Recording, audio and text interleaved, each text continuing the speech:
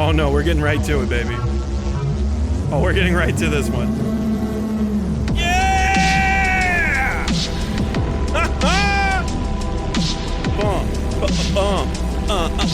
Baby. Mortal Kombat! Oh, dude, I'm so fucking excited! Folks, it's Saturday. It's 5:36. Empanada's got my name in his mouth and my dick in his imagination. And we're about to go live, baby. Are you fucking ready? Are you fucking excited? Are you fucking stoked? I hope you are. Because we're going live on the fucking west side. What's up, baby? Yeah. Oh. I had the best morning ever. Folks. Oh my God, how you doing? My name is Westside Tyler. You're listening to Westside Tyler Live, the internet's best arts, culture, and politics live stream. Coming to you hot, fresh, and ready on a Saturday in rainy Lexington, Kentucky. It's a little rainy outside. Oh, but we're having a good day. I had a great morning. I just want you guys to know I was doing the most grass-touchingest morning of all time. I went thrifting with my wife. I bought a tie. I bought a neck scarf for a character I'll be playing in my upcoming video essay on Cruelty Squad, which you can listen. You'll be able to hear on this channel when it comes out. So keep your ears and eyes tuned for that one. All right, I'm doing a little Matt Berry impression. That's not even a good one yet. I'm too fucking stoked. I can't just use my own name or my own voice. We went to a new macaron place. Well, new to us. It's been there for a while.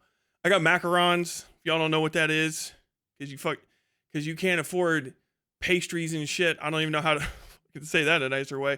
If you don't have class and culture and shit, macarons, a little fucking almond cake. Delicious. We got some macarons. I had a quiche. All right. I'm feeling like the intro to Tyler the Creator's Call Me If You Get Lost. A young lady just fed me French vanilla ice cream. We all got our toes out. Call me if you get lost. Oh, man. And I checked I was bored of taking a shit at a Target. Because I had to buy some shampoo. I was on a shampoo hunt.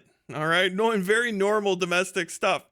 Look at my phone and check my Discord, see what's going on, see if there's anything happening. And I see FD Signifier is debating Bad Empanada, daring him to say the N-word on Noah Samson's stream. And I giggled. And honestly, if it wasn't for the situation I was in, I would have kicked my feet, because that is the fucking best sentence maybe I've ever heard in my fucking life. And fuck if it's not true. God damn. So I don't know. This is, it's been a year. It's been a lonely time.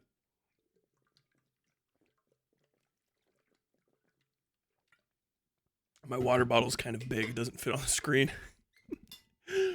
Noah Samson. I was ready to just leave this alone except for joking about it. Noah Samson's having a fundraising stream because he picked a fight with Ethan Klein, and Ethan Klein decided to fight back.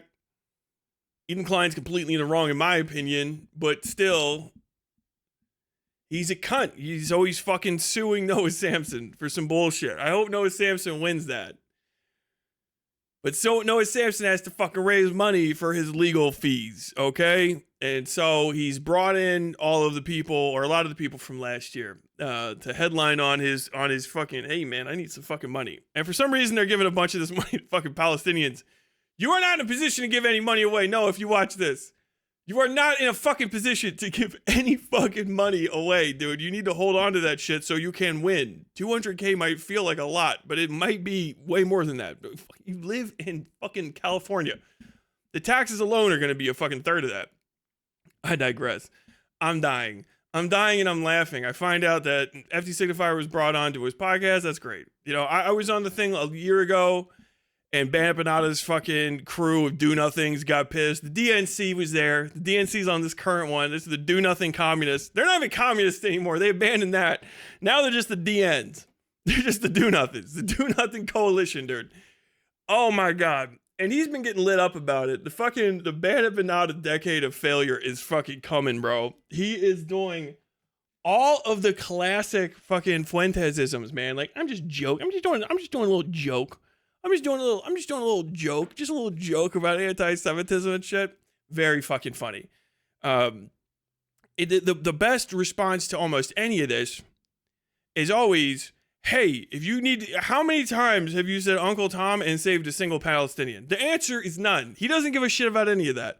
He knows he doesn't, and he's outright about it. Like, it's very obvious to adults. Now, Noah Samson's still bringing him around for some reason. I don't know why.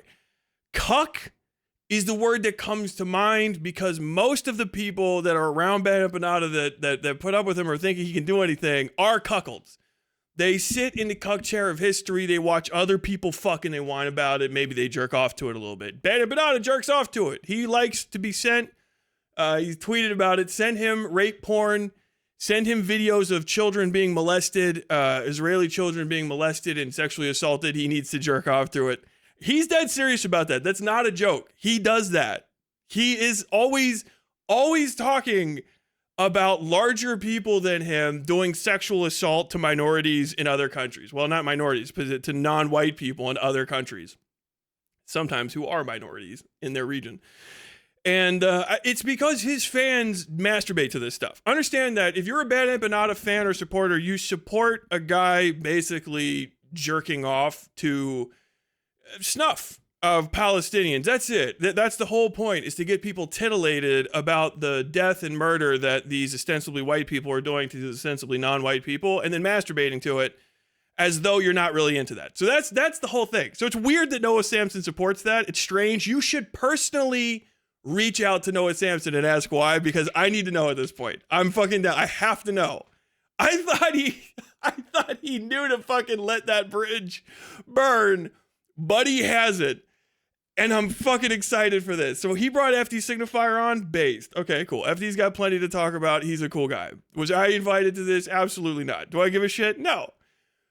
But fucking, if you have known anything about these creators in the last 2 months, Bad Empanada has been outwardly racist. He has defended basically calling black people uppity. Black Americans are uppity. They don't know anything about racial strife because they're Americans.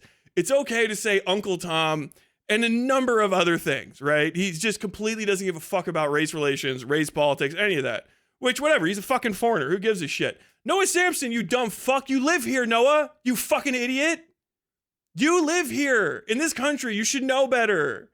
Though your fucking leftist posturing, you should fucking know better than to fucking associate with that guy.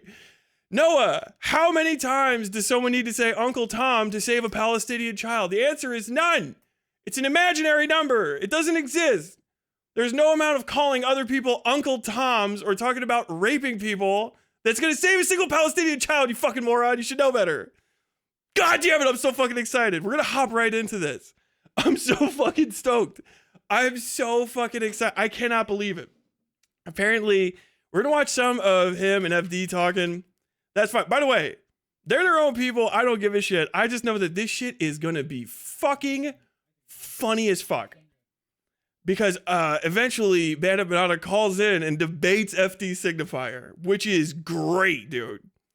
Talk about getting warmed up on fucking President Sunday to the next highest level of racist pseudo-leftism. Fucking Bad Empanada. Mini boss. Oh no. God damn, it's some good shit. God fucking damn it. I'm so fucking excited for this. I'm so stoked. I couldn't walk away from it. I told my wife, I was like, I've got to fuck. I know we were going to do some filming today. I'm going to fucking shave. I'm going to have some water. And I'm fucking getting in here, dude. Oh my God, it's great. What was the deal in the Yemen kid thing? He looks like a fucking pussy. That's what it is. The deal with him. God, dude, that's so fucking great. Bad Empanada fans are going to be in here. By the way, if this goes on enough, I hit a certain fundraising goal. I want to let some fucking Bad Empanada fans maybe call in. I don't know if I could do that. I know there are a bunch of fucking idiots. They're going to try to do shit to get the fucking stream taken down. The Yemeni kid looks like a bitch. That's the whole point of it. He looks like a fucking pussy. Was I talking to your fucking people? No. I'm talking to other people in my country who are afraid of Yemenis destroying international trade at the time. And I said, this guy looks like a bitch. I could probably crush his head with my bare hands like the mountain from Game of Thrones. It would be fucking cake. Because it would. Because he's a small guy. You shouldn't be afraid of him. There's no reason to change our entire national policy to bomb Yemen. They're not going to do anything. They're not fucking floating off the sea in their fucking potato boats and doing any significant damage. We don't need to go fucking drone strike Yemenis. That's the whole point of it, you fucking moron. God damn. Do I stand by those statements? Yes! It was funny. I don't give a fuck. If Rashad, random Yemeni teenager, if Rashad Timothy Chalamet wants to call in and talk to me about how bad I hurt his feelings or something, he can. But you cucks, you fucking cuckolds need to stop whining about it. Because I don't care. I don't give a fuck that I said that. I stand by it. It was a funny thing to say. We shouldn't take Yemen seriously. We shouldn't be bombing Yemen. We shouldn't be paying for the fucking Saudis to bomb Yemen, you stupid fucks. You cuckolds, you cucks. Perish. God damn, dude, yes! I'm fucking so fucking stoked about this, bro. Oh my God. Oh, this is great. This is gonna be great.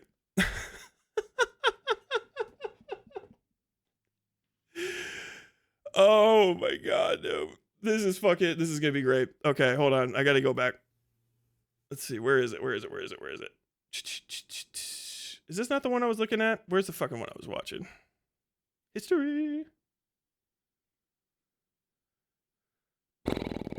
Okay, where the fuck?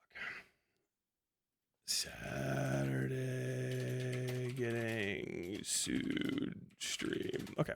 If not, I have it downloaded, so don't even get fucking excited. 1 hour ago. I think it's this one. There we go. Okay. All right. Sick. Okay, dude, I'm fucking stoked about this. By the way, I'm so fired up.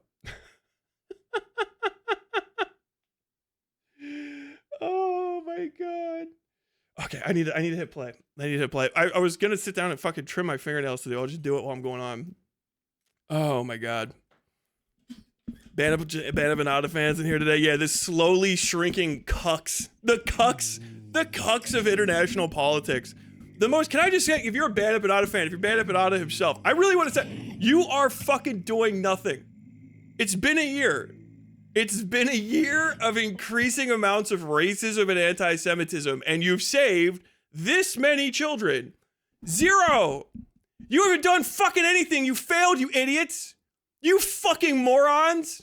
You cocksucking fucks. You failed. You losers. You're losers. Oh, fuck. You thought you were going to fucking fix the world by being irritating on Twitter? No, dummy. You couldn't even end my fucking career. I gained fucking 30,000 subs. You have no power here. In the middle of just repairing my house. Oh, I'm going to send someone over to your house. Dude, if you send someone to my house, I'll fucking drag you to the woods and I'll fucking dress you like a deer with my bare hands. I don't give a fuck. It's the funniest shit in the world. Oh my God. I can't imagine. Dude, you're fucking losers. You're fucking losers. I don't give a fuck what country you're from. Pick a spot on the globe. What do you do to try to save people's lives? I get mean on Twitter. I'll say some crazy shit about Jews on Twitter. Okay, you fucking cuck, you loser. What's it like sitting in the chair while other people fuck in front of you? What is that like? Do you do it in real life too? Are you single with fucking bitch tits sitting in a fucking recliner with your feet up right now? Untrimmed toenails?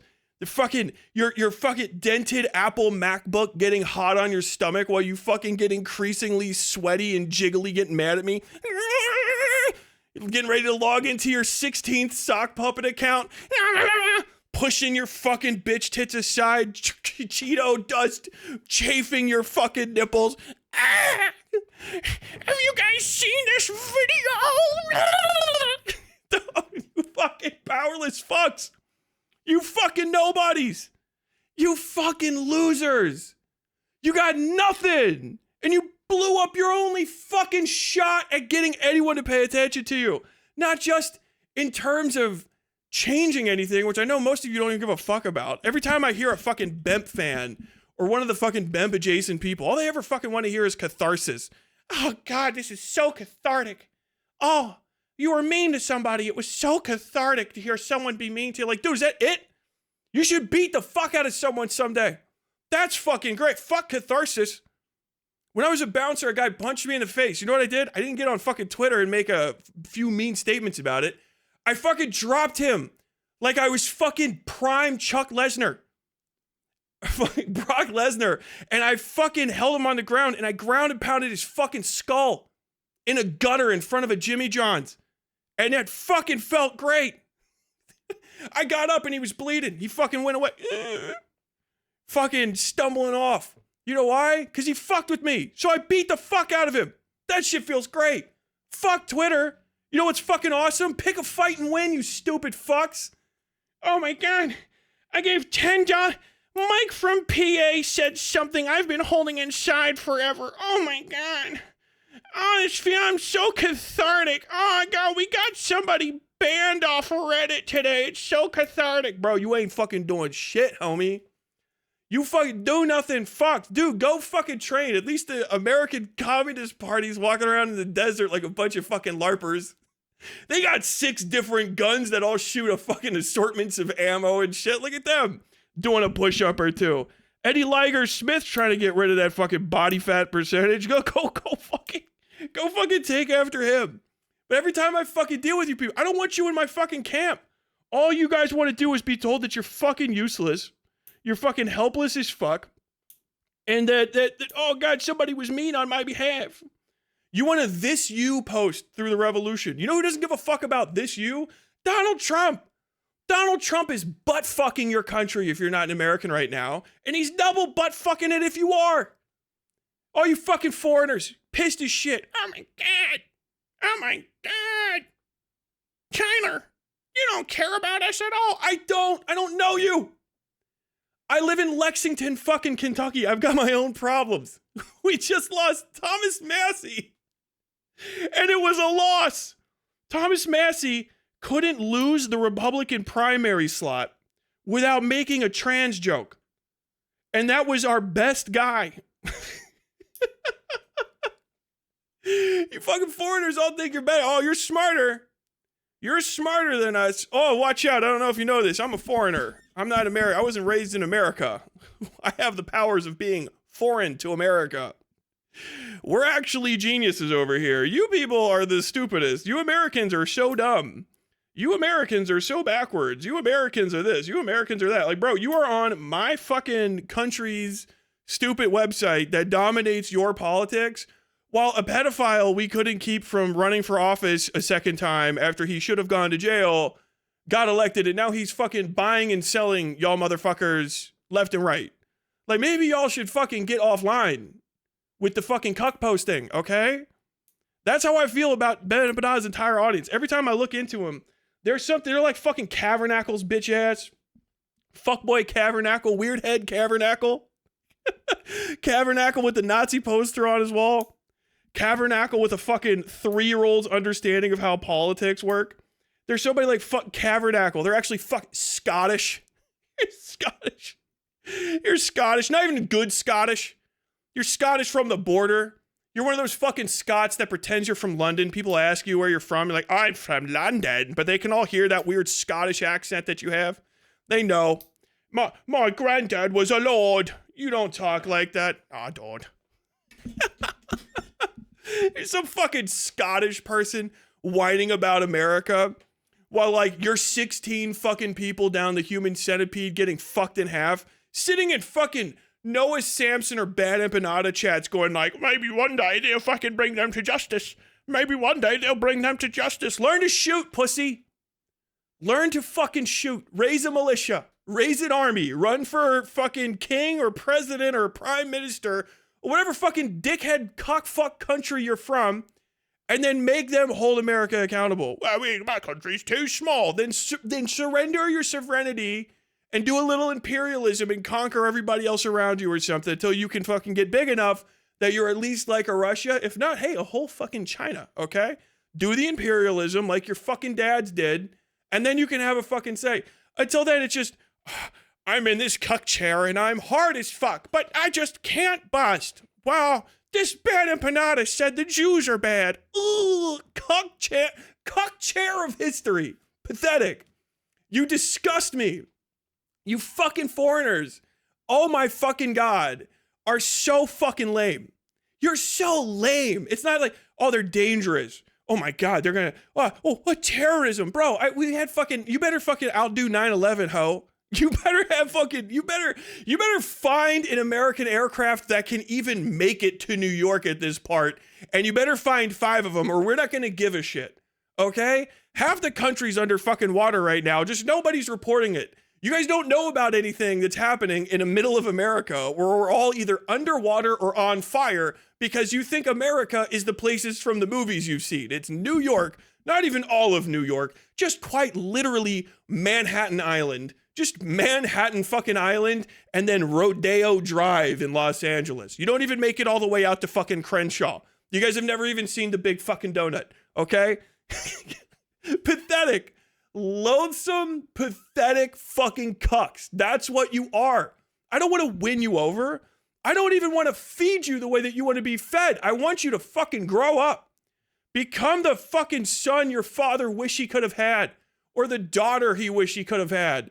Grow a fucking spine. Stand erect and get the fuck off Twitter. Stop trying to change the world through an American platform owned by a South African Nazi. Fucking dipshits. You're so fucking lame. All right, we're hopping into this fucking channel. We're going off. We're popping. There you go. Okay, hold on. I gotta fucking beep. Ah. Ooh-doo-doo-doo. There you go. Sweet. Cool. I think YouTube might have just went live. Cool. So I I completely forgot that I was supposed to do a tier list. Oh no worries. Oh shit. I started looking up propaganda. Should foreigners unsubscribe? I don't give a fuck. I mean, sometimes it's fun to make it with the like, if you like my art stuff, subscribe for art. That shit's fine. That's artwork. It's creativity. But if you're from fucking not America, why the fuck do you give a shit what the fuck I have to say? God, you guys rubbernecking this shit out of politics in a country you can't vote in, right? Maybe if it's like some like neat thing, right? I found out the British recently got rid of the peerage or whatever, right? And it's gonna take, that's neat. That's fucking way too long to get rid of. You inherit democracy. I don't give a fuck. I can't pay attention. I don't know what's going on in Luton, right? I don't, what's happening in the North Country right now? Why would you be following me for American political takes? Do you know what I mean? Why would you be fucking paying that much attention to American political takes? Now, if you like me because I talk good, follow me. But if you're a foreigner and your fucking first people that talk to you aren't even in your own language, if it's not the fucking accent that you hear outside, that person doesn't have anything to say to you. I don't care what Jon Stewart has to say about American politics because he doesn't understand Kentucky. I kind of like Bernie fucking Sanders because at least he's been to West Virginia when he talks about West Virginia. Grow the fuck up. You got to start focusing where you are. If you have to unsubscribe from me because your butt hurt, do it. I don't mind. But you better fucking leave here and find people from wherever the fuck you're from and start building something so you can change the world. Get out of the cuck chair. Are you saying that I should leave the cuck chair? Yes! Leave the cuck chair. Leave it. Unless you like it. But don't sit there and tell me you're not in it because it drives me crazy. It's so fucking annoying and embarrassing. With the audience anyway. So let's see. Maybe I'll just start one. Yeah, I'm completely inexperienced in the art of the tier list, but I know that's a go-to What do I know? strategy for 9,000. It is. I love a tier list. Let's see. Oh God, this fucking horseshit. Our actions in the States fuck over poorer nations. Dude, they have agency. can we, I know this is going to be, this descends into white saviorism. I know that this, because I got to get it. Stop being a white savior. Stop being a fucking white savior. Do you know why we have effect on poor nations? Because they don't have any fucking money. Do you know why they let us affect them when they don't have any fucking money? Because people from those countries are corrupt as fuck and sell out their countrymen. All the time. You had to have never been to another country and actually talked to people there once in your fucking life to actually get to the point where it's like, oh, only America is doing this. No. Do you know why we have outsized amounts of control in South America in different countries? Because they're poor as shit and we fucking bribe the fuck out of their leadership. Donald Trump has just raw been doing it with Argentina and people like it. If they didn't like it, the entirety of South America could get together and fucking make America fuck off. They just could. It's happened before. But the thing is there's people on the ground there. Large amounts, not just a few bad apples. Gigantic chunks of the populations of countries that we exploit like us exploiting them because they get cuts off of it and they're fucking evil. We're not inventing this shit. Capitalism naturally occurs in places. You don't have to really teach people. Greed is an inherent aspect of human nature. If we go in there, we facilitate it to a degree. Yeah, sure. We're trying to start a business. They could kill us. They could set us on fire. They could burn their crops. They could salt their land and say no one's going to live there now and leave and fuck off. They could conquer shit, but they don't because there's corrupt people on the ground throughout the entirety of the world who are like, yeah, actually, no, we want to take American money. Like when you get down there, it's like, yeah, the CIA funded. Who did the CIA fund? Locals. People from there. The people are there. Yeah, we're doing bad shit. Every nation does this. All of them do. They do it to each other when we're not there. If you actually get your fucking mind outside of America is the only evil in the history of the earth because you read one more book than one that's about us doing that, you go, oh shit. Wait, all countries start engaging in imperialism? Yes, all of them do it. Because the nature of a state is to engage in imperial conduct. You're either too small to do it, so you become a vassal state, or you're large enough to do it, and then you do it. Or you fucking try to middle road, and you get fucking conquered, and then you don't exist anymore. That's the history of the earth. Hey, we'd like just to bribe you to get shit. Okay, yeah, I'm a piece of shit. I'll let that happen, but I still want to fly my own flag. Over and over and over and over and over again. It's just the case. We do bad shit everywhere. Yeah, okay. Everybody else does too. Everybody else does. I can only affect the electoral outcomes in my country, in my city, my state, and to the smallest degree once every 4 years when a president runs. This is the same case for most countries that have some kind of democracy. If you don't even have democracy, you need to be learning to fight. I don't know what to tell you. You've either got to take your country over or do something else. Because ExxonMobil is just ExxonMobil. It's evil in the way that a tiger that comes into the village at night and eats babies is evil. It's inherent in its construction. It just is that way. It just is that way. If we outlaw it here, ExxonMobil will just go somewhere else. They've done it before and then they'll do it there. I would prefer they did do it there. You know what I mean? But even those companies aren't all in America. People will get like, oh my God, America is destroying this country. Sorry, actually, that's fucking Schlumberger. They're not ours. It's spelled Schlumberger because it's from fucking Sweden. It's a Swedish company. I thought they were the fucking good guys. They're Europeans. No, Schlumberger is evil. Schlumberger exploited my country. They underpaid my workers. They bribed my local politicians and fucked my people over. What? But that's probably fine. I like it that happened. Yeah, you do, because when it benefits you, you feel good about evil because you're a bad person like the rest of us. You have a conflicted soul. You are not perfect. I need to feel bad about America as though nobody on earth has any fucking agency. Nobody on earth can do anything to stop us when they just have over and over again. They put up defenses. they fucking send us packing. Like, if there is a Vietnam, there can be a second Vietnam, and there has been. There are countries that reject our imperial influence. There are countries that cut off economic ties with us and do well. China is our enemy, and we give them so much money. So much fucking money.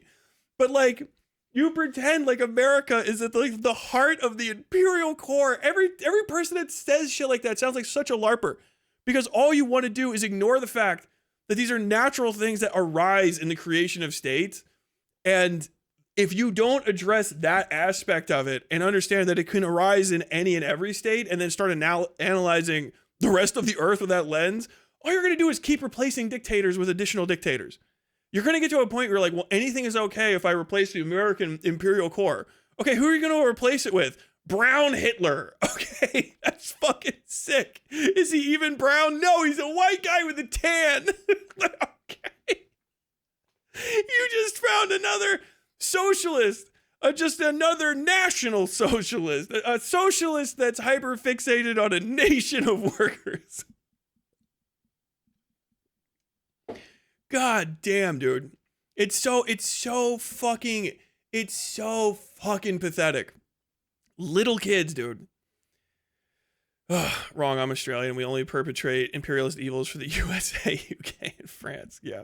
And for the people of Australia against the true owners of that land, the Aboriginal Australians, who you all treat like shit. Actually, I think you've tried to fix that recently. How come I can't change let's the get in name? this. Create a single-use tier list. Choose 5 locations. Let's see, RoboCop. So we're looking for propaganda films. What are these people? That guy looks like John Cena. What's that Netflix one? They're gonna do a little Q one. Okay, it's like End of Watch or something. A revolutionary. When you're in a revolutionary context, it is what it is. I have been in contact. I think there was one more question I want to answer. This is so funny. No wonder he's fucking balding. This is where fucking Bemp was pissed. He was pissed. There's been no. The last several hundred years of political art have done nothing. Such a funny comment, because he had a whole argument with Matt Binder that the only thing Americans know, everything that Americans know about Venezuela or about fucking Argentina is from the movie Evita. Political art does nothing, and then like the only reason you think things about Argentina is because of a Madonna movie. Oh my god. Just fucking Bad Empanada watching Evita crying is an image I have in my fucking head that just won't let go. He's just like seething. Don't cry for me, Argentina. And he's fucking and he's in fucking Australia. He's in Perth.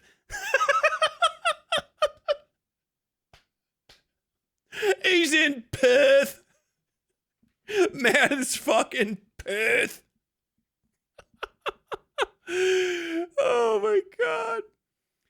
Even if smaller countries were doing imperialism to each other, it would still be a better situation for them than America doing it to them. No, it's not if they were. They are, idiot. They are doing imperialism to each other. You stupid fuck. You dumb cunt. You fucking moron. What the fuck are you talking about? They are. You idiot. They are. They are doing it. And then they ask us to help them. That is when the CIA funding is happening. That they're doing the thing. That's weird. That's already happening. If you look at Africa, there was a rape of Africa. It's very bad. Most of the white nations are gone now that were there. Bye, Rhodesia. Hello, Zimbabwe. The people that are still there in different countries are now fucking each other up because they want to run that country. They don't want the other country to have any power in the region for reasons, good or bad.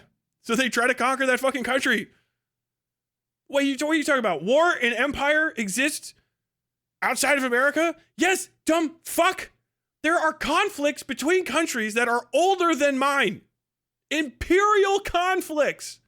You know, the empire of China wasn't always China. It was a few different fucking places. Their favorite story of the 2 stories they have is the fucking romance of the 3 kingdoms. They love that shit.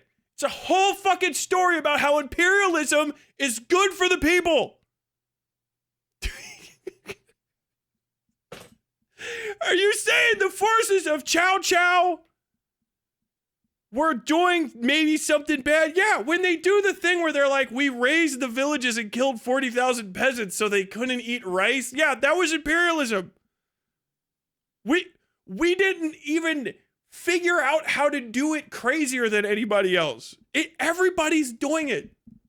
They're doing it. When the USSR started gathering in new countries that didn't necessarily want to be part of them, that was imperialism. No, it was communist though. Okay, it was communist imperialism. Fuck. We helped people fight them and they went, yeah, we love you forever. There's countries that love American imperialism. Why? Because they were getting genocided and we stopped it. Tyler, this is making the world feel too conflicted. I want to have one good guy and one bad guy. Sorry, cunt. This is adult talk. This is politics for grown-ups. You stupid little fucking rat idiots. You fucking morons. God damn it. It's so fucking funny. You guys are the worst thing that ever happened to Iraq. It's like, dude, I've seen fucking Saddam's torture chambers. We could, dude, we weren't even the worst people at Abu Ghraib. The Iraqis were. Underneath him, it was worse. It's not possible. We've seen the pictures. Yeah, we know you guys jerk off to the photos. Saddam's family was worse somehow throughout history. It's not saying that anybody being worse than us justifies anything. The world's complicated. You guys got to grow the fuck up. You're never going to change anything. It's like, oh, I think I should be able to win chess because I have the most reason to win. Okay, well, that guy knows how to play the game. So I think he's going to beat you. Do you know what an ELO is? No. Okay, you're going to fucking lose at chess. Oh my God. Oh, fuck, dude, it's so fucking cringe. We need to work on removing corruption from our nations and building community. Okay, yeah, that's called a platitude. Duh, fuck ass. Actually, have you considered doing good things? Have you ever considered doing good things instead of bad things? All I want is for the world to be better than it was yesterday. Okay, you and everybody. I just wish people weren't starving. Okay, yeah, cool. What are you going to do to accomplish it? I'm going to say the N-word on Twitter. Okay, cool. Fucking great. I'm finally working on a video that's actually going to end up being like a bait and switch thing, so I don't want to give too much away. But I do. Oh, dude, this is fucking awesome. I have been in contact with people from the region to kind of like clarify and help educate. So the whole time, I don't have. Like, I mean, I might need to put this up there.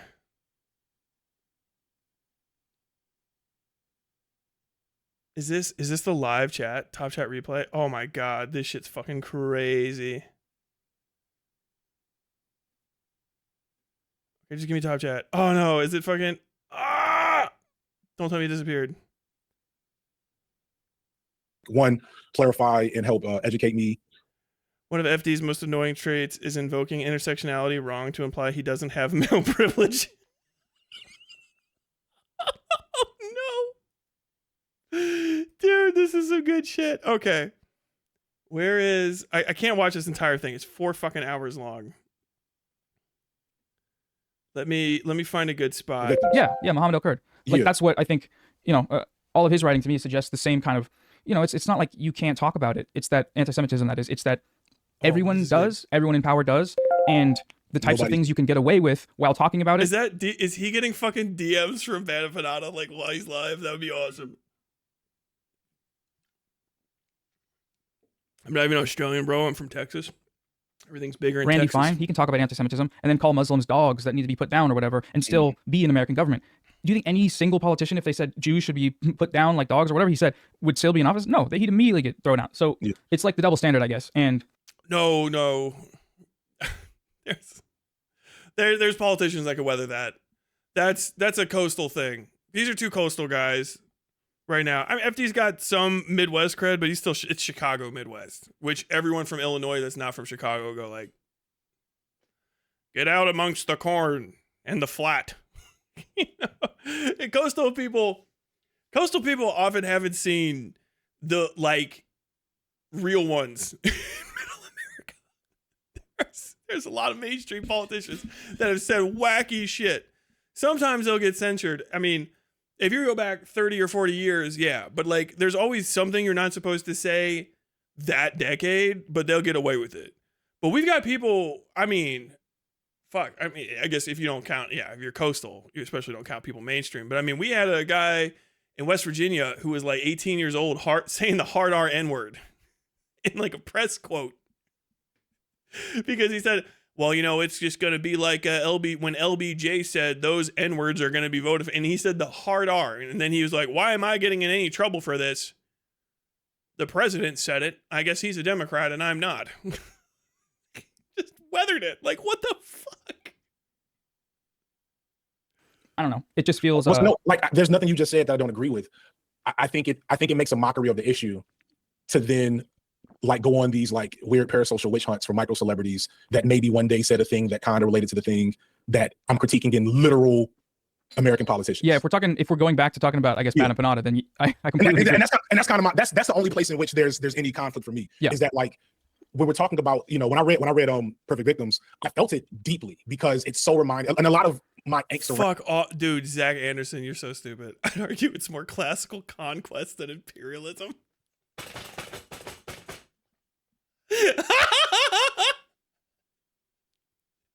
Our Band of Empanada's fan base, is it just like Hearts of Iron players with low ELO? Like,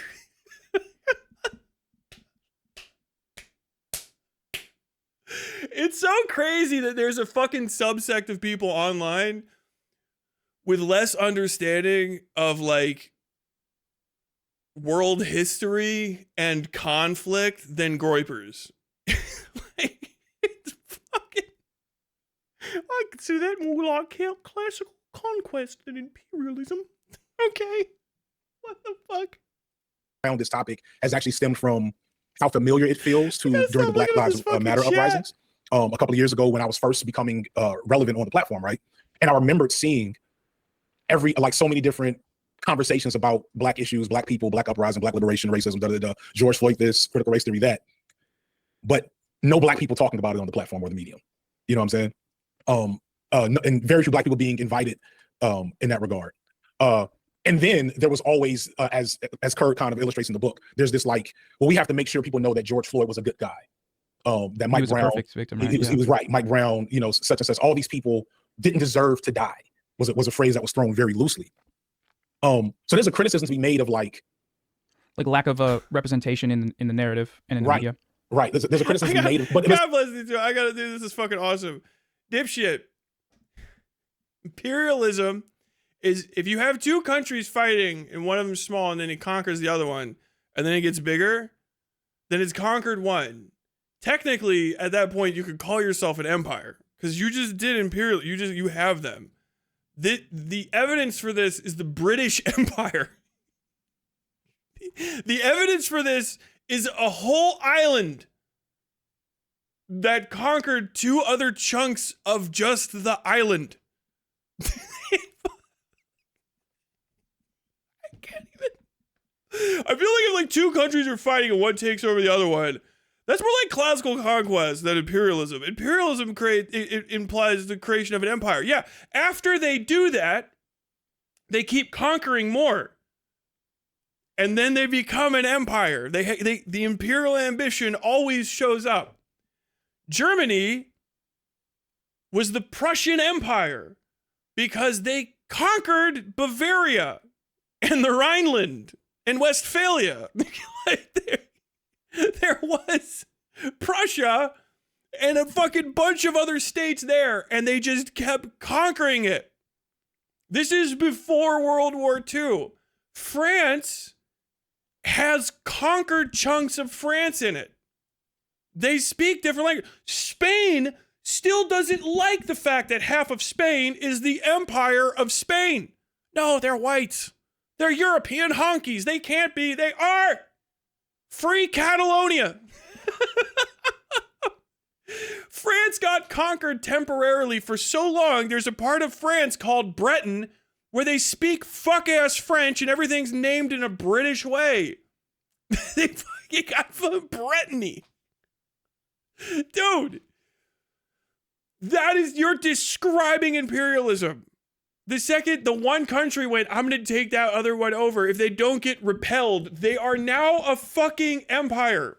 And even if they do get repelled and the other people go like, well, maybe we need to come across the river and own you. Now they're a fucking empire anyway. That's what empires are. That's what empire is. But wait, it sounds like it's a good move. It sounds like it makes that state stronger and able to better resist any imperialism happening to them. Yes! You have now grasped the third day's reading of world history. Maybe, and I'm going to just say this, senators of Rome, we should conquer Carthage for good this time because fuck Carthage, and then we can have more shit and we won't have to worry about Carthage. Let's put it to a vote. Carthage delenda est? Carthago delenda est? Yeah. See. Okay, cool. You think Sicily is just part of Italy cuz they were just like, fuck. We should just be part of, we're a whole island, but let's just go be part of Italy. You know? Have you ever noticed that Greece, if you look real far back, it actually wasn't just like Greece, it was actually like the Attic and Sparta, all these nation states. Oh yeah, what happened? Well, they started fucking conquering each other. And then the Persians went, fuck these guys, let's conquer them too. It's empires all the way back. Because it's one of the best ways to prevent yourself from getting fucked with is to, as in nature, consume everything around you till you get big enough that nothing can consume you. It's a great idea. It's why Russia is its own place still. They weathered fucking America's growing hegemony and maintained some sense of cultural identity by resisting us. How did they do it? By conquering fucking Ukraine and Poland and all of these other places. Conquering doesn't even have to be by the sword. You can do fake fucking votes. Tyler, that's impossible. No country would ever do that. The fucking goddamn Germany did it to Austria. Hey, here's a vote. Yes, we want to join Germany, or no. The Anschluss, right? Dude, over and over again. It is imperialism. And it's a good idea. Yeah. Unironically, if you don't want American influence in Colombia, Colombia should start fucking taking over the entirety of South America. If South America doesn't want to be the United States of South America, and Colombia gets fucking strong enough, and Colombia starts fucking taking over all of South America, and it becomes the United States of Colombia, or fucking Greater Colombia, and it's the whole north of it. They're gonna have a lot of ability to resist America because they're gonna territorially control multiple seaboards, billions upon billions of more dollars of GDP, tons upon tons of resources, and they want to share with fucking anybody because it's theirs. It's a great idea. It's one of the foundational principles of statecraft. It's the foundational idea of history. And people are like, only America does this. We're the first ones. Who did you beat before you became the world hegemony? Oh, the Empire of Japan. No, Japan's not an empire. It's just one island. Yeah, made out of a bunch of different nations. Honshu and all that shit they're not friends. Shikoku didn't want to be part of Japan. Fucking Okinawa still doesn't. You know who they beat? Right before they lost to us? The Empire of Russia, the actual Russian Empire, because they tried to go from fucking Kramatorsk, whatever the fuck it is. They tried to go from their fucking eastern port and invade the northern islands of Japan for the trade routes and the resources and the fishing and all the shit, because it's a good idea to not let a big country get strong off your coast. There's empires everywhere. If there's a country that exists on Earth right now and you look far enough back into its past, the only ones that were like, hey, Britain decided to give this chunk of shit back. We're going to fucking doodle around here. And then everyone's mad about that. Sure. All the other ones are made out of like, yeah. No. Those used to be the Pespicans. We fucking slaughtered them to the man. We sing songs about how we fucking killed the Pescapins. We have something called a Pescapin sword that we give at fucking weddings to celebrate the beheading of 100 Pescapins in the year 235 AD. Why'd you kill them? They looked snidely at our king, and he desired their grain. Oh, okay. There was a United Colombia, Gran Colombia, yeah. Hey, I'm just saying, round 2. Oh my God.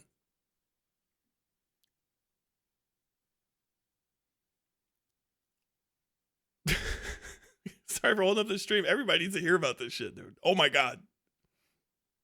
Oh. It's not just, so like, the lack of representation isn't just a... Vladivostok, Kramatorsk is all the way in Ukraine. Yeah, Vladivostok is what I meant to say.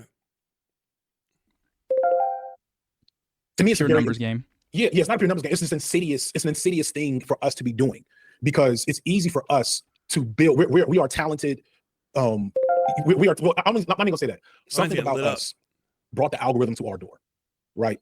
All of us with larger channels have done something that made the algorithm say, "Hey, that one." Because there's so many other people that I think are just as talented, that I think are just as knowledgeable, that for whatever reason, the algorithm has not knocked on their door. So it's imperative that we create doorways for that. And I think if there's one like through line critique of a lot of the videos, even the good ones, is that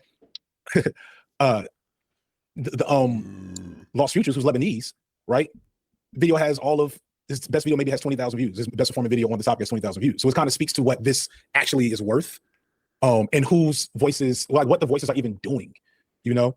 Like, what are we even doing on the topic if, you know, people that are directly connected to it in some form or fashion, that have direct ties to the issue, can't even find allies to amplify what they have to say about the topic. I'm kind of all over the place there. No, that's totally fair. I think that was kind of the early sort of critique of like Cornbread too, right? Was that this the ecosystem was not built to in any way facilitate. Does he not mute his alarms? From what I understand in this, you find out that Noah does not understand how to stream at all. Growth of Black creators, and then slowly it became built out, and it's still obviously systemically very, very disproportionate. But yeah, I mean, I completely agree. I think just on what you said about Muhammad El-Kurd, because I love that book, and I think when we were talking about like Jewish supremacy, I feel like he's written about that as well. And I mean, a comparison you can make with something like Black Lives Matter is people talking about anti-white racism. Right. And I think that's the closer, more closely connected example, because white people benefit from white supremacy. Jewish people in Israel specifically benefit from Jewish supremacy, but those narratives that sustain it, that mow down Palestinians' children by the thousands, by the tens of thousands, are also prevalent in America, American media, and American Jewish communities. I mean, religious communities. There's 2, maybe 3 anti-Zionist synagogues in America, and most of them either haven't talked about it at all, or they talk about it and agree with it in Israel, or they host IDF soldiers to do, meet and greets and speeches. And I think that's like the idea of anti-Semitism crisis, and its, I guess, material harm on Jewish people in America is mostly focused on Nick Fuentes and Tucker Carlson. And you can say Tucker Carlson, he might run for president, but I do think like the first thing he'd probably do is pull aid from Israel, and that would be a great thing. That would be a better thing than anything Biden or Trump ever did. Would he immediately then set up camps for Jews in America? I mean, I don't think he would even do that. I think he would just find a more clandestine way to expand empire there, removing, it would be some type of neo-colonial project. Yeah, like here's the thing. This is Noah, if you're watching this ever, you got a little kid's understanding of this fucking situation. Tucker Carlson doesn't care about dead Palestinian kids, you stupid fuck. He doesn't give a fuck. He doesn't give a shit about that. The American foothold in Israel is not just about genocide. That's what Israel's doing right now, because we've paid for fucking basically white supremacists in their country to run it, because they're the ones that are most amenable to being hostile to their neighbors. We need to maintain that hostility because it keeps the region destabilized and lets us do shit more easily. Because if they're not all united, you can negotiate with them individually. The other thing that Israel exists for is to launder blood diamonds from Africa. Nobody ever fucking talks about. Tucker Carlson is a white supremacist. There's no part of white supremacism that in the long term permits the continued existence of Islam fundamentally as a religion. If you've ever seen Muslim Americans that are still part of like the manosphere, you know, a Tate or a Sneeko, they're all still sideshow acts. They're treated as brutish and ignorant for a very important reason, because they are the temporary model minority of the moment. This is like, I don't understand white supremacy at all.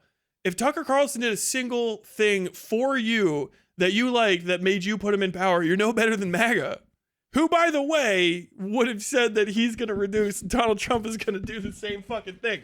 They were making that argument. Donald Trump, they tell me I'm the president of peace. Joe Biden's really messing it up. I believe in Israel's right to self-defense, but what they're doing right now is ridiculous. We need peace. We need prosperity. You know, that stupid fucking shit. It's just, they're war hawks. They're people that understand violence as an initiative. If you're just like, I'm so... The phrase here is white helplessness. Really is what it is. This is white people experiencing helplessness, true helplessness about a situation for the first time in their lives. Especially like wealthy white people. Where I'm from, I learned how helpless I am in the face of the world when I was like 10, and I basically got fucking sat with my hands on hot concrete by a cop who talked to me like I was dog shit and let a kid steal my watch. I went, oh fuck. There's systems in play in this world that aren't for me. I learned that at 10, right? Other people of other races learn it earlier. Other people of other races learn it later. If you get so fucking old in your life that by the time you're like in your mid-20s, kind of nothing has been hard for you, you will run up against something like a genocide and get huffy with it. You throw tantrums because you have white helplessness for the first time in your life. No, you don't get it. I want my steak medium. Medium. Sir, that is medium. It's not. Bring me a medium steak. And they'll keep bringing you that steak again and again. Why? Because you're a fucking honky like me. All right, but maybe you had a fucking way nicer like background. Maybe you're from a state that gives you shit. Maybe you're from a plate, but you have never experienced true helplessness. And this is your first moment. This is your first moment of white helplessness. That's what all these fucking people are. And what happens when white people feel their white helplessness for the first time ever? It turns into hyper racism almost every time. That's MAGA.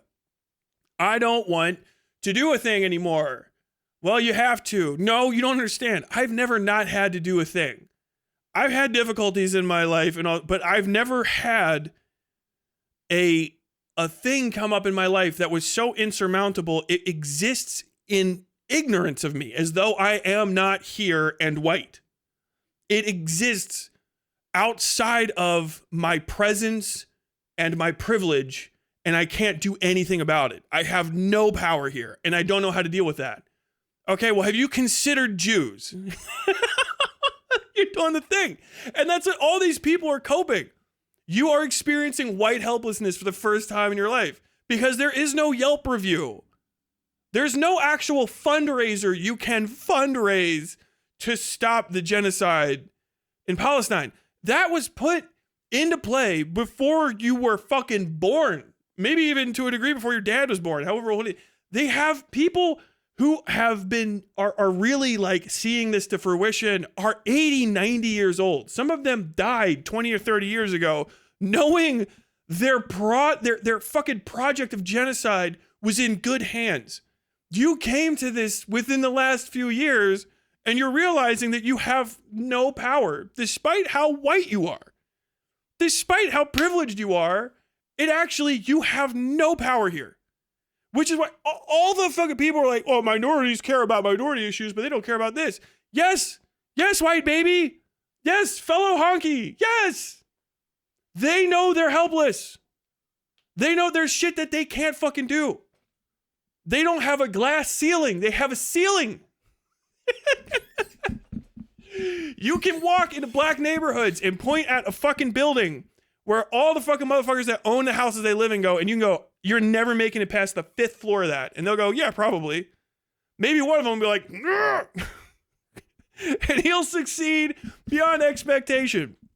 Do something else, something sideways. But generally, they get it. Bro, you're kind of fucked. You don't have any power over this. Yeah, I know. I'm going to do what I can do. It's a fucking literal, such a simplistic idea. It's a fucking Boondocks quote. Granddad, what can you do when you can't do nothing? But there's also, you can't not do something, but there's also nothing you can do. You know, you can't do nothing, but there's nothing you can do. Well, you do what you can, right? That is about realization of your powerlessness in the face of what a state is. You know what I mean? It's a state.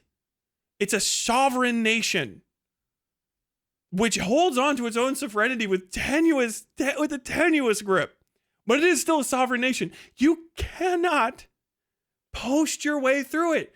It's not like something you do have power over. A black streamer.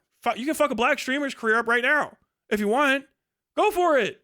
You could probably SWAT their house and get them shot to death. You have that power as a white person. You probably know it. You have it in your heart. I could do that. You can go and report people. You can harass people's like small individual nobody's families. You can do that. And that is the same shit that white supremacists do when they have their moment of white helplessness. Fuck! I can't change the state. You know what I can do? I can go out and fucking try to pick a fight with a black person while I'm carrying a weapon. Tyler, are you talking about Charlie the Builder? No, I'm talking about Liam Neeson. He's not the first guy to do that. One of your favorite actors did it. I was just mad. Those black bastards, and I wanted to kill one. What the fuck, you know?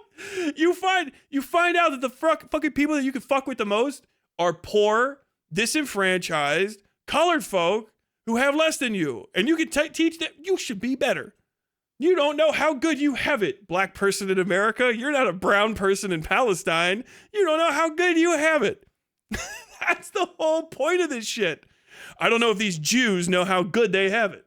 You're fucking honky, dude. You white. Don't be talking about how good the Jews have it, you lucky motherfucker. If Tucker Carlson got in charge and was like, let's do a fucking little bit of an extermination. There's whole states in this country. I may or may not live in one. We'll have to fucking see if the test comes. That would facilitate and support the mass extermination of Jews. They would do it in a heartbeat. They would be ready for it. There is no fucking place in America that's ready to fucking mass murder whites. There's a joke about it. Here or there as a great replacement coming by. But it doesn't exist. Because I'm fucking white. Dude, I'm so far away on the gallows line, I may as well not even be. I could run the gallows line. I'd be the last person. I have to put the fucking noose on myself. And look at the 6 other fucking somehow whiter people and then drop through the fucking hole. But that's the point.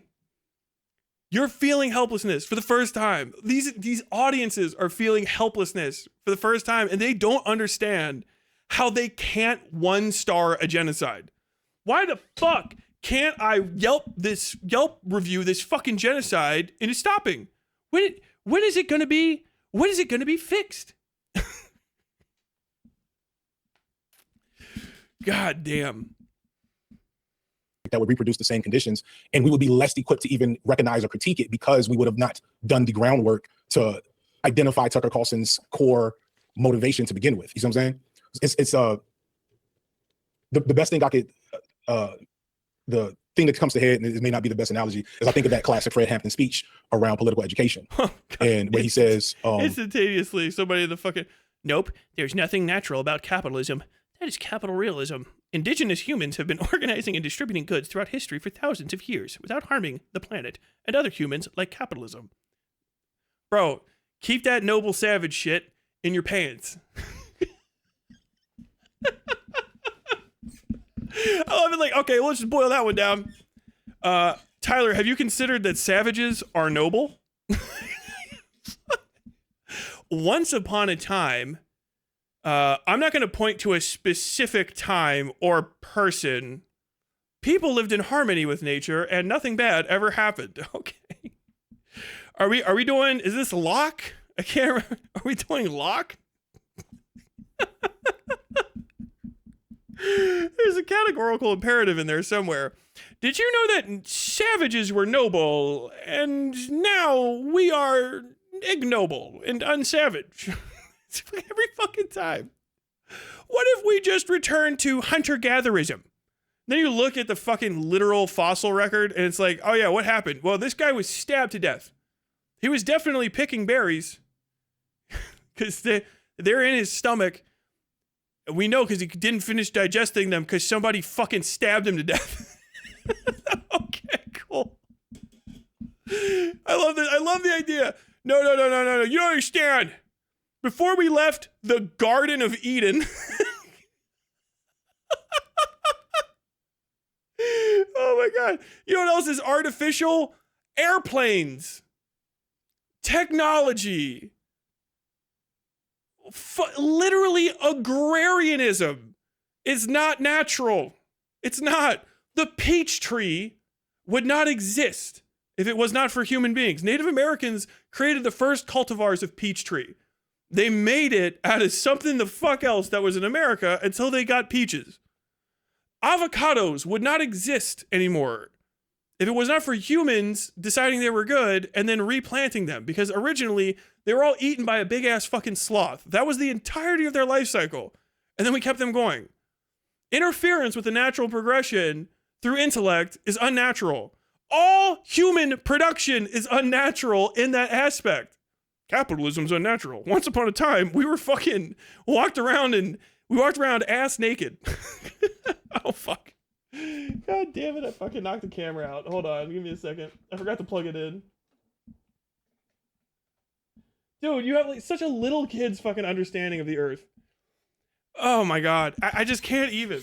Like, how do you go around saying that shit to people? Oh my God.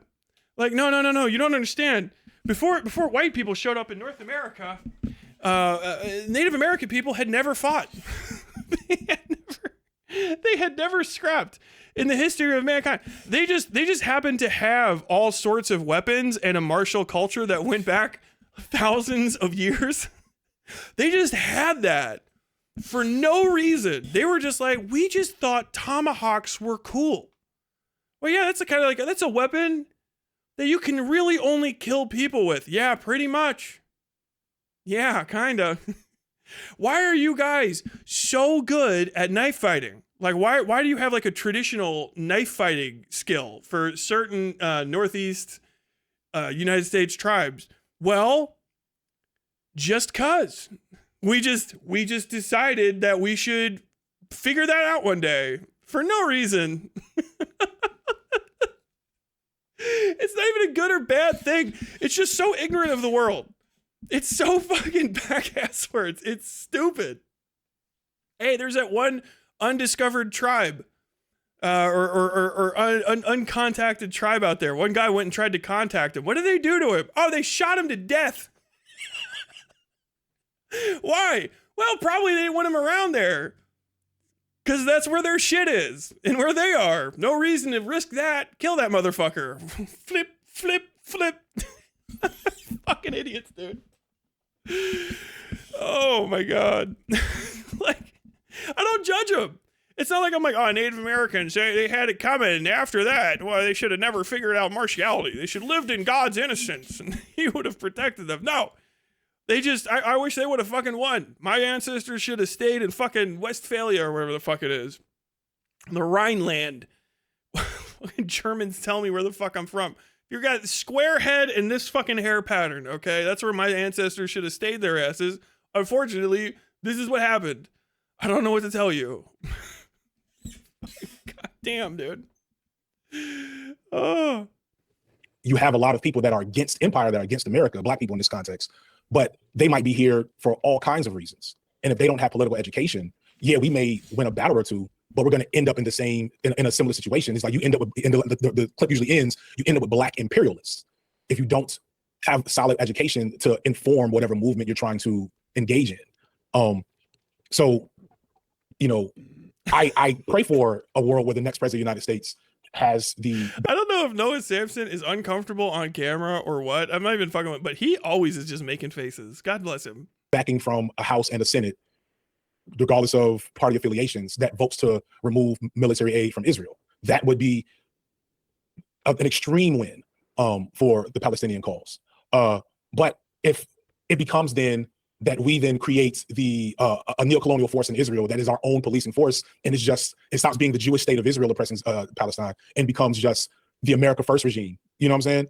Then, you know, what have we done? I think, you know, what have we done, especially with the energy and momentum we have right now? Yeah, completely. I mean, like, lesser evilism is a part of the conversation right now, especially as elections are heating up. And in that case, it's like, that sounds like a pretty bad situation. But if we're picking between two people, one person who's going to cut, at least says they're going to cut aid to Israel, and one person who's going to flood it with aid and do whatever they want. I mean, that's demonstrably no question. One is less evil. And the risk of hypothetical furthering imperialism in an America First way, it's not good, very not good. But that is ultimately a hypothetical. Whereas current material oppression is Palestinians with the support of, you know, America, Democrats and Republicans, some of the left even, manufacturing consent with you know, false smears of anti-Semitism, and then fuck, I lost my train of thought. Yeah, I don't know. I was.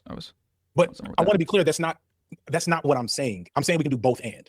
That's all I'm trying to get across. Is that, that's what I was gonna say. With like a Plattner, right?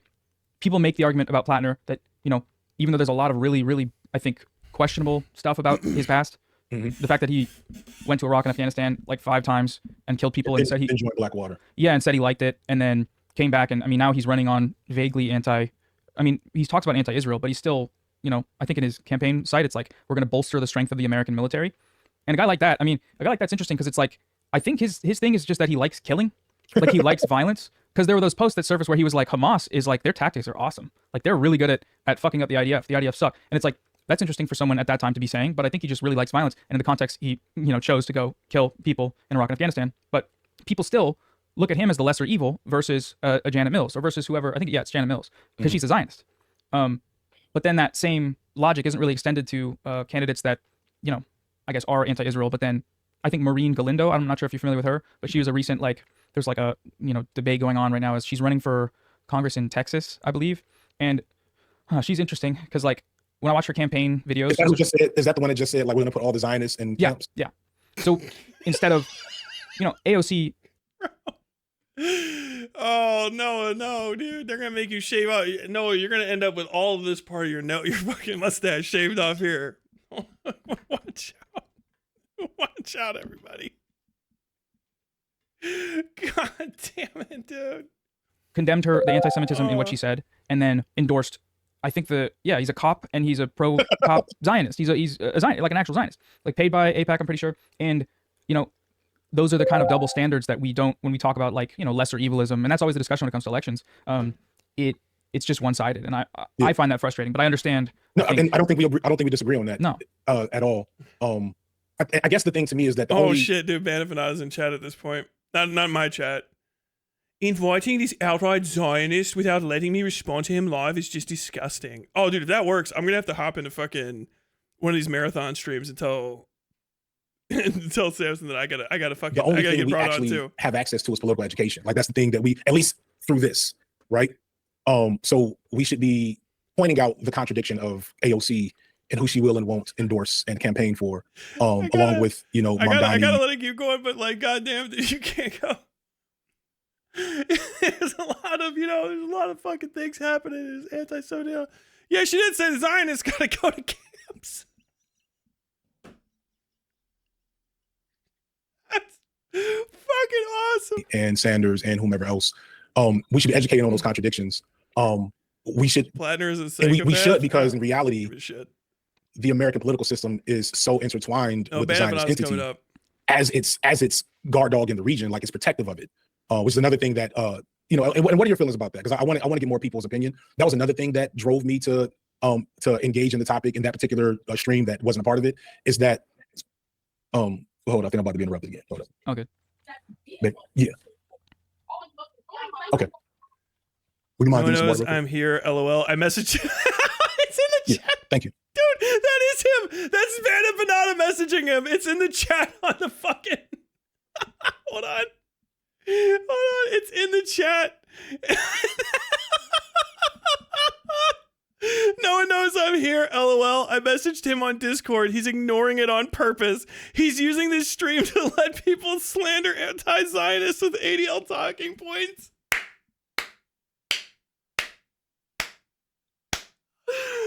Oh, God.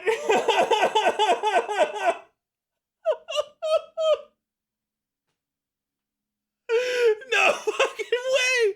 I was like, the only person that would be doing something that cringe is Van Empanada. But it couldn't be. He's been getting lit up. He's been getting lit up by his fucking Australian e-girlfriend this entire time. And all the notifications went through. Every time you've heard that beep, it's been Van Empanada telling him to bring him on. Oh my God.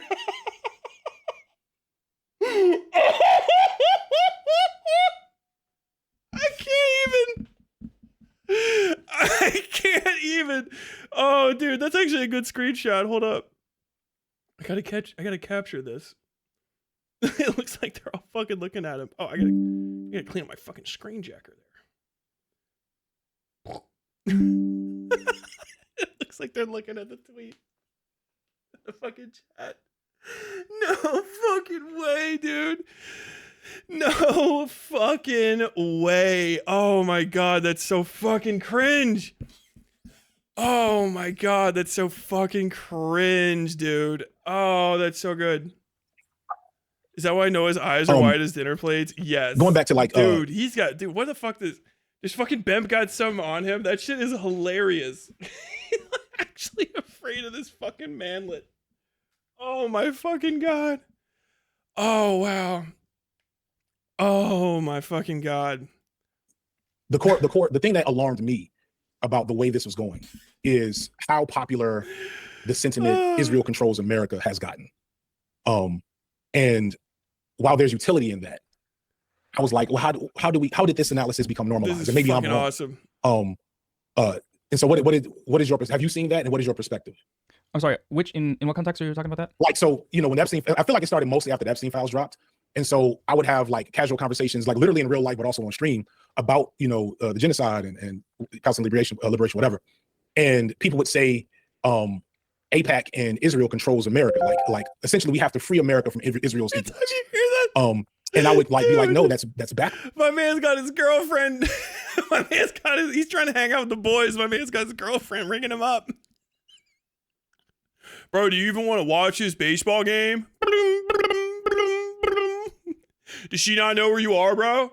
Does she not know you're at a baseball game? No, she does, man. I just haven't called her in a little bit. Bro, you want to get that? You want to get that? It's only fucking stop at the second inning. You want to get that? Bring. Dude, that's fucked up, dude. Noah's getting fucking owned in this stream. But like literally. Oh God.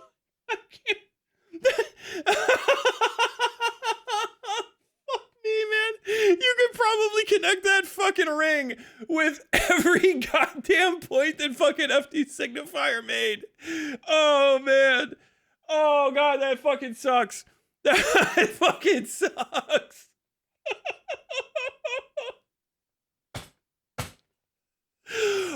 I'm trying to clout chase. Let me clout chase. I'm trying to clout chase.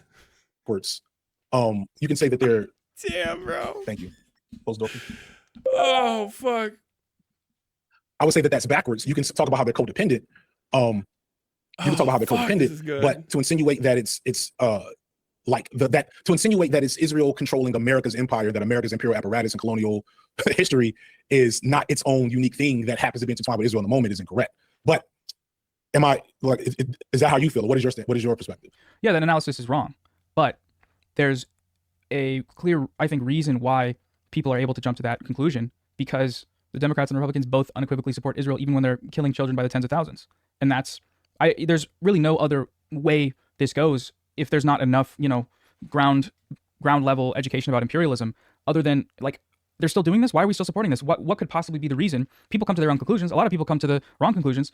But if the result of those conclusions is still animosity towards a genocidal state, we're talking about lesser evilism, that's the lesser evil. I think absolutely. That's the more pressing evil. Or the more, the genocide is the way more pressing issue than the rhetoric of the hypothetical potential future of what happens if we support people. This is why you gotta go to your genocide museums and study up on it. A lot of genocides are immediately followed up with retributive genocides or defensive genocides. The genocide being perpetrated by the state of Israel is a follow-up genocide, quite literally, to the Holocaust. So you have to have an understanding that ending a genocide by any means can turn into something else. When you look at the Hutus versus the Tutsis, the one side, I can't remember which direction it went, but you have the Hotel Rwanda, the start of it. That was the first act of genocide. Then, once that genocide was halted, there was a retributive genocide and a mass famine carried out against the other side. And throughout history, this has been very often the case because the atrocity justifies so much setting aside of morals and setting aside of reason when you're trying to stop it to some people that you end up permitting insanity. Not even just, hey, we need to do anything to stop this. No, you need to do something to stop this that stops this and doesn't permit another one to occur. Not we need to do anything. Because if you just do anything to stop something, you might do something that doesn't stop it. You might actually not accomplish fucking anything and then just start doing atrocity yourself. That's the point. Reacting to hardship with mass condemnation and a attitude of we need to do anything to get relief from this is always sellable. You can always sell that to somebody. It's easiest to sell it to a group that's in power, and it's always easy to sell it to somebody that has a grudge and wants to murder someone else. Which is all you get from this. It's all fucking grudge politics. It's all fucking like, okay, well, this guy did this guy with this guy. Anything's permissible. Once you start saying anything is fucking permissible, you have to understand that anything encompasses everything. Everything. Camps, additional mass murder. I mean, literally, Bad Empanada talks about how he wants to masturbate to children being raped. He has tweeted that. He has tweeted that statement, and he's dead serious. You can see it in his eyes. He wants to do that deeply. He probably already has. He never stands up on stream when he's talking about Palestine. Very likely he's bricked up the entire time thinking about dead children and sexual assault because he's that kind of guy. Who knows what he was doing in Cuba? The Cubans do. He bought himself some Cuban pets so he could fucking look good. Jesus Christ. The thing is just saying I'm going to set aside my reservations to do things I normally wouldn't do in order to stop something doesn't actually stop the thing. Concrete action does. All other actions are simple idealism. It's anti-leftist, first and foremost. It's an idealistic solution and not a materialistic solution that actually will accomplish something. It's, hey, I feel bad and I have power to do things. Regardless of whether those things accomplish anything, I feel like I should do them because a bad thing's happening. And if you say I shouldn't do them, well, what have you done to stop the bad thing? It's child's logic. Hey, don't pee in the house. Well, I didn't get to have macaroni and cheese tonight for dinner. So if I don't get to have that, why can't I just pee in the house? You got to take something from me. I'm going to take something from you.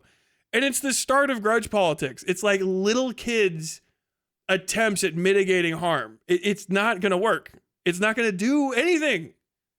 It's just going to exacerbate the problem. And it's going to put you in a position where if you even have the one thing that you can do, which is have the moral high ground, you'll sacrifice the moral high ground and then have nothing. You'll just have nothing at all. And then people can wipe you out. Be a 5-second study of history to understand that. There is no amount of, I would jerk off to sexual assault tweets or saying people are Uncle Toms and house slaves that's going to stop the genocide. It's just to make white people feel better about being helpless about the fact they're never stopping it. Not happening. Not like this, not now. None of your political anything has done you've done fuck all for it. Most of the time, anybody that's aligned with this ban Empanada style of thinking, which is bigger than him, all you do is embarrass yourselves in front of people who don't know the situation, and you alienate yourself from the political process to such a degree that you have no power, which is a win for the genociders. Well, I don't think that we should work with any of these people. We should abandon all power. What are you going to do? If you abandon access to the halls of power that drop the bombs, then unless you're going to go and get in the way of the bomb or move the person out of the way of the bomb, you have ceded any ability to do anything. Well, I don't like it. Yeah, because you don't have that much power over it. It's new to you. It's not new to everybody. It's new to you. And that's the whole of it. There's nothing else to say past it. Well, Tyler, how do you feel about specific situation inside the complicated fucking interwoven nature of power? I don't know. Bad things are bad and good things are good. That's pretty much it. It's a long, hard road to get control of the government the size of America's government, much less the entire narrative of world history. People spend their entire lives doing it. Start earning money and building a fucking coalition. Go start a business, start a militia, learn to fight, join the military, and then be the person that sinks your sub instead of shooting a nuclear missile at somebody. You just go, I'm gonna fucking scuttle this thing. Do something that gets you the ability to have an effect on the earth that's deeper than getting likes on Twitter. Minimum. I got a lot of encouragement to continue doing this on Reddit. Okay. Fucking idiots, bro. People that, say anti-Semitic things, and that's not an endorsement of a Tucker Carlson or a Candace Owens, obviously. It's just... I wouldn't even went there. I think everything you said up until that point is exactly what I just wish I heard. I wish was like a standard conversation. About when we're talking about Israel and imperialism, like censoring imperialism? Censoring imperialism, yep. Censoring the what's the word I want to use here? It's like there's a math concept, order of operations. PEMDAS. Right? PEMDAS. America is built on genocide, right? America is built on genocide. America is what Israel wants to be. And the same way Israel doesn't have a right to exist, America doesn't have a right to exist, because America exists on stolen land. All those same things. And so like we need to be able to explain to people that entire thing. And that's really, I don't think we disagree on that. I guess my view is in not seeing that, I was like, okay, we're missing part of the conversation. And that's not meant to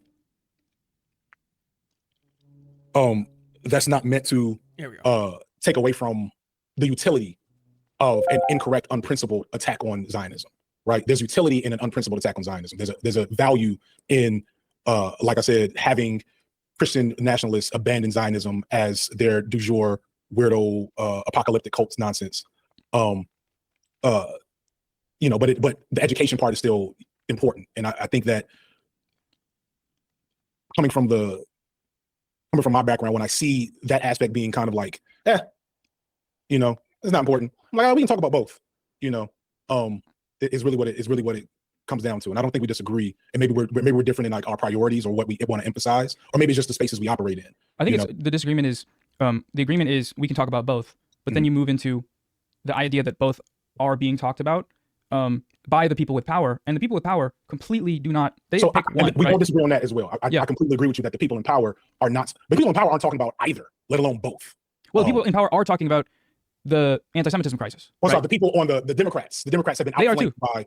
They're talking about anti-Semitism. Yes, they're talking about that. But they're not I wasn't including the anti-Semitism crisis in that. When I say we can do both, I'm not saying the anti-Semitism crisis part. Oh, okay. When I say we talk about both, I mean we can both talk about Palestinian liberation at all costs and a principled critique of Zionism. Does that make sense? Oh, so Palestinian liberation at all costs includes Tucker Carlson and all the malfactors in the conversation, and that they are useful to Palestinian liberation. And then on top of that, we can have a quality educational critique of the principles that they lack. That anti-Semitism isn't in that equation for me. Yeah, I mean, like imperialism being centered versus America first anti-Zionism. I think that is also something where only one of those gets talked about, and not talking about it outside of the context of imperialism. I think this is a bad conversation. At all costs, imagine you bring in Tucker Carlson, right? Let me teach you guys a little bit about negotiation, strategy, and team building. This is game theory, okay? say you have a game you need to win. Okay. Now you need to win the game for your reason. You have a goal and you need to accomplish this goal. I'm going to turn this thing on. I actually got to teach you guys real shit. Okay. Fundamentals of how to approach the earth. You want to win a game. You need to win this game. It has rules that you can follow and sometimes break if you get away with it. There's referees that follow it, but eventually you have to win this game. Now you have a goal that you need to get to win. There's another person that you can bring on who's also good at winning this game, but he has additional goals. Okay. There's a third person who also has additional goals that run counter to that first person's goals. The first person has goals that are almost completely in alignment with you, plus they want a little something else. They want to be able to score the final point. The other guy wants to make sure the other team scores no points at all, which is very risky, and also wouldn't mind scoring the final point. His motivation, you're like, well, these guys, why are these people's motivations important? Okay. You can either accept that people's motivations to do something are important and may not run parallel to yours, or you can lose forever. Those are your rules for your game. The only thing you can do is be a cuck and cope and pretend you won instead. So now you're building a team, okay? You bring on an additional 10 people. That's the minimum that you need for this game, right? It's 13 total individuals. The first two are your key players. Now, as you start going around with the rest of the people, you find out that as you bring them on, your two key players start making additional demands. Now, you brought them on from the start thinking that they were both aligned with your goals. The one guy says no points. The other guy says, I want to score the final point. Okay. Mostly. And the other guy's like, I also wouldn't mind scoring the final point. All of a sudden, you go from having a coalition, right, that was for your main goal to them saying, hey, I have about half of the power here in your coalition. The other guy says, I have about half the power too, because if either of us leave, the coalition's going to fall regardless of the contributions of the rest of these individuals. So you're going to have to try to figure out how to reconcile this between us. I wanted the other team to score no points. Okay, well, that's not necessarily possible. That's kind of reliant on how good they are. And the other guy says, I want to score the final point, right? Okay, well, that's more doable, but it might be kind of hard to try, okay? Doing it will be a little bit risky. And the other guy says, well, I kind of also wouldn't mind winning that, and I think we should ask for a vote. Well, could you just give up on that so that we could kind of focus on these other things? I don't think I should have to give up on it because I'm half of the most important people. Well, Tyler, now this person is just being irrationally selfish. Yes, welcome to adulthood.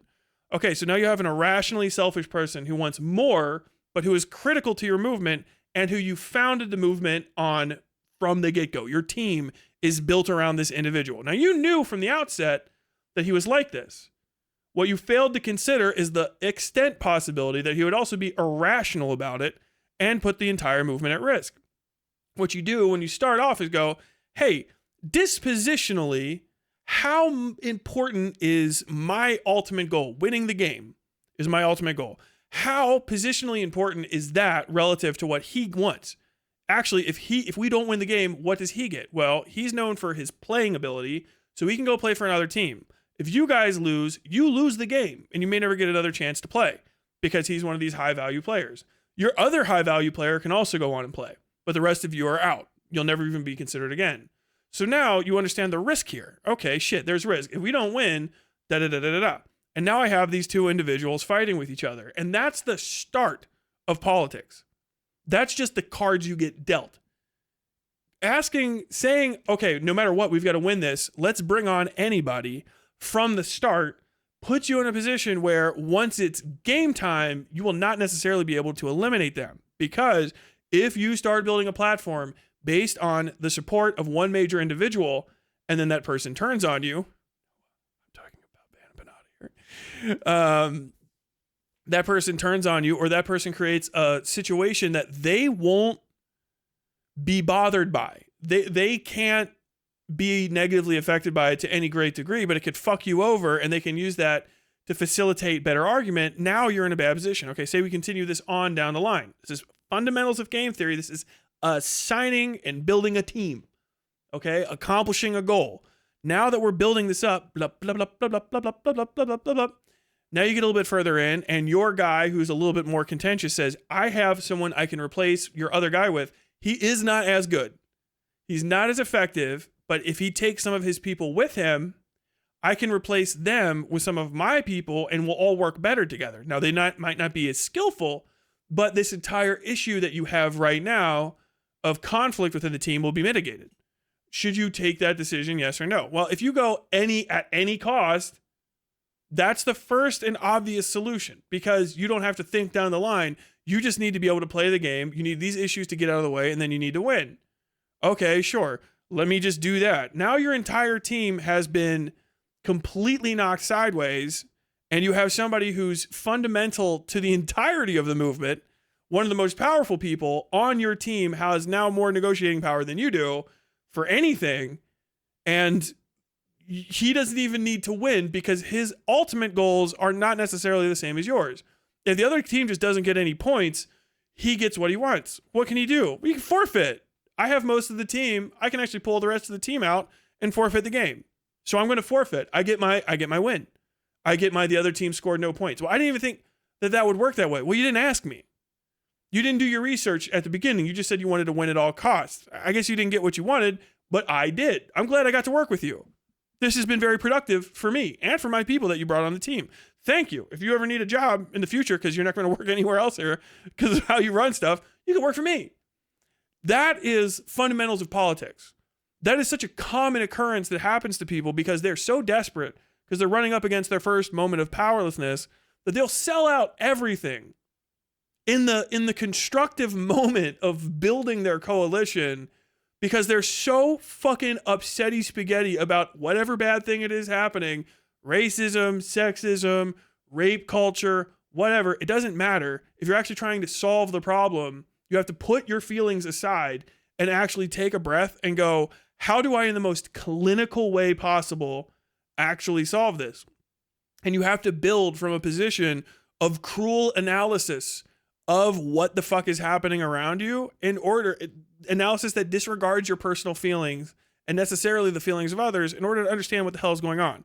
Because if you do that from the get-go, you're going to go, has Tucker Carlson ever done anything for Palestinians ever? And then you'll go, no, he hasn't. We're upset now at lifelong politicians who have had mixed statements on Israel-Palestine for the longest fucking time. Tucker Carlson fought for wins for the most colonialist and imperialist presidents in our recent history. He studied under the wing of the right-wing media sphere. His dad's a fucking CIA fed. Like, he is the least possibly good candidate to help you for anything leftism. And understand, even if you win, what do you think he's going to ask for? Do you think he's just going to do it out of the kindness of his heart? Do you think he's a philanthropist? A Fox News anchor is become a philanthropist to leftist causes? No. It's the Holy Land. He is a white supremacist Christian nationalist. When he gets in there, his hyperfixation is going to be on white supremacy and Christian nationalism, because you've always been able to rely on him for that. That is his guiding light. If you understand somebody's internal motivations before you even bring them on, you can go, okay, what are you really going to want? What are you going to do when I get you here? Well, I'm going to be hyperfixated on white Christian nationalism. I don't think that Jews really should exist. I think this Jewish state is always going to be what it is. Because if you don't understand this about them, Jewish people like to sacrifice children and drink their blood. They do things that would frighten you. They gather in large groups and control the economy of the world. Oh, fuck, you're that guy. Yes, he's always been that guy. If you are such a fucking child and so fucking upset about a situation that you're thrashing about for allies, and you somehow keep settling on people who in this moment only have had a moral compunction against specifically something that's happening that's bothering you, you're setting yourself up to get conned. Anyone that comes to you in a hard moment that never has come to you before, that's like, hey, I could help you right now, is always a fucking seedling. They're trying to get in your fucking head and get you to trust them because you're in a fucking dangerous moment. This is how children get molested. This is how Fucking grandmas and grandpas get their fucking entire life savings swindled out of them. This is how you get sold a bridge in Brooklyn. This is fundamentals of game theory and fundamentals of con jobs. He's not there to help you. What are Tucker Carlson's true motivations? White supremacy, Christian nationalism. Has he ever faltered on white supremacy messaging? No, not ever. Not once. If you recall, before he got fired, the Great Replacement. They are coming to take white people and move us somewhere else. That was his thing. That was his main thing when he was a fucking full-time MSM guy. They are trying to replace us. What? Okay. And Christianity is not being taught in schools. Children are being told that God isn't real. Those are his guiding lights. Okay, cool. Can you achieve your goals by partnering with a white supremacist Christian nationalist?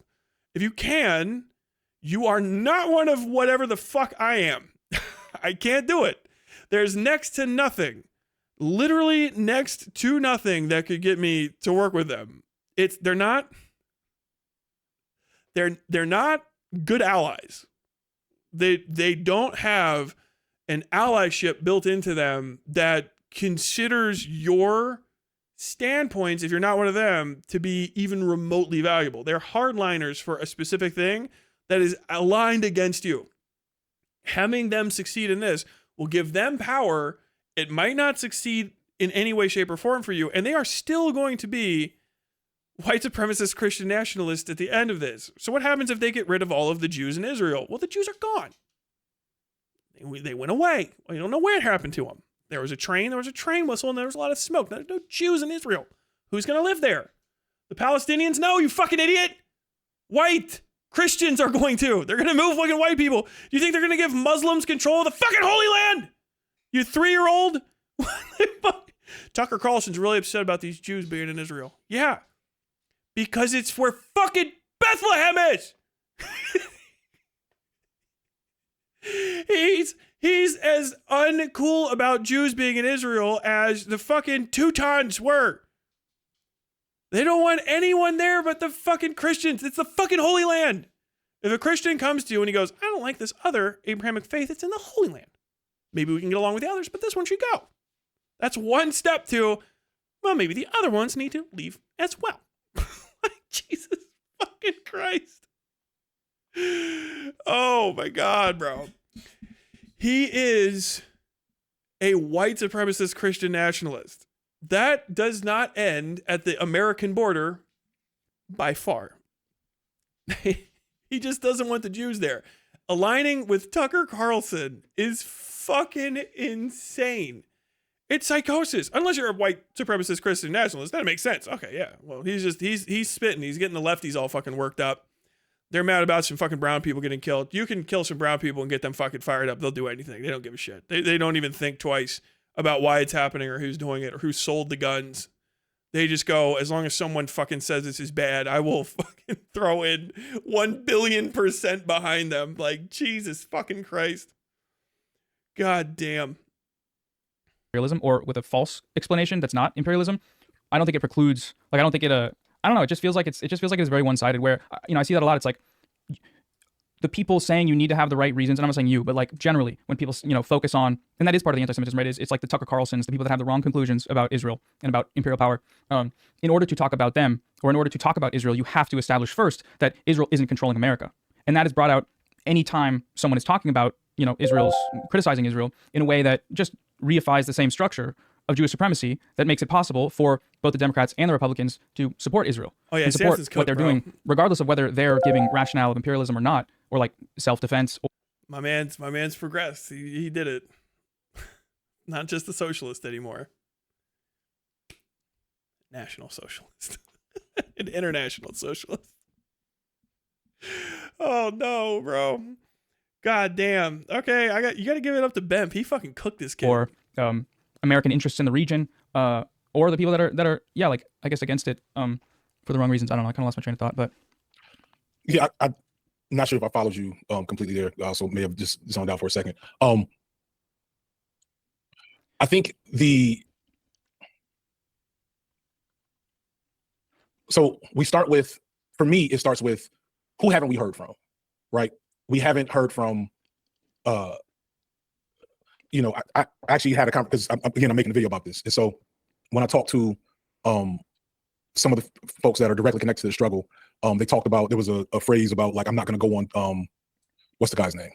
Chris Morgan, and have him interview 5 white supremacists and then put me there to be pro-Palestine. And then we bark at each other. And then 2 weeks later, the same white supremacists are there, right?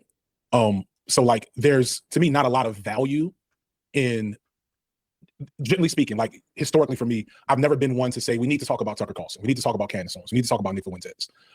Because generally speaking, they didn't have a tangible impact on political thought and political education on the left. And I've since changed my opinion on that. And I think that's maybe where we disagree. Not that you don't think that having an opinion on what they do is any less important. Because I think I'm losing where I was trying to go. Not that having an opinion is any less important, but that historically BreadTube left online people have really only had opinions, have primarily and continue to primarily have opinions about the Fuenteses, the alt-right rallies. I mean, BreadTube was kind of built on anti-2017, anti-Semitism, anti-white supremacy, and that completely centered. That did not talk about Palestine at all. That talked about Jews. That talked about anti-Semitism. You know, the Unite the Right rally. Those were some of the first early, like, really big videos. And so because, and this is gonna blow people's mind, shit that's happening where you are is not only easier to see, but also easier to talk about because it's where you are. There's no conspiracy there. People are most interested in and affected by what's affecting them. So, like, I don't know why Noah Samsen hasn't put out a video on the Kentucky floods. They're like, people were dying like crazy. Kentucky floods were horrible, right? He hasn't put a video out of that. I don't know why FD Signifier hasn't made a 2-hour video on the floods in North Carolina. That's nearish, Georgia. Does he not care about those people? Does he not give a shit if they live or die? No! It's fine if he doesn't. They're not his people. He doesn't know what the fuck. He's not concerned about that. He made videos on Cop City. He's talking about Cop City. Why? Because he's in fucking Atlanta, Georgia. That's where he is. Tyler, did you not notice that something's happening on the other side of the world? No, because it's on the other side of the fucking world. Like, was it hyper? We were all talking about this. Noah Samsen was making videos on fucking Xander Hall. Like, what are you fucking talking about? Do you know what I mean? Breadtubers. What in the fuck are you relying on breadtubers for? Buy a newspaper, bitch. Like, I don't know what to tell you. Get involved with people that are talking about other kind of stuff. But even the breadtubers were talking about things that you may not have noticed yet. Little bits here and there. And the other ones were like Babby's fucking first introduction to like, hey, what if you're being fucked by your boss? Oh, wow, that's crazy. I never even considered that. Or actually, I kind of did. Most of the people that are even interested in any of this shit is because the fucking breadtubers made random videos that made them go like, hey, you know, like callousness and selfish dipshittery is actually kind of like bad for you too. Not just the people that like you're fucking over. It actually like fucks you over because you're not ultimately winning from it. Like, oh, I didn't really consider that. Have you ever considered that masculinity is kind of a construct? And your idea of masculinity itself is literally something that you imagined from whole cloth. You just put it together based on things you've seen, and it won't even necessarily vibe with some other person who's also hyper masculine like you. They might not even think your definition of masculinity is masculinity, but you hyper fixated on the only way to like, it's the only way to give yourself value in the eyes of that person who you consider your peer, and neither of you have ever thought that through. Oh, no, I never ever thought that through. Wow, that kind of is like a lot of things where I just made assumptions on the reality of the world and never double checked them. I wonder if there's anything else going on. Maybe our relationship with Israel is actually fucking weird as shit. Why do we talk about Israel all the time? That kind of mental reconfiguration is why you even have people being upset with ContraPoints. Like, why didn't ContraPoints teach me about Israel before it was cool? I could have been talking about how bad Israel was before it was cool. Like, bro, I saw fucking Israel fucking up Palestinians on the nightly news in the 90s, right? And it's just one of a million things. It's fucking background noise. No, Tyler, it's tragedy. It's the worst thing that's ever happened. It's not. It's one of the many things that's just a crime against humanity that's going on Earth all the time. Well, what else was happening in the 90s? The Serbian fucking genocide. It was like, oh, hey, man, these fucking Palestinians are getting a bad deal. Yeah, that shit sucks. What the fuck's even going on there? I don't know, but have you seen the mass graves in Srebrenica? What? Yeah, you can see them from space. They killed so many fucking Serbs, you can see the dead bodies from a satellite. We've never been able to see that before. You want to see for 5 days straight? Okay, what are we going to do about it? Bill Clinton's going to fucking bomb those fucking croats. What? That's crazy. Yeah, we did it. What? We stopped the genocide. We saw it on a satellite and we said, bombs. Those people are happy as fuck with us. Really? Yeah, we should do it more often. Okay, I guess that makes sense. That was the news in the 90s. What happened next? Did you just go follow up on the Palestinians and stuff? No, like 2 years later, Mother Teresa died, and some people were saying maybe she kind of sucked, but I don't know about that. I had to go to church and pray for her because she was going to become a saint. And then the guy from Lethal Weapon, he killed his wife and her boyfriend or something and drove away in a white Bronco. And I watched a white Bronco being chased down a highway when I was 10 for like 5 months. And then Princess Diana died. Did you know they still have kings? They had kings in Britain, like from storybooks. They have those still. You found that out when you were 10? Yeah, why would I have found out earlier? Do you think I give a fuck about the UK? I was in America. I watched Saturday morning cartoons, and then one day, that guy that used to play fucking football killed his wife. Oh my God. Well, I don't think you're supposed to do that. Yup. Did you know that the president fucked his secretary? I don't even know what sex is, but I certainly need to see that on the news every night. I want to see. I was 10 and I was exposed to a cum stain on a dress. Why weren't you talking more about Palestine? Hold the fucking phone. Did you know that they still have kings in England and there's things called paparazzi who take pictures of famous people? Yeah, I think maybe I've heard about that. They chased a bitch and she crashed into a bridge and died. And she was the most important princess in the history of mankind. Okay, who's more important though? Mother Teresa or Princess Diana? We'll have this conversation for 2 years.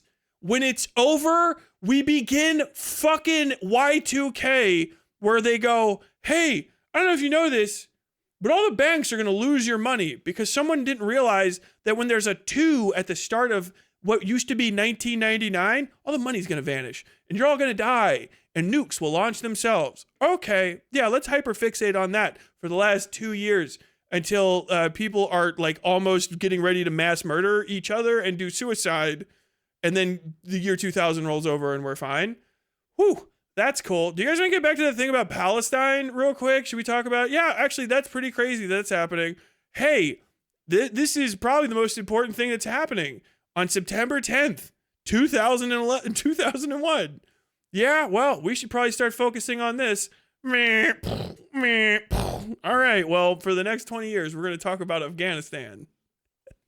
We will not show you where that is on a world map. You'll never know. Be a whole country, 350 million people going, I wish the kids weren't dying in Iraq. God damn. We left Iraq in 2011. Like no one has died there in like 3 years. What are you talking about? My son's brother died and my son's high school friend died in Iraq last year. No, he died in Afghanistan. It's a different country. Iraq, Afghanistan. What? This is why I voted for George Bush a third time. You can't do that. I wrote him in. You can't do that. I mean, you can, but it doesn't work that way. Okay, well, we should start talking about Israel, Palestine. Oh yeah, dude, that shit's pretty fucked up. That's actually crazy. Yeah, did you know there's fucking a lot of strife in the Middle East? Oh, okay, really? Yeah. How about we have an Arab awakening? Okay, what's going to happen? The guy's going to set himself on fire in Egypt, and it will cause an explosion in revolutions that will only end almost like 15 years from now. What do you mean?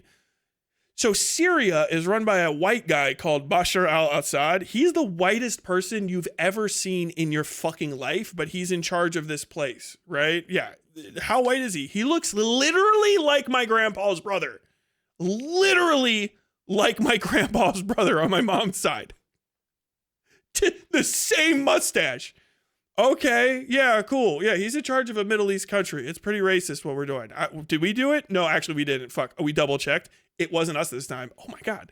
What's he doing? He's dropping barrels of gas out of his helicopter. Anybody that's on the left side of the spectrum for some reason thinks that's cool as shit. Okay. Who's else is involved in this? We're going to shoot some Russians. Russians are there. They're on his side. So he's definitely the bad guy. Oh yeah. How long is this going to take to resolve? Like 15 fucking years. Anything else happening? Well, 2014 is going to be a very interesting year for you. Okay, what's going to happen? Well, Americans are going to realize they're racist for the first time because a black kid's going to get shot to death in a part of a city you've never fucking even thought of. St. Louis. What's happening in fucking St. Louis? Dude, the craziest riot you've ever seen. How crazy is it? Not at all. But a kid who is not that great of a kid got shot to fucking death by a cop. We'll talk about this incessantly for the next 5 years, 6 years, whether he deserved it or not. Some other kids are going to get killed too. Trayvon Martin's going to die. A series of other children. That's going to be in and out of the news all the time. Okay, cool. When are we going to get back to the Israel-Palestine thing? Take a fucking breath. I don't know if you know this, but Al-Qaeda can evolve like a Pokemon. What do you mean? Al-Qaeda evolved like a fucking Pokemon, and they became the Islamic State of Iraq and the Levant. But they just call themselves Daesh al-Islam. Daesh al-Islam, okay, do these guys represent Muslims? Almost every Muslim on earth hates them.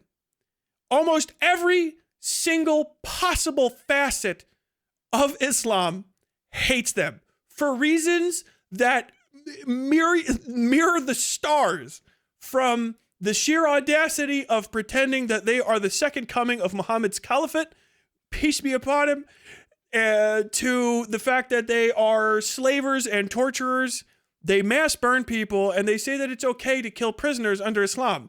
No imam on earth believes that this is true. No studier of the Quran believes that this is true. None of them agree. They will commit atrocities in 3 months that will outstripe anything America has done in decades. What do you mean? They open mass slave markets. They burn Jordanian prisoners of war alive. They make glorious execution videos of captured individuals. They almost wipe the Yazidi culture off of the map. Kurds kill the fuck out of them, and everyone loves the Kurds for 5 fucking seconds until we remember that we buy fucking drones from the Turks. And then, did you know that Donald Trump is running for office? The guy from didn't he do this in 2012? Fucking the fucking you're fired guy? Yeah. Did you watch a show? No, I didn't, but a person I know loves it to death. He's running for president. He's gonna win. It's the weirdest win of a Republican president ever. Hillary Clinton's going to run against him. She's going to fuck it up. She's going to pass out randomly and shit. She's going to say weird things. She's going to try to approach the youth in the way only somebody who was corny even in the 90s would. Oh, okay. What's going to happen after that? Worst 4 years in American history. What do you mean? Till now. Yeah, we're going to gut almost every social welfare every welfare program that survived Reaganism. We're going to roll back EPA regulations that barely even do anything anyway. We're going to poison the air. We're going to poison the sea. Black people are going to start getting shot by cops left and right. We're going to alleviate and remove every single fucking national federal action against misbehaving police forces on earth. How is it going to end? Well, some people are going to get fucking murdered, and the worst plague that's ever fucking hit America since the 1920s is going to hit America. Okay, cool. When are we going to talk about Israel-Palestine? I don't know. We all have to stay indoors for a little while because grandpa and grandma don't want to wear masks, and they are dying of chronic obstructive pulmonary disease because they smoked and also caught COVID-19. So they're fucking done. they're cooked. The American economy is in the fucking toilet. Everything is very, very expensive. And some asshole on your block bought all of the toilet paper that exists. Okay, what's going to happen? We're going to elect basically a walking corpse named Joe Biden because fucking, hey, any port in a storm, right? You know, anything. Can we just do anything to alleviate this? Continue time on. Okay, when are we going to talk about Israel, Palestine? Give us just a second. If we're talking about the Middle East, hey, how about in 2021, we just fucking leave Afghanistan raw overnight? Oh, what do you mean raw? We just pull out in a way that resembles removing a rusted knife from somebody's fucking entrails. Now, the person was probably already dead, but it really was the fucking coup de grace here. What's happening? I don't know. We don't know. None of us knows. But the Taliban's about to be in charge of Afghanistan again. So that was just a waste of time. Okay, yeah, fuck the Middle East, man. We shouldn't get involved in that shit anymore. Okay, cool. Putin's going to invade Ukraine. What do you mean? Yeah, he pulled out. So like within like 6 months, Vladimir Putin's going to invade Ukraine.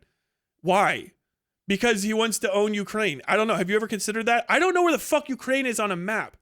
Why would I know about Ukraine? It's the breadbasket of Europe. What? I live in Ohio. Do you know where Ohio is? No. It's the breadbasket of America. Okay? Solidarity with Ukrainians and no one knowing where the food comes from, okay? Ungats, man. May you all fucking succeed. It's the bloodiest, most violent fucking trench warfare that's happened on Earth somehow since the 1940s. We're really nervous that fucking Vladimir Putin's gonna drop fucking nuclear bombs for some fucking reason. Okay, can we talk about Israel and Palestine? Yes. Okay, what do you want to know? And then you look over to the left, and here comes Hamas in fucking motorboat fucking engine gang gliders to mass murder like 2,000 random dipshits. Hey, it was an open air concentration camp. Okay, that's fucking horrible.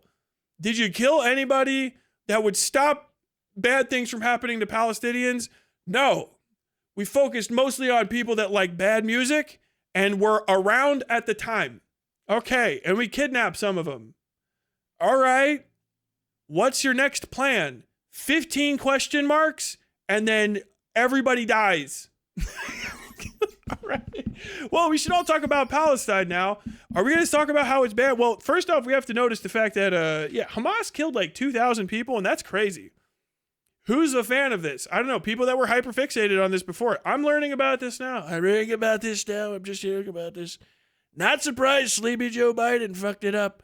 This is the most important thing happening ever. And Ukrainians are like, whatever, man. I don't give a fuck. Why hasn't Ukraine said more about Israel? Like, I don't know. Because fucking Russians are hunting my family with drones in the Red Forest. That's where the fucking Chernobyl is. What do you mean? Chernobyl from the video game Stalker? Yeah, and also from the 80s when it exploded. It's just still there, and Russians are shooting at it with rockets now. But also, the Israelis are pretty pissed about this Hamas thing. They're going to go ferret out Hamas. That seems pretty fucking reasonable. I mean, Hamas did just go randomly shoot up a fucking bunch of dipshits. They should have probably killed the guys who were going to fucking come in with the goddamn guns and planes, but I guess the fucking music enthusiasts was a good second option if you're a fucking moron. Yeah, okay. What's going to happen now? One of the most obvious genocides in the history of mankind is going to portray itself out for like 4 or 5 years. And people that are now online and entering their 23rd year on Earth are going to go, oh my God, bad things are happening. And because it's the first bad thing that's ever happened that they've seen happen, they're going to go, this is the most important thing on Earth. And they're going to dedicate their lives to stopping it as though they could have ever done so from the get-go. And now we're here.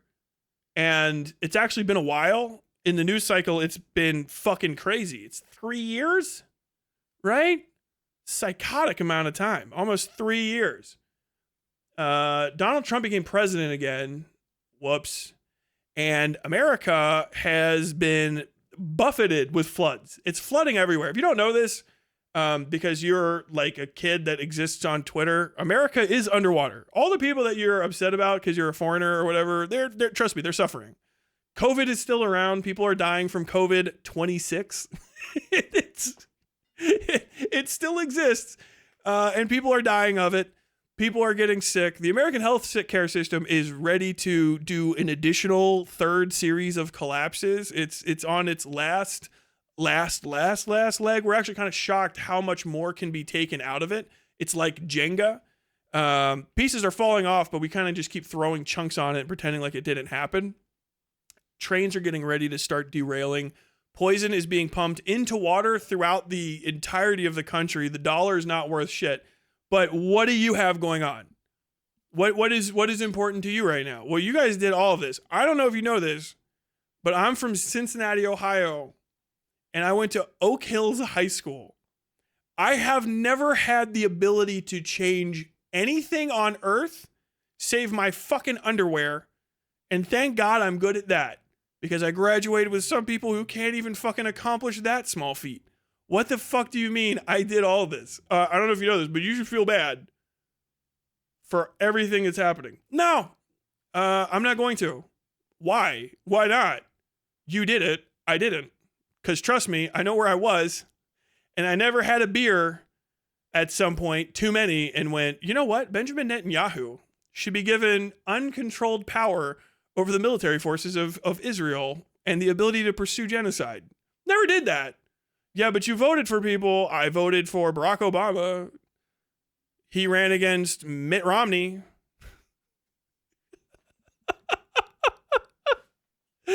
And fucking, what's his fuck? John McCain. So I don't know what you wanted there. What should I have done in that situation? Should I have voted for John McCain? You should have voted for Jill Stein. Why? Do you know how the government of America works? No, I have no fucking idea. Do you know how coalition building exists? Do you know that the president doesn't pass laws? But they said the president wants a law passed, and it got passed. Yeah, because the president's part of a party that's full of people that control the House and Senate and don't want to be embarrassed by a third-party candidate coming in and sweeping an election. So they'll work with him to maintain power and give their unified collection of supporters what they want. Why the fuck would I vote for Jill Stein? Who the fuck is Jill Stein? I think at the time it's Gary fucking Brodebaker or whatever the fuck. I can't even remember his name. The fucking libertarian candidate for president. That fucking guy. We were in Iraq for so many years, and it was like, I think 2016. They're like, you know, Iraq's next to Syria, and he goes, no. No, they asked him what he thought about Aleppo. What do you think about the situation going on in Aleppo in the like third year of the Syrian civil war? And he's like, where is Aleppo? Jesus fucking Christ. Like, dude, there's other shit happening. I don't know what to tell you. That directly affects people. This is, if you didn't get hit with F5 tornado in America, if you didn't get flooded, if you didn't catch COVID, if you didn't just get shot. By the way, understand this. Americans are not doing enough to stop Israel-Palestine. In defense of Americans, some of them did not make it past third grade because they were shot to death in their third grade classroom, and the community was like fixated on that for reasons for a while. Well, why didn't you change it at the federal level? It was just one small community that you could throw a dart at, and the dart hole that is made in the map is nowhere near as small as the community actually is. So just no one cares. No one cares about us. You understand that? Like, I don't know who you think the Americans are that are fucking benefiting from all of this shit. Like, oh my God, Charlie, let me sit you down and I'll teach you about hyper complicated international markets and stuff, while also simultaneously not understanding a thing about how trade works. I read a book written in 1823 by some dipshit, 1945, 1972, and this one book has unlocked my understanding of the entire complicated network of international relations. Okay, at what point does it make John fucking Jones, resident of Terre Haute, Indiana, responsible for Israel-Palestine? Hold on, let me just reach past my dick for a CVS receipt long explainer about why he should feel bad. Okay. You know he's got a family reunion coming up this weekend, right? You think that's more important than Israel-Palestine? Yeah, it probably is to him. His uncle has cancer. It's probably the last time he's going to see him. There's children. Blah, blah, blah. Yeah, okay. Priorities, dipshit. There's only so much time on earth for people to feel aggrieved on your behalf. There's only so much time. People can't care about everything. And all of your belly aching, all of your whining that you would respond to me, I need you to write, post, call someone in South Sudan and tell them how fucking self-absorbed I and they are being if they're more concerned about what's happening there than, you know, what's happening in Palestine. You hit up the Rohingya and be like, hey, you guys, I don't know if you know, when was the last time you made a fucking strong statement on Israel-Palestine? Go 2 countries away from it. Just go to a random Thai person. Be like, hey, when's the last time you made a strong statement on Israel-Palestine? And then do it for the rest. Oh, they're not responsible. They're not responsible. What are they responsible for? How do you know? You've decided preemptively that we're responsible for everything. How do you know? Where is this responsibility? Oh, if they haven't done anything actively, then why haven't they done anything to stop it? You know what I mean? That's what I'm getting fucking blamed for. Why haven't I done anything to stop it? What? You want me to throw my life away trying to, I don't know, shut down one munitions plant in America? Wow, you made a strong statement. You shut down a munitions plant in America. How many more are there? 5,000. And actually, you were probably just arrested for trying to Google munitions plant. Gary Johnson. Yeah. Oh, man. Why is he crashing out? Bro, I'm fucking explaining the world to you. This is what passion looks like.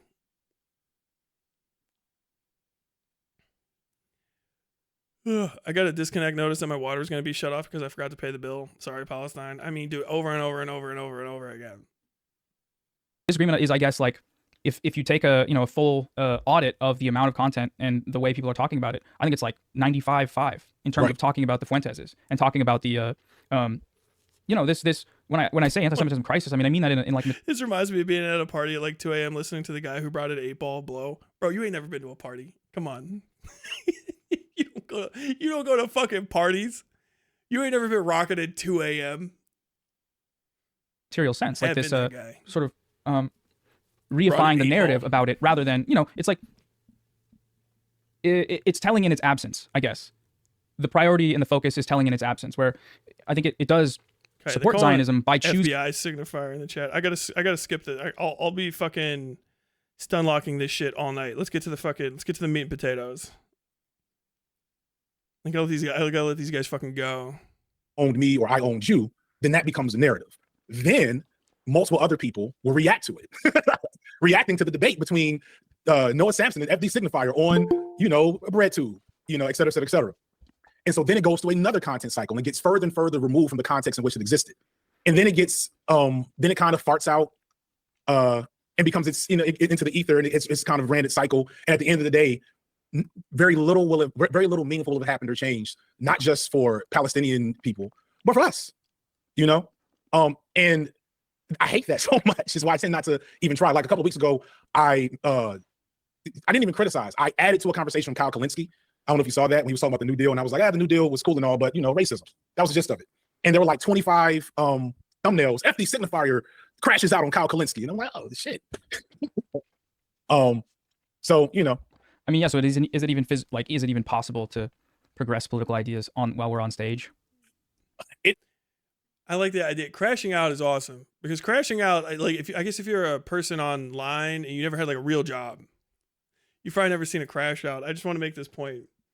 Crash outs, I've seen crash outs in real life. I've seen people basically like shut down spiritually because it was that moment on the front line at Chipotle. Do you know what I mean? Like a girl will be serving some lady and the lady's like, I didn't want that. Can you put that back and remake it? And the girl just is like, like doesn't even make a noise, and she just goes, I'm sorry, I just need to excuse myself, and then goes to the freezer and shuts the freezer and screams so loud in a walk-in freezer that you can hear the outside of the freezer vibrate. Top of their life. That's crashing out to me. I got into a fight one time with a guy where I grabbed him by the collar and I hit him in the face with my forehead. I can't to this day remember what that fight was about, but I was pretty pissed off at him. I feel like that's kind of a crash out. I was going like this, and I was saying, I'll fucking kill you. And I just hit him in the head with my face. And then we left the bar. That's like a crash out. You know what I mean? Like, people on a work site just breaking their tool and fucking screaming at their boss. When I come back, I'll fucking burn this place down. Yeah, I'll see you on Monday, you piece of shit. You're like, I know your fucking uncle. Like, that's crashing out. But like, it's this like little kid trying to like crazy make people on the internet. It's so fucking pathetic. Because understand, like, you're not built like me or the kind of people I like to appeal to, right? Which I know it's like I'm ignoring the largesse of these internet communities by ignoring you, fucking ignoring your value, because I don't see it. The most important thing I've had to learn for the sake of my own mental health is that it's impossible for me to care about literally everything happening on the planet at once. Yes, thank you for the $10 super chat. It's true. And like you can't care about everything. And you get hyperfixated on what bothers you. If you're a person that's online and you've just never done anything, you'll say shit like, man, this guy's really fucking crashing out. And it's like, dude, that's not what that is. Like, have you not lived is my immediate response to it. Like, you can just be ignored. All of what you've gone through, everything you care about. Understand, I'm not alone in this, right? I know you guys like get into your little cope circles with these fucking shut-ins and these fat fuck do-nothings on fucking welfare and shit, sit around in their fucking house on disability, and you guys opine on the internet, whatever. If you are it's fine. I'm not even judging you. But understand, I mean, I'm judging you a little bit, but I don't want to shut down welfare on you. I'll let you live like that. Not everybody can be cool. But you're like clearly not living life. You're clearly not out there. You're not experiencing stuff. You've never seen the high highs and the low lows of literal existence. And that's the kind of people I'm trying to approach with my messaging. That's the people I'm reaching out to. And when I reach out to those people and they talk to me, nothing that you guys say hits them because they've been alive. They've lived. They're my actual peers. They have experiences. They have value to their communities and the people around them. And you can tell because they know how not to risk it. They know how to express who they are and how they've been in the world. And there's just such this deep, I'm an anonymous person suffering from some neurological disorder that makes it so I can't go out around people. And I'm a shut-in and I'm on maybe disability or I'm living off my fucking parents' stuff, you know, and that's a transitional state, hopefully, for you. And you get your shit together. And I don't mind because everybody has a moment where they're a little fucked up like that. But you got to understand, it's evident. It's evident when you talk to people and you only get one chance for a first impression. Giving you a good first impression on it does nothing for me. I don't care for your support. I don't give a fuck. When you say shit like that, it's like, oh, okay, I can ignore this person forever. Everything they care about, everything they are, all their suffering, all their concern, all their fucking tears mean nothing because it's the tears of somebody who hasn't lived. You haven't been around. You don't do shit. You get bought and sold in your fucking brain space by anything that comes along and is momentarily shiny and effective. You see one or two dead pictures of a kid online and you're like, this is the rest of my life. Oh my God, I've never seen such a thing. And then you're going to talk to people who grew up in the fucking hood, especially bad and honest people. People who've seen a motherfucker at school and then the next day that guy's in the fucking paper because he got shot to death at the bus stop. And you're like, oh, have you seen these pictures of dead Palestinian children? Like, bro, have you seen the dead pictures of kids everywhere? I live in America. If I really want to see a dead kid, all I have to do is be a fucking middle school teacher for long enough. And someone's going to shoot one to death in front of me. Like, bro, you're telling on yourself. The first hard day, the day I realized that life isn't what it is for everybody was when I was on Twitter and saw a picture. Are you out of your fucking mind? Are you crazy? Like, why would you tell people that? This was the day I developed. It's a fucking iDubbbz empathy story. It's not gonna fucking click for a lot of people. Man, I didn't realize that shit overseas was crazy until I saw a picture of a dead Palestinian children. It changed my entire life. Like, bro, is that the first time you've seen violence? You soft fuck, you fucking child. That was it, and now you get to do anything that you want because you saw ugly shit on Twitter? Bro, do you even fucking use the internet before then? It drives me fucking insane. All war is like that. All of it is. bad, good, or otherwise. Kids die. People are fucking murdered every day. You can't go around saying that your feelings, your literal hurt feelings because you saw something you didn't want to see, make your struggle that you've just adopted more important than the lives of other people who've existed. You're not treating people as people. You're treating people as response pillars, response objects to your own trauma that you developed by getting on the internet and looking at shit that didn't happen to you. It's pathetic. It's a thing that happens to children. To children. Little kids. You've been traumatized like a child does, and now you're hyper fixated on getting PTSD from Twitter. It's pathetic. You need to talk to a therapist more than likely. But understand, you can't also just go out with that mentality. Do you know what I mean? Like, I saw something that kind of made me really fucking hurt. And instead of talking about it and trying to figure out how to prevent it from ever happening again, I'm just going to latch on to my negative emotions. And I'm going to say anything that makes those negative feelings, anything that makes those bad fifis go away is good. You're getting played. That's how you get played. But Tyler, it's a very extreme thing. It's a very serious thing. Yep, all of them are. That's how you get, you craft narratives about Jews stealing children in the middle of the night to drink their blood so that you can fucking mass murder the fucking population of Auschwitz. Do you know what I mean? The population of Auschwitz, but you can mass murder Jews in Auschwitz.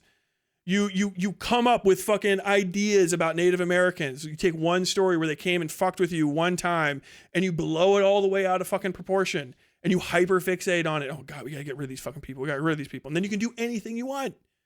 You can become a fucking sociopath and do anything you want. And it's happened again and again and again.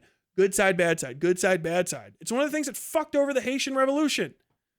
Like, did the fucking Haitians deserve to fuck up the French? Absolutely. Should they have killed all those fucking civilians? Probably fucking not. Because it really did not help in the long run, and it made them look like fucking assholes. But they were justified, Tyler. They were justified. Justification is something that people will talk about after you're dead when nothing that you're doing matters anymore. It doesn't exist in the moment. What moment exists in moments is power and the ability to act on it. And being frustrated with your lack of power and your inability to act on it, and you just want to approach any power so that you can act, and you'll give up anything to power so that you can do something, makes you get set up to do genocide. That's how you get set up to go grab guns and fucking light up some random house in the middle of the night during a drug war. That's how you get set up to fucking, oh, I'm going to be a cop and anything that I do is justified. And then all of a sudden you're a fucking 30-year police officer and you're a giant racist because you feel in your heart that you're stopping crime and you don't think about it. Tyler, I'm not those people. You are people. All of them are you. We are all each other. None of us are special. We're not. We're not. We're all the same fucking idiots. We are all the same fucking people. And you guys are getting fucking played.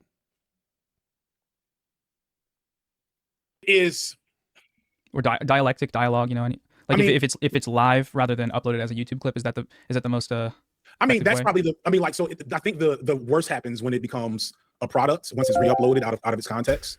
But even now, you're talking about the chat. I'm sure I'm going to go back and look at the chat and be like, what was happening? So I would just say no. I think the medium just does not allow for. I think there's more. This chat is saying Kyle Kalinski's a white supremacist. That's crazy. Disagreements, like reading groups around these things and discussion groups that can't be monetized and made into mass media products. So we'll go in with that context that me and FD would like to have a conversation. We're bringing Bad Empanada on because we were talking about him at length to have a conversation. If it's going to be uploaded and presented as a debate, which it probably will be, then that is without our consent. We do not consent to that happening. So that is what it is. Jeff is on the line. Hey, everyone, it's Jeff. So anyway. Hi, Jeff. FD, you love to... Wait 1 sec. You need to change your microphone. Away. Okay, great idea. Went straight to webcam mic. 1 second. My actual mic isn't showing up in the devices either. Goddamn American technology. Made in China. I swear, FD, I didn't plan this. It's my failure on not staying on code myself. Zionist Nazis. I don't even know how that came up, but that's why I'm here. Wait, so say that one more time. Sorry. he decided to call me a Nazi for being too anti-Zionist for his taste. So I never said that. Yes, you did. Yes, you did. No, I didn't. Give me a break. Anyway, let's talk about the actual wait. No. issues Did he here. say it? Is that something you believe? He said, oh, he uses Nazi dog whistles for not caring too much about Jewish feelings. The typical. Don't fucking mogged. Look, oh fucking, oh dude, instantaneously. Did you use a Nazi dog whistle? Did you call BGR You're talking about Nazi dog whistles. Do you understand Answer the question something? you're evading. Did you use a Nazi dog whistle? Oh shit, dude. I'm so in for this. I'm slowing down the playback speed because I'm here for this I'm here for this. We're in it. I hope you fucking know we're in it. This is dude. Oh god, this is why fucking Georgie Porgy cannot fucking do the base. He's already getting fucking mogged out. Getting mogged. Also, I just noticed this, but fucking FD Signifier rocking a fucking Slipknot tee. Like a fucking 2000 Slipknot tee. I didn't know he had it. From a line of black men on I'm going Twitter. to explain a black man. Who gives a fuck if he's black or not? Okay. I Here's do. what I'm going to give a explain. fuck.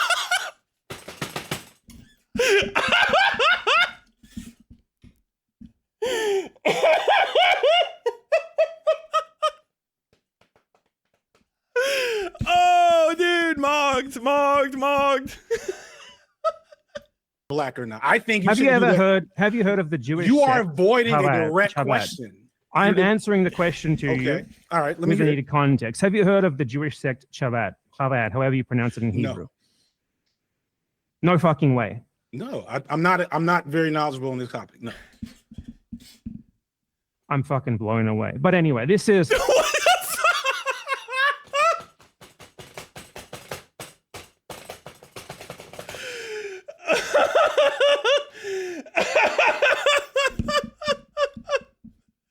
I love that his O face just rises those fuck ass teeth out of his fucking bottom lip like 80 feet. I'm blown away. My man, he's shocked. I've never heard of that. What in the fuck? Oh my god. The biggest religious Jewish group in the entire world. Of all the religious Jews, they are the biggest. In the United States, they are the biggest. The Chabad Messiah,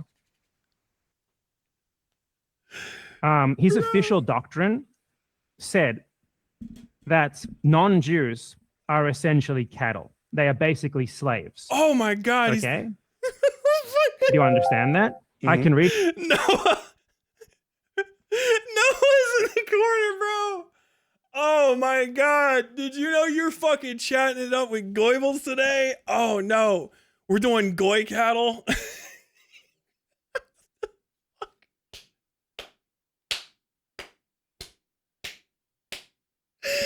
Dude, use Nazi whistles.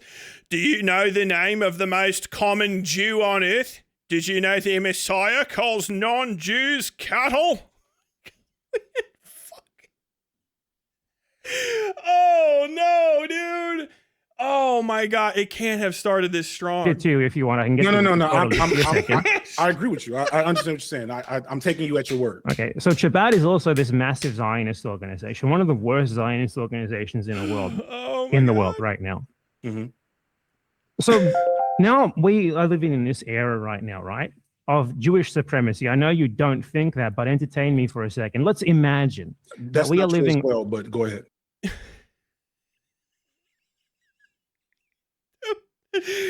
Oh my bro, this is the elephant's foot of Hitler particles. This is fucking awesome.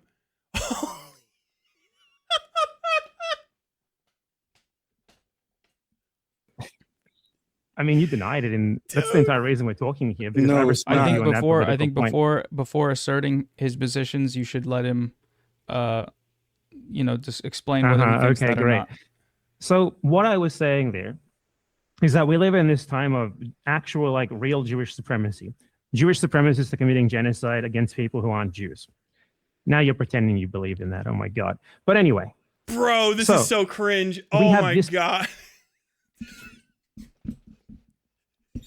Oh my fucking god, dude!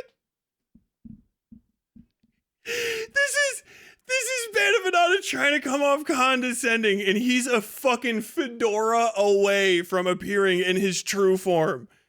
Bro, even if it doesn't already, just talking like that has made his entire apartment smell like Axe body spray. It just.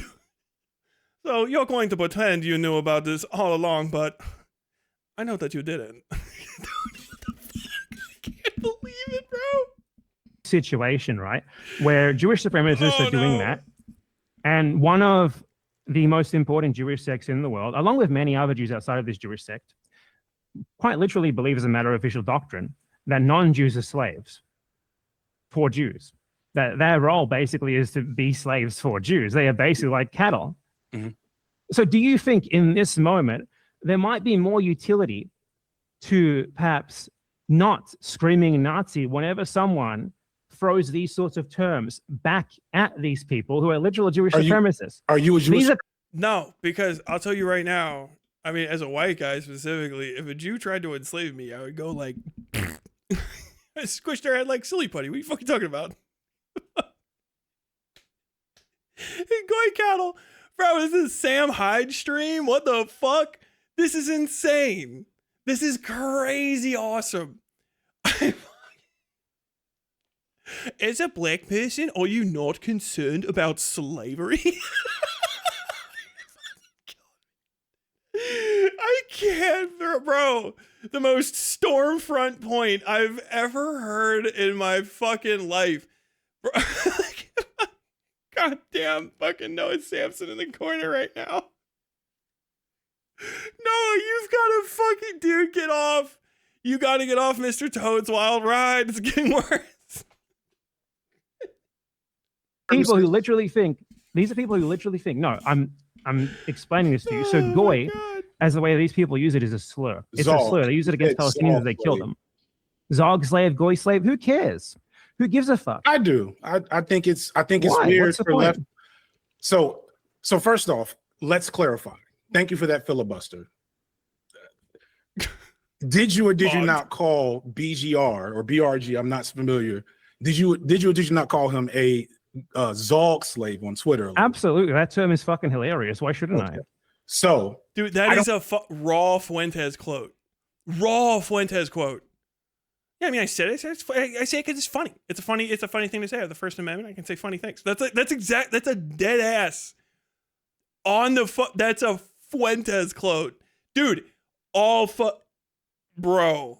Any proximity to him is fucking Nazi shit as far as I'm concerned. You're gonna catch fucking secondary radiation off this by just being like next to someone he's next to. I don't think you should, because I don't think we should be operationalizing Nazi terminology to attack people we disagree with on the left. I think that's weird, unprincipled, and shitty. And I think that's why you have the reputation you have. These are all just like, oh, I think it's weird, shitty. Dude, who gives a fuck, okay? We live in an age, listen, you can pure Jewish supremacy right now, okay? And you're splitting hairs because I threw out this funny term at someone who supports Zionists. You're calling me Jewish supremacy, but you're using their terminology the same way they would use it. They wouldn't call someone a Zog slave. What would they say? Negatively. They want to hide that sort of thing. They want to hide this idea that. So you're going masked off as a Jewish supremacist. What the fuck does that mean? What you're arguing doesn't even make sense. You're calling people, as you say, Jewish supremacist slurs publicly to malign them. So Zog slave is not a Jewish supremacist slur. Who is the origin point of the Zog? What are you saying about it? That BRG is a guy. BRG. He called him a Zog. He's a massive electorate. You know, he's supports all the latest like, Zionist politicians. I don't think it's really established in American or Western media apparatus that Zog is anything other than the dog whistle that it is. It's, you know, Zionist occupied government. I don't think anyone in the American media apparatus even knows what that means. Well, it's like the that's so crazy untrue. Raw lie. Bro, you're too bald to make that kind of statement. What, are you out of your fucking mind? No one in American media knows not to say Zog. It's why I don't say it. Oh my god, dude, never mind. I gotta say. You know, I think a lot of people do. You guys both disagree with the framing that Zionists occupy the government, right? It's imperialism the other way around. I mean, it depends. Are there Zionists in the government? Yes, that's Israel occupied the government. But Israel doesn't control America. Why are you actually reads main camp every night before he goes to sleep. Oh, that was a fucking overload. That was an overload. I forgot I have the TTS on. Swedish Raccoon says, super chatted 50 kroner. I get the feeling Bem actually reads Mein Kampf every night before he goes to sleep. He is definitely a Mein Kampf aficionado. If he's not, he fucking naturally arrived at the same points. This is Protocols of the Elders of Zion grade analysis of the fucking United States-Israel political situation. It's fucking bonkers. Because it's framing it as Jewish supremacy, as though that's not just a motivating factor underneath white supremacy to get fucking Jews on board to do a genocide, which is mostly just because they're terrified because white people already almost fucking wiped them off the fucking planet. There's only 14 million of them and all the billions of people left. And there's not a lot of other places that they're super fucking welcome to go to. Do you know what I mean? It is just a motivating factor to get them to do stuff that the powers that be benefit from more. Jews do not benefit very much in a general sense from having to live in a place that needs constant missile fire overhead to protect them from the relentless onslaught of improvised explosives being lobbed into their cities. Nobody wants to live like that because next to nobody on earth does. But they're fucking stuck with it. Why? Because Israel has no fucking power over themselves. They can misbehave the way a dog can misbehave. Like, oh my God, this dog dominates this guy. Everything this guy does, he just loves that dog. He does everything for that dog. That dog walks him. Sure. But at the end of the day, the guy that feeds the dog and lets it outside to piss, and the reason the dog's alive is because that guy keeps it as a pet. If that guy dies, the dog is fucking cooked. There is no Jewish control of the American government. It's white supremacist Christians and people that were raised by them and kind of think that maybe that's not great throughout most of it. It's all white supremacy. At what point was a country founded on white slaveholding and anti-monarchism and anti-taxation gonna go, you know, what if we just started listening to the Jews and just completely ignored all of our sense and everything? We just completely let them parasitize us because we just have no idea it's happening. The people that owned human beings and their direct descendants run massive swaths of this country, and they are the most pro-Zionist individuals on the earth, even more so than a lot of Israelis. They are direct descendants and beneficiaries of the original colonial slavery and the mass genocide of Native Americans. At what point do you think they went, oh, you know, I'm just being led astray.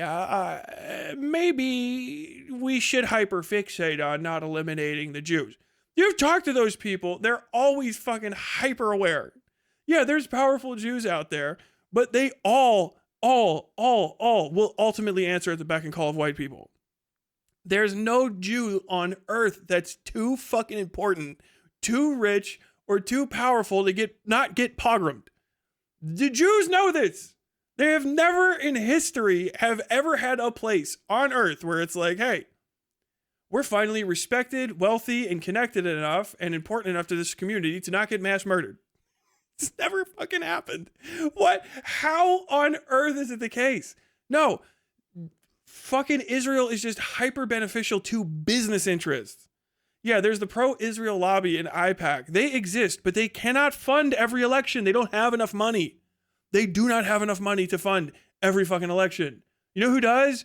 White billionaires who own tech corporations that rely on Jewish fucking diamonds and the Jewish diamond trade, which recycles diamonds, blood diamonds from Africa to make technology. Chip manufacturing, industrial tools, cutting implements come from Israeli diamonds, which are blood diamonds we're not allowed to extract because of the laws we've passed, but can be passed through Israel, fucking laundered and put into our markets, along with a lot of other things, including the petrochemical industry, owned almost entirely by white people. The rest of the owners are Muslim. They benefit from Israel, which is why they don't try to fuck with it that hard. OPEC, to a degree, benefits from fucking Israel being there. Why? Because they can say, well, at least we're not America or Israel. And then everyone just lets OPEC do insanely evil OPEC shit. The fucking Jews, 14 million of them. The Jews have too much power is always just a restatement of, damn, why haven't we fucking killed all these fucking people? It's because if they dip below what they have, they're gonna get fucking terminated. Judaism as a faith and as a prescription was on its fucking way out. Yeah, places like, not Haaretz, I think it's what he's talking about, Shabbat, were like, yeah, we need to have more fucking Jews exist at all, because secular Judaism is like, you just turn into random white people in America and then everyone forgets. You say I have a Jew fro, but I think my parents are like Italian. Like, no, your parents are fucking Ashkenazi Jew. You just never fucking got bat mitzvahed because your parents were already secular and they don't give a fuck about the religion. But now somebody's looking you up on rolls put together by whoever puts together lists of Jews, and they're trying to make more Jews. Why? Because a lot of Jews on earth scare idiots into doing stupid shit. Because you can always blame a Jew. Jews can't fight back. You know how I know? Because people that look like me mass murdered them throughout the entirety of European history, casually, and never faced any consequences for it until 1940 something. Ever. It was good business. Hey, you need a quick infusion of cash into the local economy? Yeah, our Lord fucking spent too much money on his wedding. Mass murder the Jews. They got gold. Then you find out they don't. You're like, fucking take their houses, sell them. Jews know they have to be doctors and lawyers and politicians because historically speaking, if they're not, they get fucking annihilated. Which is why the choice for a lot of Jews is either like, hey, be successful or maybe give up on this shit.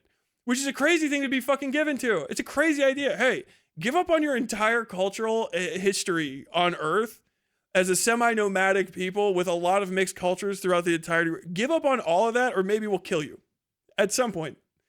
And if you want to hold on to it, you better be so fucking useful that people are like, if we kill all the fucking Jews, we're going to lose our best internists. Damn, we're going to be down 5 neurosurgeons out of 10 if we kill all of our Jews. Because you have to work 10 times harder than the people that fucking own and operate everything in order to not get fucking marginalized and eliminated. Black folks know this. They don't think it's crazy. Some of them do. Hey, how hard do you have to work compared to a white person in order to succeed at anything in this country that's white supremacist? Oh, fucking 10 times harder.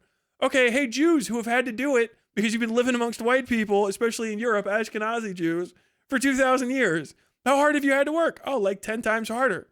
Yeah, you kind of have to be extremely useful and really out in the community. You kind of have to constantly tell people that you're, non-threatening and friendly because you look slightly different. They're going to fucking murder you the second the crop goes bad and just sprinkle your bones in the sand so that they can try to grow more fucking whatever they grow. Dude, people are terrified of white folks. That's all of it is. Why do Jews act the way Jews do? Because white people will get a glint in their fucking eye at the drop of a fucking hat and mass murder entire populations of whatever is the least white thing around. The fucking only thing the Jews got going for them in America is like, thank God we got a little liberal multiculturalism going on because they're like, dude, I'm mixed in with like 70 other types now. This is fucking awesome. It's not just us and the Gypsies anymore, or the Romani. I'm sorry, you're not supposed to say that word. It's not just us and the Romani anymore. There's like 60 steps. They can't kill us all, guys. Let's all just embrace multiculturalism, right? Like, yeah, I guess so. I'm new here. What happens if they get upset? If the white people get upset, they might put you on a list and then come to your house and start fucking killing you. So just make sure that, you play well. Yeah, well, I'm the majority where we come from. Okay, yeah, tell them that. Why do you guys work so hard? Well, they won't let us have anything if we don't take it. Why are there so many Jewish landlords? Because the whites don't rent to us. The second we can find a building, we need to buy it and fill it with Jewish people. Why is that? Because it's the only way that we're going to put the Jewish people in the building.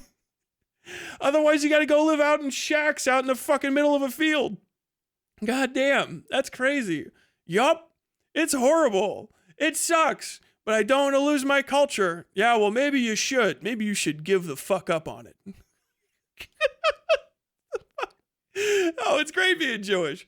And Jewish supremacy, it's everywhere. It's like the best thing on earth. Jewish supremacy.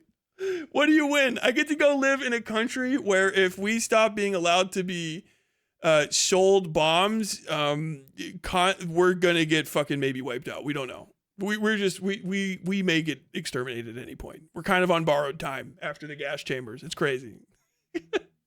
Technology of Zonk. Let me explain. I worry about it because I recognize that when you do shit like that, it's not in support of Palestinians. It's not even to attack Zionism or to attack Israel. It's to bring attention to your channel and your content. So that's just speculation over my motivations. It's worth. Doesn't matter. You don't know what I'm thinking inside. You don't know. You don't have any proof of this. Yeah, I'm just giving you my speculation. Oh my God, Ryan Beard is in chat.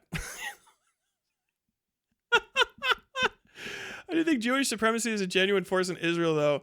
I do think having an ethno-state that prioritizes Jews over everyone else is supremacist, at least in effect. Yeah, it's white supremacy, baby. That's all that is. We've done it before. If you're not like studied up on how white supremacy works, okay? If you let the non-white people get along, they will realize that having white people scare the shit out of them and murder them all the time is actually dog shit, and they might start working together. I want this. Personally. So what you do is you pick a winner. We've done this everywhere. You go and you find a place that has any amount of whatever, and you pick a winner. If you look throughout the entirety of colonialism, you go and you pick a winner. What you do by picking a winner is you say, hey, did you know that you guys are the dominant racial group here? Yeah. You're not white. Never forget that. You're not white. But you are one of the good ones. You guys are the good ones. That's all it is. There is no such thing as Jewish supremacy, because Jewish supremacy suggests that Jewish existence could ever top whiteness. It's a pointless statement. It's like saying like, oh, I don't know if you guys know this, but there's like light-skinned black person supremacy. Yeah, there's a lot of colorism in the black community. You know why? Because white people put it there. That wasn't a thing that they were concerned about. People weren't thinking that way. How close are you to white? Then you can be in charge of some shit. No, we put it there. We picked winners. And that's what you do all the way down. The entire you're one of the good ones is the standard colonial always, but it's a standard white supremacist project of picking the good ones in any area. If you look at any colonial, especially European colonial measure that goes out, we always go somewhere and we pick a winner. You find whoever wants to fight the locals. I mean, you take this to South America, it's there. You take it to North America, it's there. Who wants to fight a local? And then you pick your good natives and your bad natives. You pick your good black people and your bad black people. You pick your good Native Americans in the South American region and your bad Native Americans in the South American region. Over and over and over, and you pit them against each other. What you are seeing is not Jewish. It's something we made for them. You can't see the Jewish state of Israel and see it being permitted to exist in the colonial fucking stricture that it exists within, and then go, wow, Jews just got to do something of their own they just did this because they're a true nationalist. And no, Israel's put together a lot of the foundational work was put in by the De Beers Corporation, which are the diamond guys, because they were fucking doing blood diamond shit throughout all of Africa, and people were like, ooh, all the limb chopping and stuff is crazy. We need somewhere to fucking mix all this in and pretend we're at some. Okay, Israel. Over and over and over again. Jewish supremacy is made up. It's like calling, black Israelites black supremacists. It's a cutesy term. It doesn't have any value. Because the second white people put themselves into the equation again, the supremacy doesn't exist. You can't be a Jewish supremacist because we could mass murder all Jews on earth as white people within a fucking sneeze if we felt like it. Europeans almost did it a number of times. Like, it was an overnight thing. If Jewish supremacy is real, Jewish people have to have the ability to express sovereignty and agency in a way that they don't. Their entire state is built upon donations and support from a white supremacist genocidal nation. They don't make decisions for themselves. They don't have agency. The actual discussion of Israel as a fake nation state, as a puppet state, requires you to not approach it via the Jewish supremacy route, because then you're trying to say that Jews are to some degree responsible for something that is raw, a white European colonial project from start to finish. It's like blaming any of the post-colonial genocides in Africa on, good or bad Africans. There's no real supremacy there. We picked a winner, and then when we pulled the fucking gate out from between them, after kicking one side and feeding the other for decades, the natural thing happened. That was the plan from the start. That's why it is occurring. That's how we benefit from it. You see them as a negative and agentic force. They have some serenity in the region in order to defray the responsibility of every other country that supports them. That is what happens. And then you can start blaming people that can't do anything. You start going, well, if it's a Jewish supremacy thing, then Jews everywhere are to some degree probably capable of Jewish supremacy. Maybe they'll do it again if we ever let them. Maybe there's some sort of final solution to this question of Jewish supremacy. You're doing Hitler. This is not just Mein Kampf. You're doing the foundational. You're doing Gabino. You've got to go all the way back to post French Revolution level Gabino fucking creation of the three races, understanding of racial harmony and disharmony, and seeing Jews as a stateless parasite race. You're doing the same thing, because when you give them agency over this, you have to pretend for a second that they could do it without us, but isn't true. So when you make the argument that they could do it without American assistance, what you're saying is they should probably be fucking exterminated because they are an outlier on Earth. Their natural negative interactions with other governments suggest the necessity of exterminating them because they are a natural danger to life on Earth. That is where that goes. The Jewish supremacy argument creates a type of white supremacy that can be solved as though white supremacy isn't present there. It allows you to project the evils of white supremacy onto somebody that's not anything but a fucking participant, a puppet in the play, and then pretend like you're engaging in justice by Mott and Baileying them with actual violence. And then you can just do anything to the Jews. And in doing that violence to the Jews, you can alleviate the feelings of white supremacy inside yourself while not actually engaging in it. Because ultimately, it's easy to fucking take pot shots at Jews. Even their country, you can say anything you want about it, and no one can change anything about it. But you can't do most of the things you're doing, talking about the Jews, et cetera, to white supremacists, because you're probably afraid of it. Terrified. I know most of you guys are, especially on the left. You're terrified of white supremacists. When they do and say the exact same thing, you will not bring that same level of heat. Why? Because Jews don't actually have that fucking power. They don't. They are forced into a dog shit position where basically treating Jewish people and Jewish supremacy as an actual threat is like saying, I don't know if you know this, but dogs that are bred to fight will always fight. If you've ever seen pit bulls are always murderous. You ever notice that? Who says that? White supremacists do. Why? Because you need to believe in a genetic predisposition to evil in order to start allowing your mind to transition into places where you can do anything, find anything that's a final solution to that evil. Tyler, what should we do instead? You got to fucking fix all of these other problems. Solving white supremacy in America does solve the Israel problem. Hyperfixating on this imagined idea of Jewish supremacy as though it can accomplish or do anything, as though it's an agentic force on Earth. I think agentic, right? Is insanity. It's white supremacy. You're just approaching it from the back door.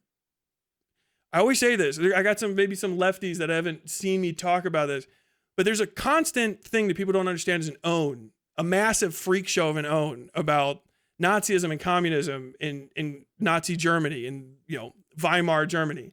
And it was, well, Nazis would put out recruitment and trick these communists into coming into these. It was all, the whole National Socialism was just a advertising idea to get communists to join the Nazi party. And you never consider the idea that why was it so easy to bridge the gap between communism and National Socialism that you could just do a small trick of advertising and get all those people to transition into that way of interacting with other human beings. And it's because desperation and fear and uniting against a common enemy that you don't have to ever see as being part of yourself, finding a true other to project all of the shortcomings of your own selves upon is just the best way to get people united against something instantaneously, because there's no loss to it immediately. It's all gain. All we got to do is get these fucking Jews to start behaving correctly, is really where that goes. If it wasn't for all these misbehaving fucking Jews, we would have this genocide. How do we solve this? How do we solve this problem of these misbehaving fucking Jews? Has anyone else ever thought of a final solution to it? A just last answer. Has anyone ever, for the Judenarbeiten, thought of just a final, perfect way to solve it, right? And that's what they're doing. They're getting you to ask a specific question, a Jewish question. You're asking a question of these Jews. What is these Jews and their supremacy? This question of Jewish supremacy, this question of this insidious nature of these Jews, Juden.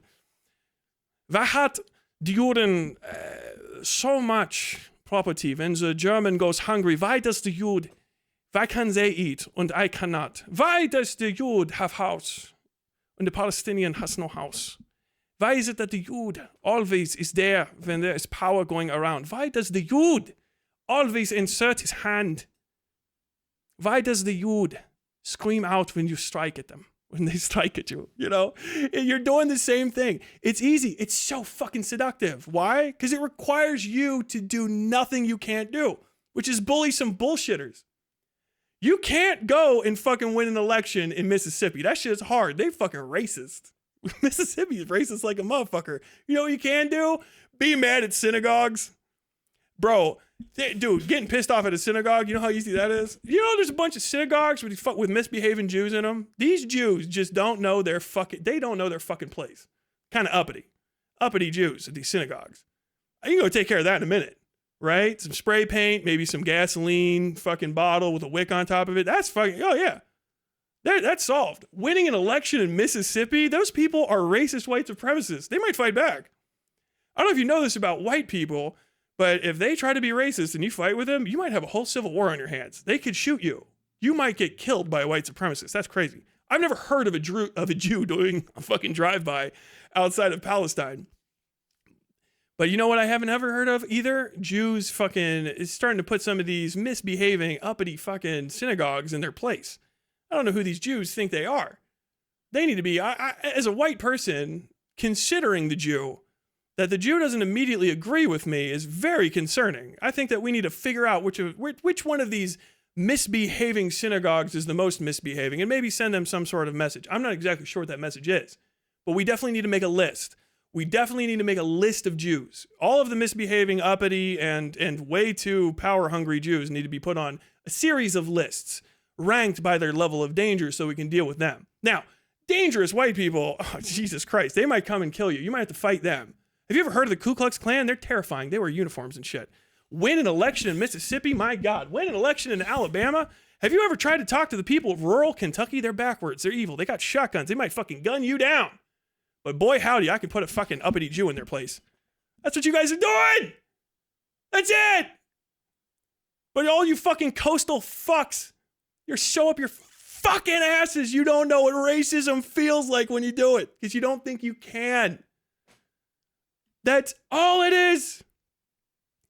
God. I'm telling you why I care. You can tell me why that's incorrect, but like telling me that that's my speculation is just saying. So maybe the question: do you think is that in service of a broader political goal, Bad Empanada, when you use language like that?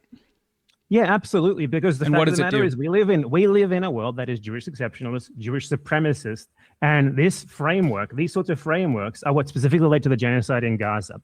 People like the left has been basically philo-Semitic for decades upon decades upon decades. We have held up Jews as like a special magical group beyond any level of scrutiny. And there are still people who have this sort of mentality. Many, many people who basically are doing PR for Jewish people at a time when Jewish people are more reactionary than they have ever been in history, and this reactionary tendency among them is being weaponized for genocide. What you're doing it's to attack black leftists online. Yeah, dude, it's, oh my God, man. Like, okay, I'm coming at it from like the side, like if this is what it was like experiencing Vosh in 2021, I'm sorry if I said anything negative. God damn. Right. And that's just you're not even addressing what I'm saying. You're just responding. You said something mean to a black man. Not material to your behavior. I'm talking about your behavior, which is categorically shitty behavior. And you act shitty because it gives you views. It doesn't give you views. No. What would give me views? Falling in line with people like you. With my face on them. Let's pull up your channel now on Bad Empanada Live. The thumbnails you try to reduce everything to drama. No, let me respond. You're trying to reduce everything to drama because then what actually happened here? Because it's funny. What actually happened here? First place, right? Mm-hmm. Your friend Lil Bill made a video, an indirect response to my video on Jewish supremacy. One of the videos I made just like a week before he made that. Okay, that's the first thing that happened. Mm-hmm. I responded to him on his points on Jewish supremacy in Israel. Okay, then in response to that, you, him, and 2 other people made a stream dedicated to basically indirectly refuting me for whatever reason, right? Mm-hmm. Then I responded to that.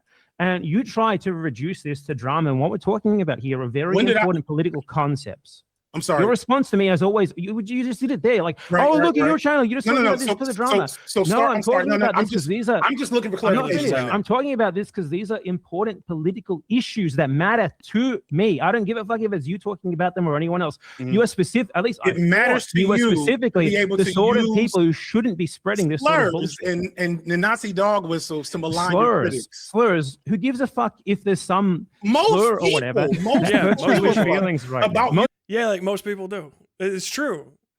To the extent, not only do they get bothered by it, but they will treat your cause as not as good, right? They will start ignoring you, especially if those slurs are aimed at traditionally, battered up minorities, people that have experienced genocide and slavery within the last few hundred years, if not decades. You know what I mean?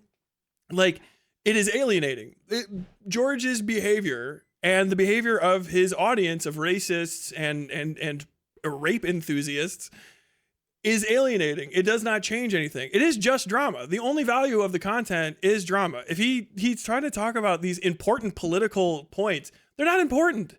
If they were important, he wouldn't also be joking about rape during them. He jokes about raping women during the fucking October 7th attacks. It's fucking disgusting. It's a disgusting thing to say. If it was important, if that was an important move, if that was a very somber moment, he would not joke about it that way, but he does because he's not serious. He's not serious. There's nothing he's doing or saying that is going to fucking move a needle in any direction but away. It is actively harmful because it doesn't connect anyone to anything that can change anything. There's no materialist progress that can occur from him being able to say Uncle Tom about people. It just doesn't happen. Otherwise, Black Israelites would run the world. I want to say that in a nicer way.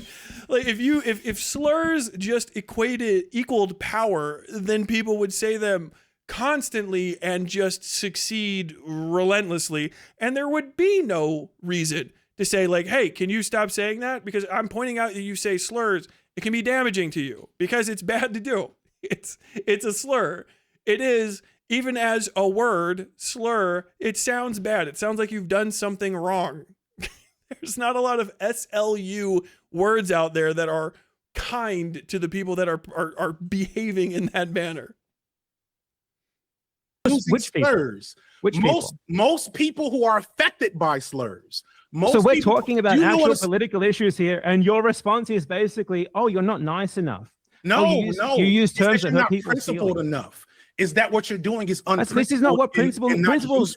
Being principled means actually sticking to what you believe in, rather no. Being principled means to principally put forth the movement. You're not even responding to what I said. I'm directly let him refuting talk. what you just said. What I said is, I said we were talking about political issues, Jewish supremacy in Israel, right? Okay, let's go back. That's why there are videos with your face. That's why there are thumbnails with your face in them on my channel. Yes, let's go back. So you're trying to reduce that to being nothing but videos. I'm not trying to reduce just for the sake of putting your face in the thumbnail. Just for the sake of talking about you. Well, no. I'm saying no, but they are nothing but videos. He accomplished nothing. He's doing nothing. He is doing nothing. Nothing happens.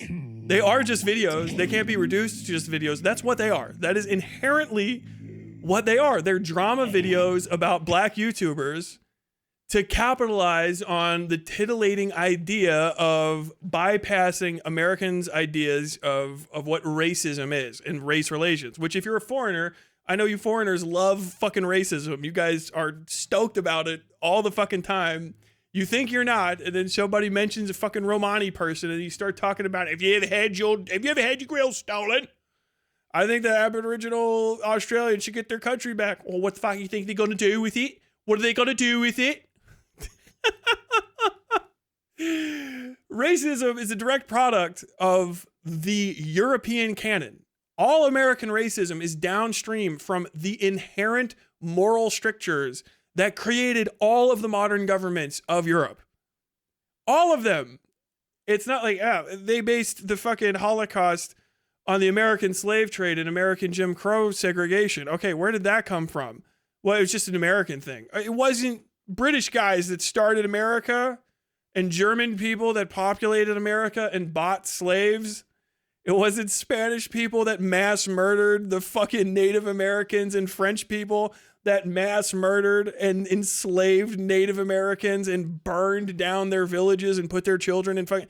Oh, no, sorry. None of that happened until after 1776 and wherever the fuck Canada got started. Those aren't European ideals.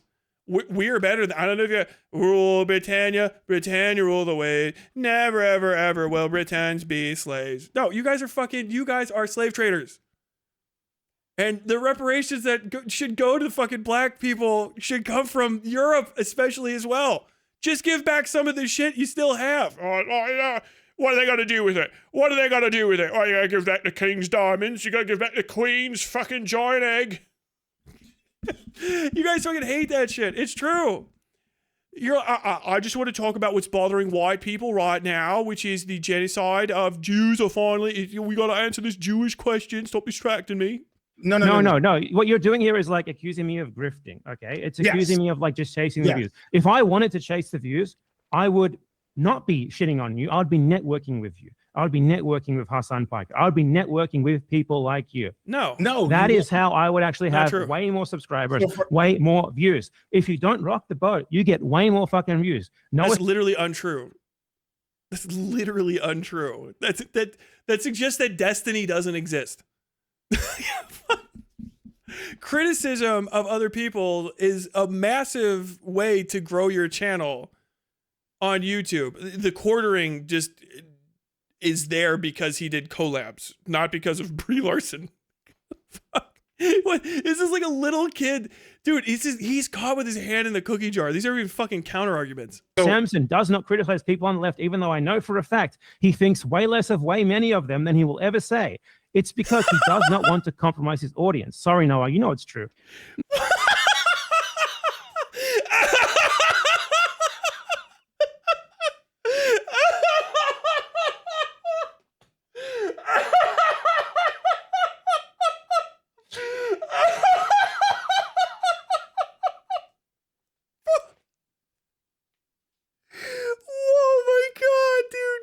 Chair. Oh my god, bro. Oh my fucking god. What the fuck?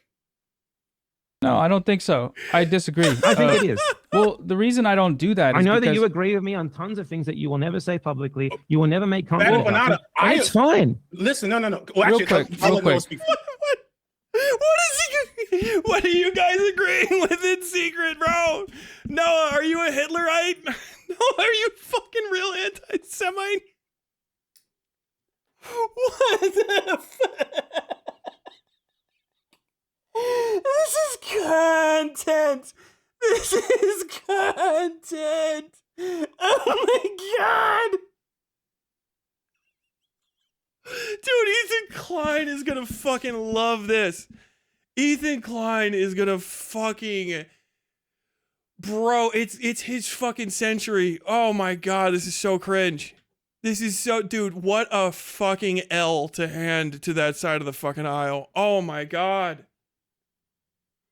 I cannot believe how fucking cucked that is. Holy shit. What else has he said that he... What else is there? What else is there? Oh my god. The reason I don't do it is because I don't think the way it's the platform allows could bring any meaningful change other than big drama, big clash video. I think it can massively. What has though? Okay, change. so In fact, for you, it can bring what much more has meaningful change what just has talking brought about the positive right-wing change endlessly. in your eyes from what you do from other creators?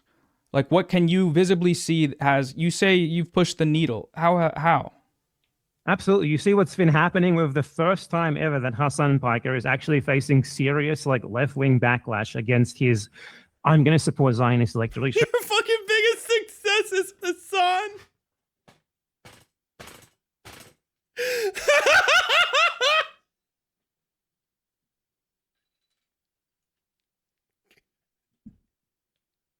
How have you succeeded politically? I got Hassan to I've really moved the needle on Hassan Piker. I can't. This isn't real. Oh my god, dude, Benv, you gotta hop in a chat with me. I will fucking eat you alive. Strategy. Guess who started that? Deal with you. That has everything to do with Hassan's behavior in the moment. How do you know I'm the one it who's was been you? pointing this out. The entire reason why anyone even knows anything about Graham Plattner in this sphere is because of me, for example. I was talking about that from the very fucking beginning. I will That's not even remotely true. It came out in a fucking news report. You didn't see Graham Plattner's titties. You didn't. What? You're making it up, dude. Oh my god, that's so good. All the shit that people is spreading about that comes from fucking me. Now, I don't care about taking. And you say from I this, have right? a big ego. Dude, No, like the fucking the biggest spreaders of the Graham Plattner like is a Nazi stuff are pro-Israel fucking lobby groups. They're like they're his biggest fucking ops right now, or up until the end of the primary. They're probably not going to be against, but like they did.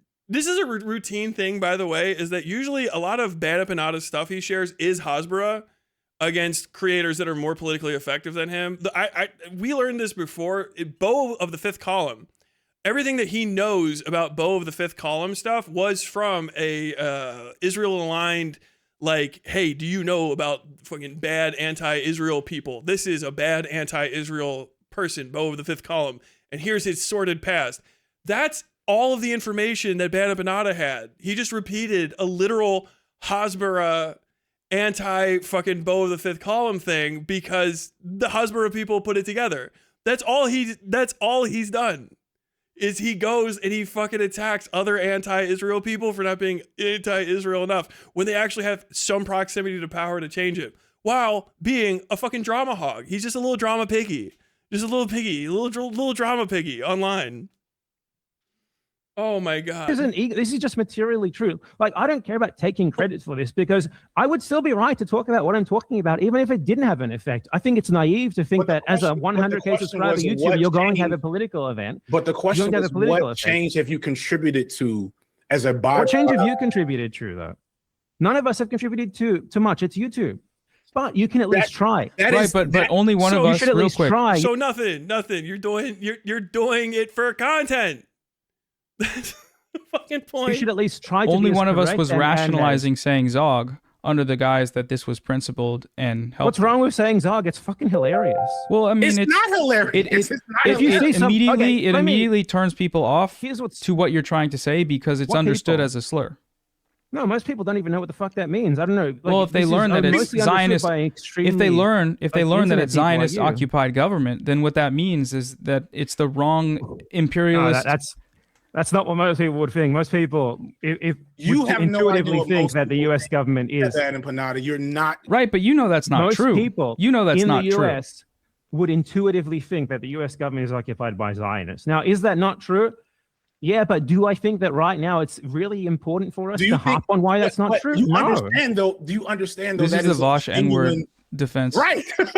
This is Dude, Boston it Destiny, is. which, by the way, he did. I don't even want to get into the fact that you defended. Okay, so let's use talk of about Uncle Tom. let's talk about the difference between those things. Okay, Jews right now are in a position of massive social, political, and economic power. Mhm. That's something that you will deny. You will call it No, anti-Semitic, I but it's wouldn't. I fucking true. wouldn't deny that. I wouldn't deny that.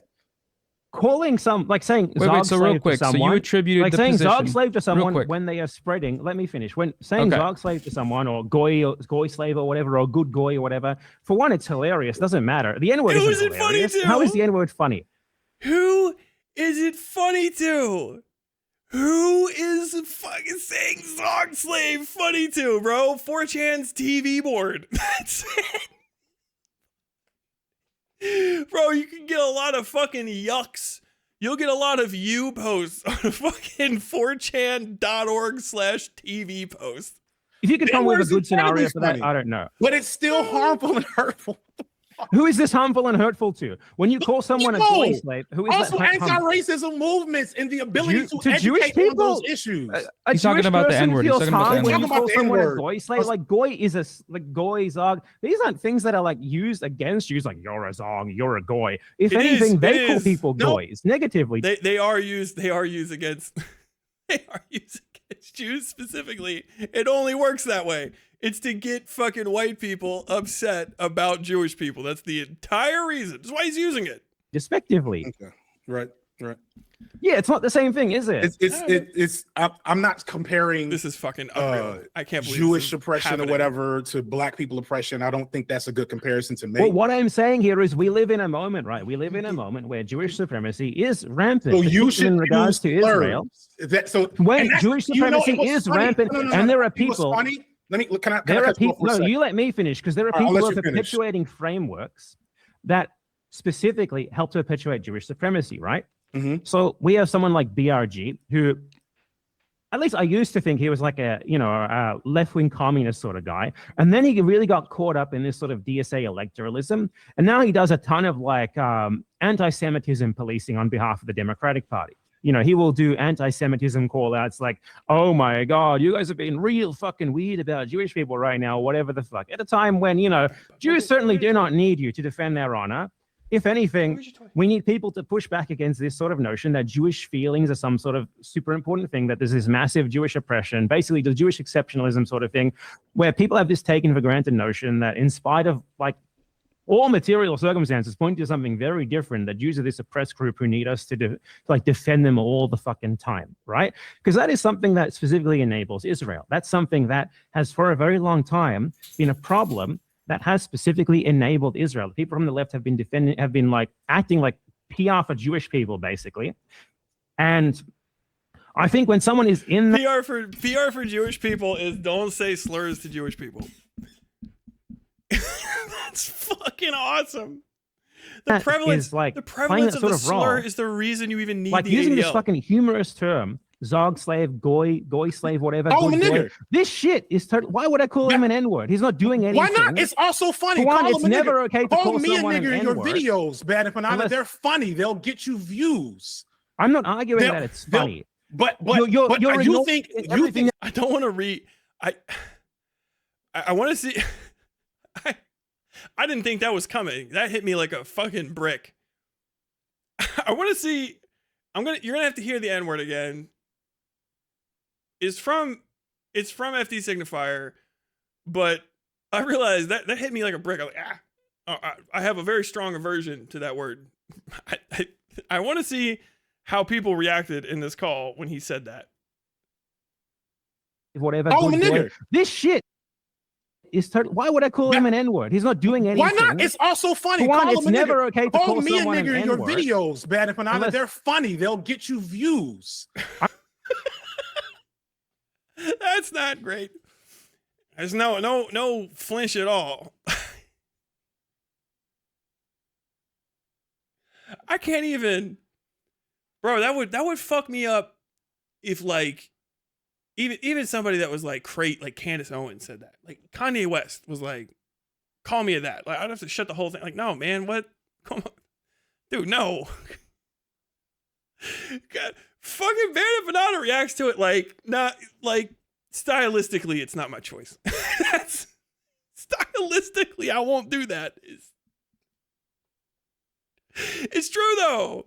I've said this to people that say slurs before as well. Like, okay, no, that one's cool. Then why not say all of them? You know, like do the old South Park rule. If none of it's okay, you know, either all of it's okay or none of it's okay. You can't go half and half. Why not say the N-word?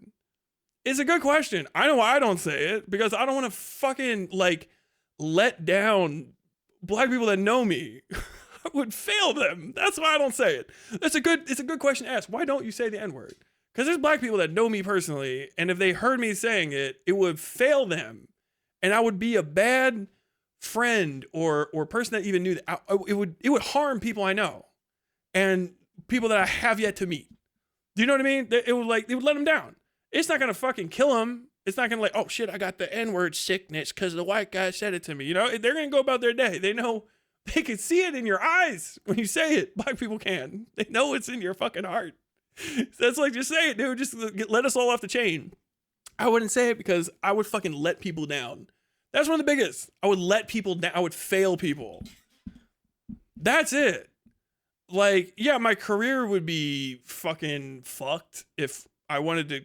If I was the kind of person that cared, I would be a completely different person. But I would fail people. They would hear that word in my voice, and it would never be unsung. You know what I mean?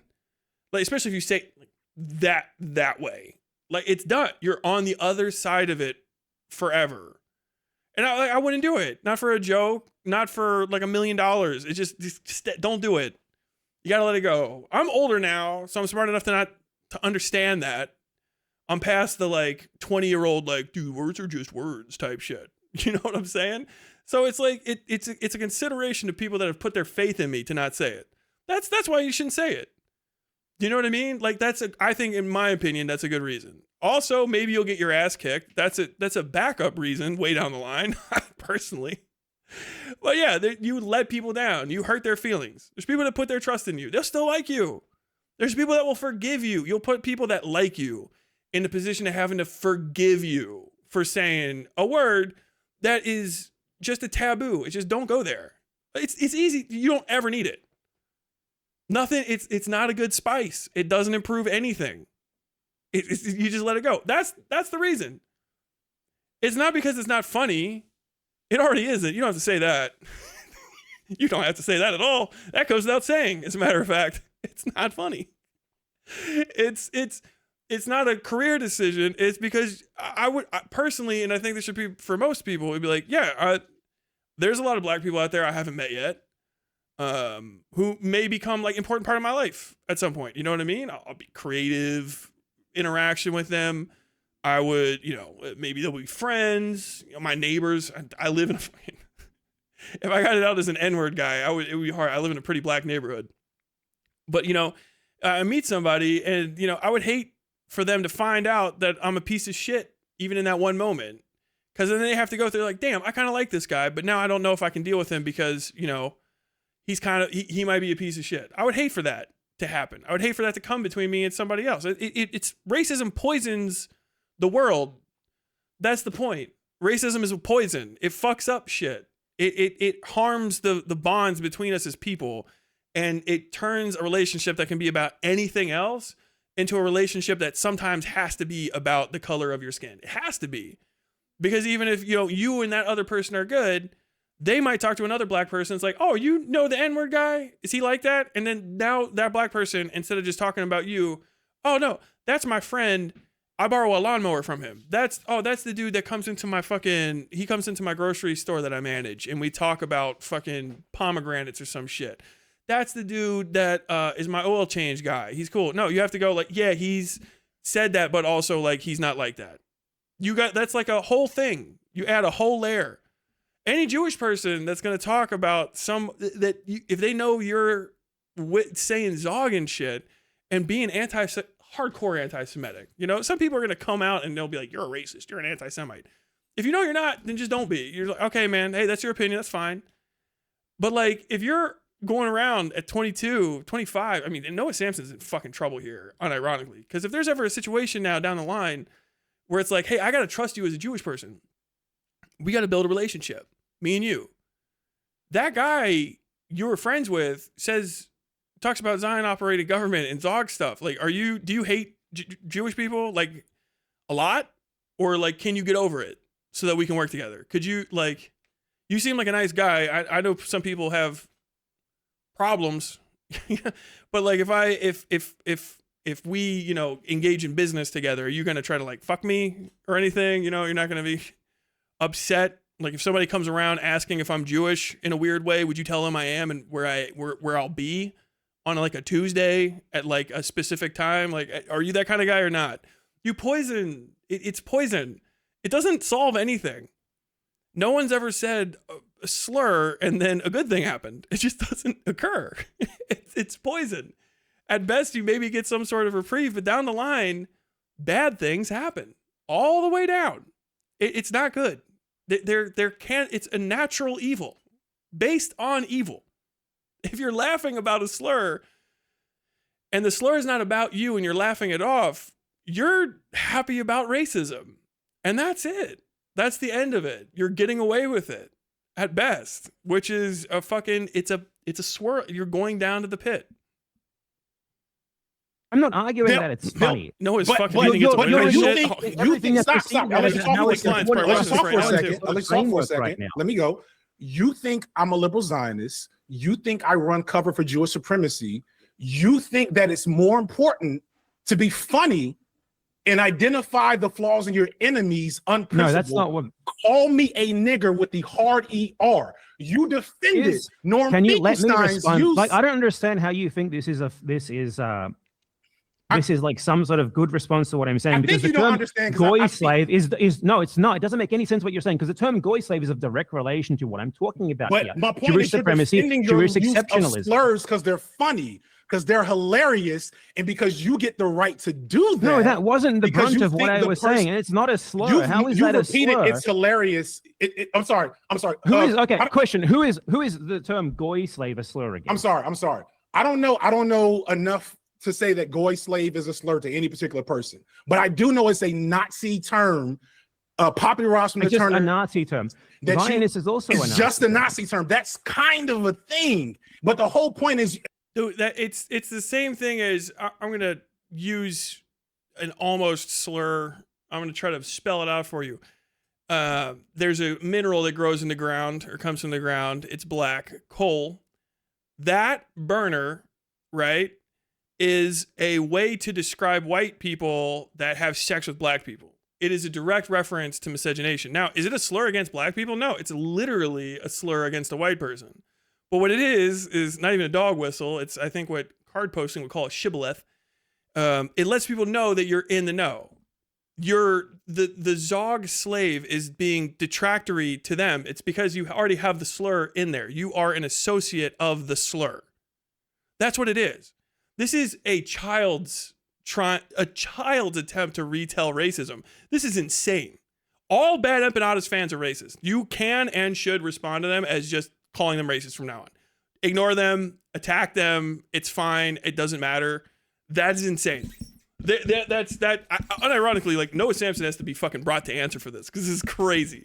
This is a crazy ignorant thing. This is platforming anti-Semitism. Raw. That is platforming anti-Semitic thought. That is the point of it. They're saying that you're a fucking Jewish collaborator. You're a slave to the Jews. is what that means, which suggests that the Jews are Zion-operated government. You're saying the Jews are this cabal in the fucking platonic use of the term cabal that controls the world, and you're a slave to them because you haven't woken up yet and figured out the final solution to that question. That it's raw, straightforward racism, straightforward anti-Semitism, straightforward.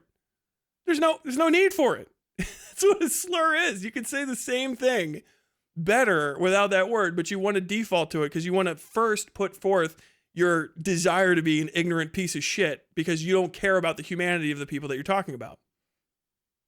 And regardless of whether or not the term is a slur, you know and knew in the moment that it was highly offensive to say that to anyone. To who? Let alone, to who is it offensive and why? To anyone, let alone a black man who is not Jewish. How does him being black change anything? How does saying calling a black man a slave change? A goy slave, whatever. First off, Zog slave. The term Zog, again, from the Turner Diaries, the Nazi Bible. I mean, Zog is like even your less defense. Of a, your defense has less been of a racial slur, like calling someone Zionist occupied government. That doesn't even make sense. Your defense has been, who cares? That's hilarious. By that rationale, that wasn't my defense. My defense was prefaced with something about how right now it's important that we challenge these sorts of idiotic frameworks. Why can't you challenge like those frameworks without using? No, just gave Ethan weeks of stream content. Yeah, I ironically, I wouldn't be surprised if this is just Bad Empanada trying to get himself replatformed by Ethan. I think that's all that this is he's fucking like literally sacrificing Noah to the fucking wolves. I don't even know. So that he can get noticed by Ethan Klein and keep his fucking numbers going. Of fundamentally unprincipled and distracting language.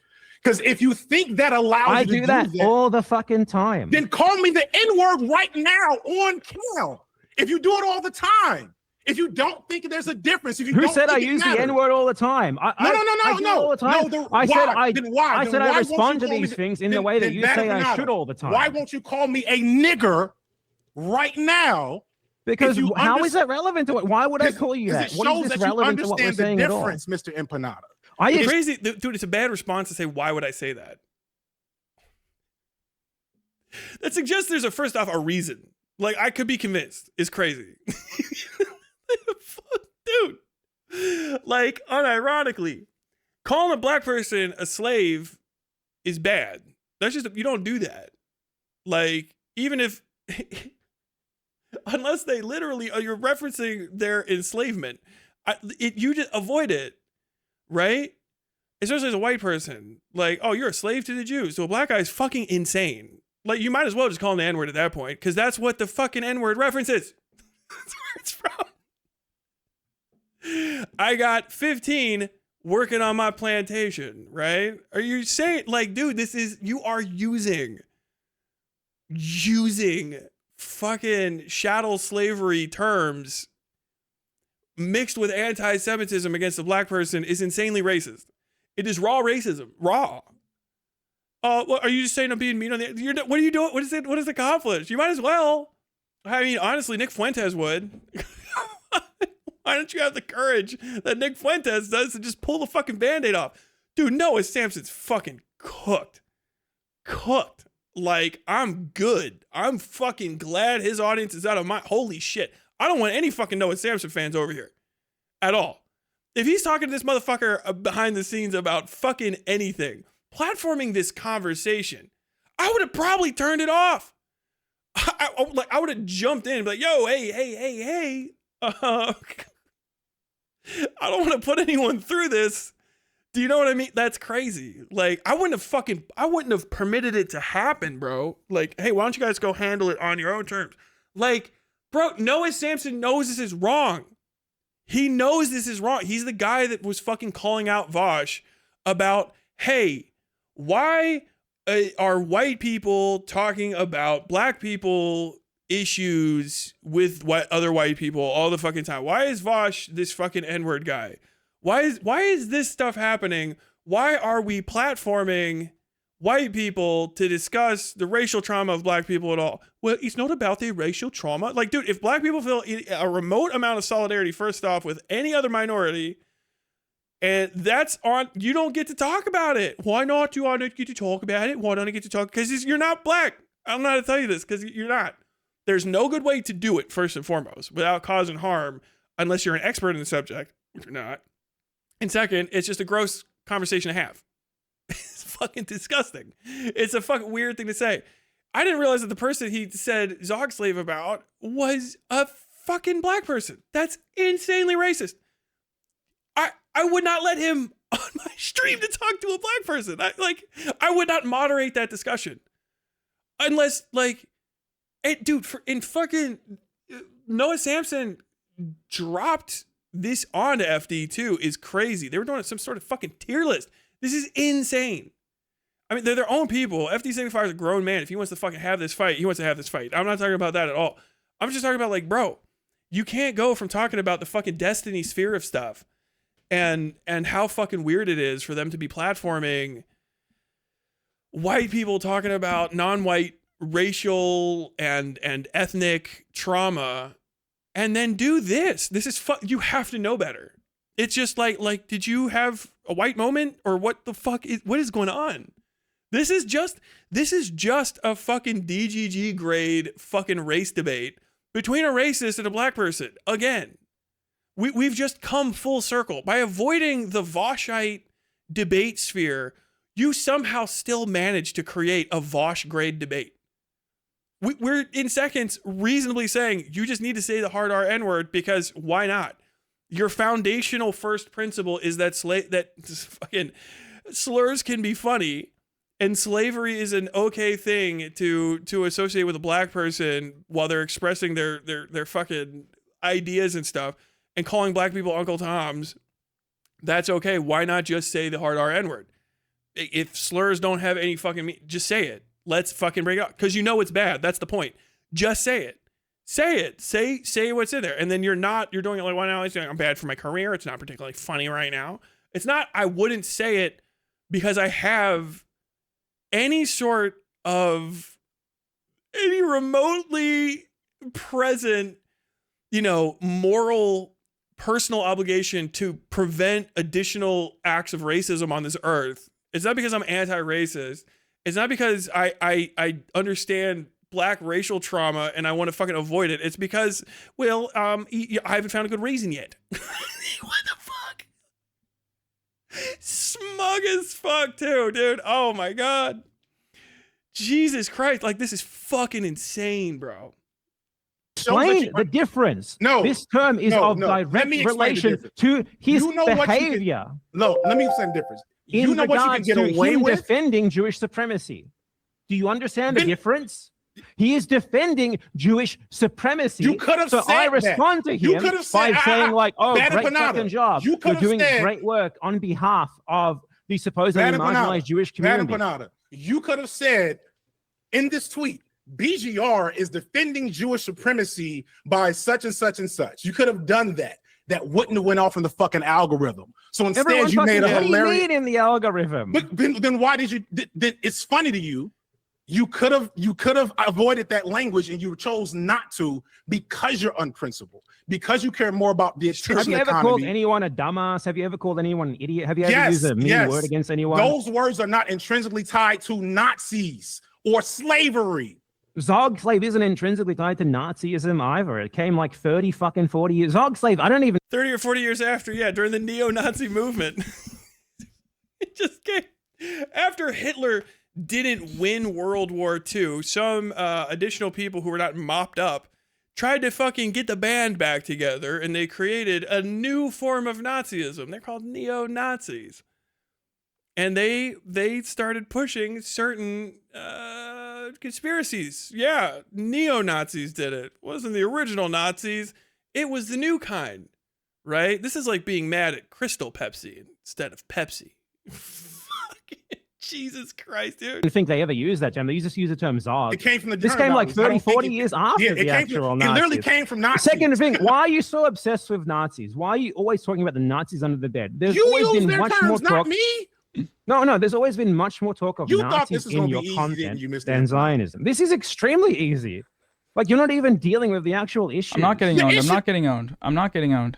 the issue was never and that's the thing. You want to talk about the actual issue? The issue was no. That's the first thing. Issue from you couldn't first, actually from the first material critique things I was saying. I materially critiqued you completely. I responded to you on Jewish supremacy. You had to find, and it was so funny, and I regret it all. Despite the fact that I've been able to expose you in the moment, I regret it. How have you exposed? Okay, let's talk because about. I'm exposing the logic you operate with. Yeah. Because your defense for your behavior is that you should be able to behave. This, and what's funny is that although bro, like, the only criticism FD is just not like practiced with the whole like nerd fuck rhetoric shit, but he's purely correct. And in such an extraordinary way, there is no possible response. It's like, dude, you said it. You said the racism's funny. So you're trying to pretend on one hand that your political statements and your shitty little fucking drama videos that you don't put any fucking effort into, your shit ass drama videos are somehow somber and they're about a serious, very, very super serious political fucking statements and facts and opinions and all that sort of shit. But at the same time, it's just very funny to do racism. And yeah, there's no other way to say that. It was just like, yeah, which is good. It's because you enjoy racism. You are a racism enjoyer. In a purely racist way. You did the racism in order to benefit from racism. That's pure, you are a racist. There's levels to this shit, is the statement. And there are people that are banal, ignorant morons. And they just don't know because they're stupid, right? That happens. Then there's true racism, white supremacy, which is what he's engaging in. That is doing racism to benefit directly from it, knowing you'll benefit from it. That is true racism. Even in more less serious and less damaging context. The Always Sunny episode where they do blackface and make money off of the ignorance and the history of blackface as white people is white supremacy. It's okay that they took it off. Is it a funny bit? Sure. Almost anything can be made funny, but that doesn't change the fact that it's also white supremacy in action. That is funny because it's racist and you're doing it for the racism. You think you're doing it to get away with, we're highlighting it, we're lampooning it. But no, the racism is the selling point, and you're doing racism for racism's sake in the way that racism wants to be because you can benefit from white supremacy. And you just can. And that's the hard thing about talking about a lot of the racial trauma that happens in America is if you come up abreast of it, some people watch Roots to see the people get whipped. Understand that. Some people turn on Roots to see black people get whipped. That doesn't make Roots not an important show for people. It doesn't change the goods and pros and cons and how that affects, the black community, but it is just the case. It's just a thing that people do. So you have to be triply cautious when you're not from the minority you're talking about and you start doing shit around them because you can just benefit from it accidentally, but you're still engaging in white supremacy. If you do it knowing that the white supremacy will benefit you and you engage in it for that benefit, you're a racist. Raw, it's done. It's over. You've done the thing. You'll do anything. You will. You can be talked into it. It's not a slippery slope. It's a fucking open door. You have now opened the plantation door to racism. You're one of the crew. Well, come on in, have a seat. There's some special stuffing in that chair right there. I think you find it comfortable. Something you've always felt higher than. That's what it is. He is a racist. Cold. And Noah Samson's either okay with it or not aware.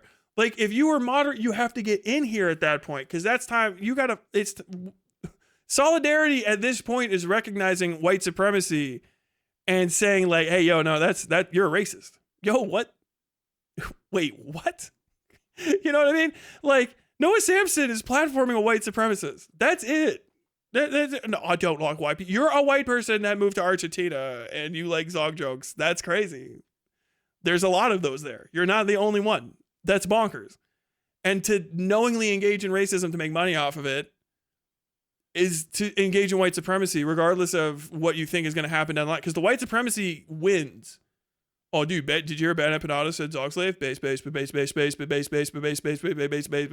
That's what you're doing. No one else is going to be convinced. No one of value or that's going to do stuff. This is just raw Nazism. It's raw fucking white supremacy.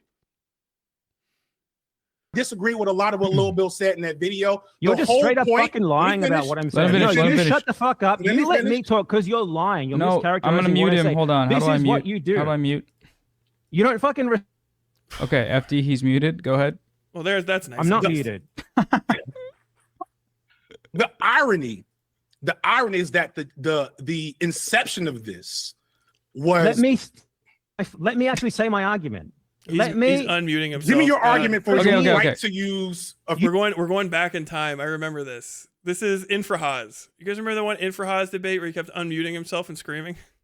You were ignoring the first part of what I said. You ignored the first part of what I said to focus on how I said. The trick is, by the way, if you're doing one of these, the trick is don't mute them. Turn them down on your side so that you can't hear them. It won't make it through the other side. You won't be able to hear them.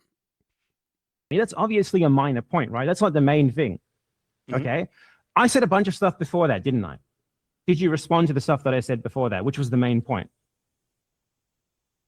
I don't disagree with the stuff you said before that. That's my point. If you don't disagree with that, then you clearly understand how it's fucking important to call this shit out right now. That's the whole point, Mr. Empanada. I don't have to use racially charged Nazi dog whistles in between that, and neither do you. You don't have to do that, but nobody will pay attention to you unless you act in that way. And you care more about attention than the politics you say that you're so principled on. Bad Empanada, do you see how it can cause people that might otherwise be sympathetic to your arguments, like FD, who said he agreed? Did FD know Jeff was going to be showing up on this? No. Not only did he not know, Bad Empanada harangued Noah Samsen in audible. You can hear him getting his DMs the whole time. He harangued Noah Samsen, knowing that there was already, this is not great. This isn't just like, already knowing that there was a bunch of like very anti-black racial shit coming out of the Bad Empanada camp. Bad Empanada is fucking weeks off of, not even maybe, defending Uncle Tom, which is raw a slur against collaborationist black folk. It's an extremely complicated and racially charged term. You can say it out loud. You can't say it about people. It's not as bad as the N-word because it's a character in a book. But you can't say blank is a blank. It doesn't matter who they are. It's a step down from the slur version of the same concept, which starts with a C and is a short version of the word raccoon. You cannot say that. But as a white person, you don't have the wherewithal to really be fucking with that, right? And if you do it, you have to take it on a chin, right?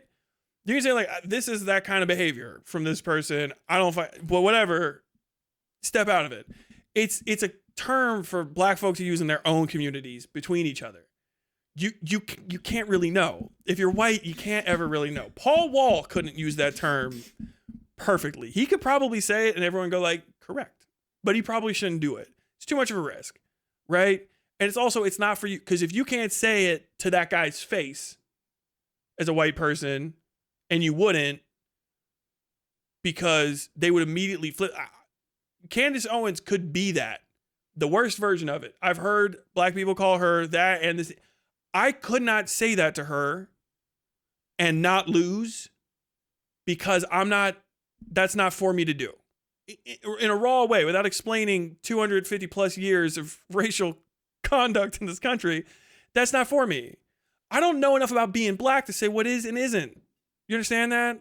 Or collaboration is. But Bad Empanada says stuff like house slave, which is a crazy thing to say. He said that about AB, and that was my first like. I was like, hey, all right, where are we going with this one? That's a crazy thing to say. And this is before I found out, I think it was before I found out he's actually white. Bad Empanada is white, by the way. There's people that keep coming in here and they don't know. Bad Empanada is a white person from Australia. He was raised in Australia whitely. That's why he has that accent. He is not ethnic in any valuable way. He just is on vacation, permanent vacation in South America to take advantage of the exchange rate and free resources that are given out to people in Argentina. And I don't know, maybe he's in hiding in Uruguay or something. I think he's probably still in Argentina. But he is white. He is a white person. Understand that. There's no connection in his entire lineage to anything remotely a minority or with knowledge of being the victim of white colonialism. His before Australia race is Greek. So it's all the way back. There is no, in any way, shape, or form, non-white ethnic blood or culture in him. He is just Bayandos con Lobos. That's it. That's fucking it. Oh. Genuinely don't care. I think this isn't really important compared to his defense of Jewish supremacy, his idea that doesn't even exist. I think he's using this as a deflection from the main point of why I was responding to him in the first I don't think he believes that it doesn't exist. I don't think he said he does. He does. Yes, I mean, I responded to him on this. He was defending Liberal's take, which was that Jewish supremacy practically doesn't exist. Is that something you think, FD? No. So there can... And then why did you go on a stream with 3 other people who all denied that? So can we? Because that's what I was responding to. It's funny because I tried to bring you to that a while ago. And also, let's talk about let's after that we can talk about your video about how Ebenezer is a anti-Jewish dog whistle. We talked about that. We can talk about it again. No, I mean So we can just go over that very briefly. Do you think it's ridiculous to be looking for secret anti-Semitism in Disney movies right now? So as much as I would love to travel there, I want to make sure you understand that what started this line of thinking and conversation apart from you was watching individuals such as you use the excuse of desiring Palestinian liberation, of wanting to be anti-Israel, anti-Zionist, use that, which is gross as shit, as an excuse. Tone policing. This is just generic tone policing. It's tone policing. Sure. Call me a nigger. It is. It's pointless. It's useless. Then I can't police your tone you right don't deal now. with the material. This is my entire problem with you. You don't deal with anything that really matters. There's a reason why you have not called me a nigger live in front of this audience right now. Is because that's not even remotely the same. It's because you understand the necessity. But I will call you a goy slave. Okay, sure. Because you serve the interests of Jewish supremacy. Understand the necessity. Jewish supremacist genocide. You understand the necessity of tone, and you know what you can and cannot get away with. And because what I can and cannot get away with, I want to change the tone. I want to move the needle. I want to change what is acceptable. You don't. But if right now, he wants to normalize anti-Semitism for no benefit. There's no benefit to it at all. What is if you want to move the needle, and right now you know that something like that is going to be interpreted in the way FT has interpreted it, then why use it when it's completely unnecessary? Is that a tactical move? Here's a fact for you right now, a fact that you guys will never admit, but is actually true. Right now, in the USA, there are in the USA, I particularly mentioned just because it's you guys, not because it's the only thing that I care about. There are infinitely more people who are amenable to something like that than who will look at it and even understand it in the negative way that you guys do. There are infinitely more people right now in the USA who have this unprincipled, as you called it. He's doing this is more anti-Semitism. This is actually white supremacy. He's doing the silent majority. Hey, have you never heard of racism before? Is this your first day hearing the term racism? He's doing silent majority. Look now. What I'm saying might be considered crazy. I know that they're talking about saying this. We're talking about blood, babies being eaten. But let me tell you right now, there's a silent majority of people in this country. A silent majority of people in this country that know what the truth is. They can see these lizards. They can see these skinwalkers, these people. And they know what the truth is. A silent majority. Dude, he's hitting every fucking white supremacist talking point. This is awesome. And the fact that fucking Samson's not calling it out is so disqualifying. So fucking disqualifying. It's insane. It's fucking crazy. Dude, They're about to get fucking obliterated. Dude, this is a fucking freight train coming at his community from Ethan Klein. This is nuts. There's so much fucking clippable shit in here that it's only going to be negative to him. Dude, I told you guys this shit was going to fucking blow back on these communities, and this is going to go from him and hit fucking Piker too a little bit. God damn. This is bad. This is worse than I thought it would ever be. That, like, we're all doing white supremacy. This is all Nazi talking points. Silent majority. If we get a great replacement before the end of this, dude, I get bingo. God damn. Idea that there is some sort of funny business going on with U.S. support of Israel. They don't understand, precisely why it is, but they see it. And when you see that, when you see all of this weird fucking shit, like how much your government protects Israel, kind of illogically, given how bad it obviously is, you're going to think, are we controlled by these guys? Now, it might be untrue. And in the very long term, which doesn't really matter because we're all going to die to climate change, it might even be detrimental. But in this situation, if you're splitting hairs because someone said the word Zog, which this is what this was like ContraPoint's argument, by the way. You remember her long statement. Half of that was a complaint that she saw people saying Zog on Twitter. Okay. Mm-hmm. I didn't actually. Then where are your priorities at? What are we even doing at this point if this is what we're complaining about? It's like complaining about an anti-German slur, which it isn't, to be clear. At the height of Nazism, it's like... Where the fuck are your priorities? You're not doing anything. My priorities are an anti-racist sentiment. Your priorities are trying to use racism in order to end Israel. Israel exists because of anti-Semitism. Israel's strongest reason to be is anti-Semitism, and you're engaging in anti-Semitism. You want Israel to continue, which he does, by the way. Man Empanada wants Israel to mass murder children for the rest of his life. The only reason he wants Palestinians to survive this is so they can have more kids that will be killed down the line and he can make money off their blood. That's it. That's the only reason that he wants a Palestinian alive on this earth. The only value to him they have is in their death. That's why he doesn't platform live Palestinians. Live Palestinians are detrimental to the George Ganitis brand. Dead Palestinians are worth their weight in gold, right? You can turn them into fucking YouTube subs and shit. But like a live Palestinian, God knows. You're like, hey, do you like the term Zog slave? And they say, that sounds racist. You're fucked. Bring me only your most anti-Semitic ones. Wait, this is a Jewish Palestinian? Fuck. God damn. This is raw white supremacy. This is flat Nazism. All of the talking points, like clear. Dude, this is poll grade shit. Not even like good stuff. Playing that, you saw someone call someone a crowd player. Ethan might win his court case now. It's idiotic. Fuck. Like, what are we fucking doing? Though, all you would have. I mean, if part of his court case is cornered around, Noah Samsen is a virulent anti-Semite and platforms anti-Semites to attack him. I mean, I don't know how legally persuasive that is, but it's going to be, these are fucking psychotic clips to play in court. This is insane. Like, this is nuts. I'm in shock. People told me this was crazy.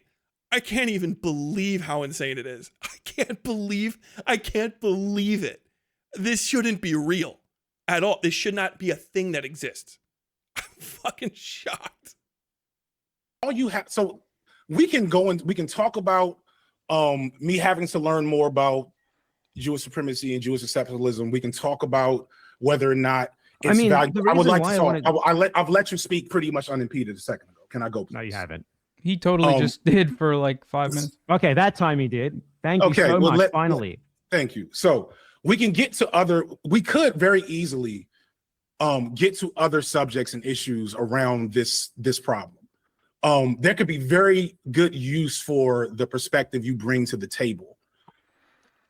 But you center yourself in your desire to be an edgy boy and make really funny jokes and refuse to acknowledge the standards, refusing to acknowledge just caring about your comrades, the people in the space with you, the greater audience watching, and the history of what it means to be called a slave as a black man, the history of where the term Zog comes from, you could easily just came on stream and said, you know what, probably shouldn't have said that. Real talk, that was probably a distraction. And then we could have been on to things that are way more meaningful. But you've dug your heels in for your right to use offensive language. You are Bosch. Spitting, correct. That's the point. I was listening to what he's saying. I was like, yeah, this is pretty much the Yoruba. Exact, correct. It's what I'm saying with when I talk about destiny. It's the same thing. I was talking about this last time I was playing video games on stream. You are completely turning all of the political energy and support from support for whatever cause you're talking about into support for your personal war against other creators. 100%. Now, if you want to be honest about that, that's fine. Like, go ahead, whatever, pop off. It's a fucking dog shit thing. But you're turning the conversation from the actions of Israel to the actions of you and your pursuit of Israel and their veracity and effectiveness. And they don't have, or not veracity, but their efficacy. And they don't have any. It doesn't do anything. There's somebody asked, can you explain how Israel exists because of anti-Semitism? Yes. Israel was instated, yada, yada, yada, yada, because you can always kind of rely on putting Jews somewhere weird to do some shit you don't want to do. They're second-class citizens of the earth itself.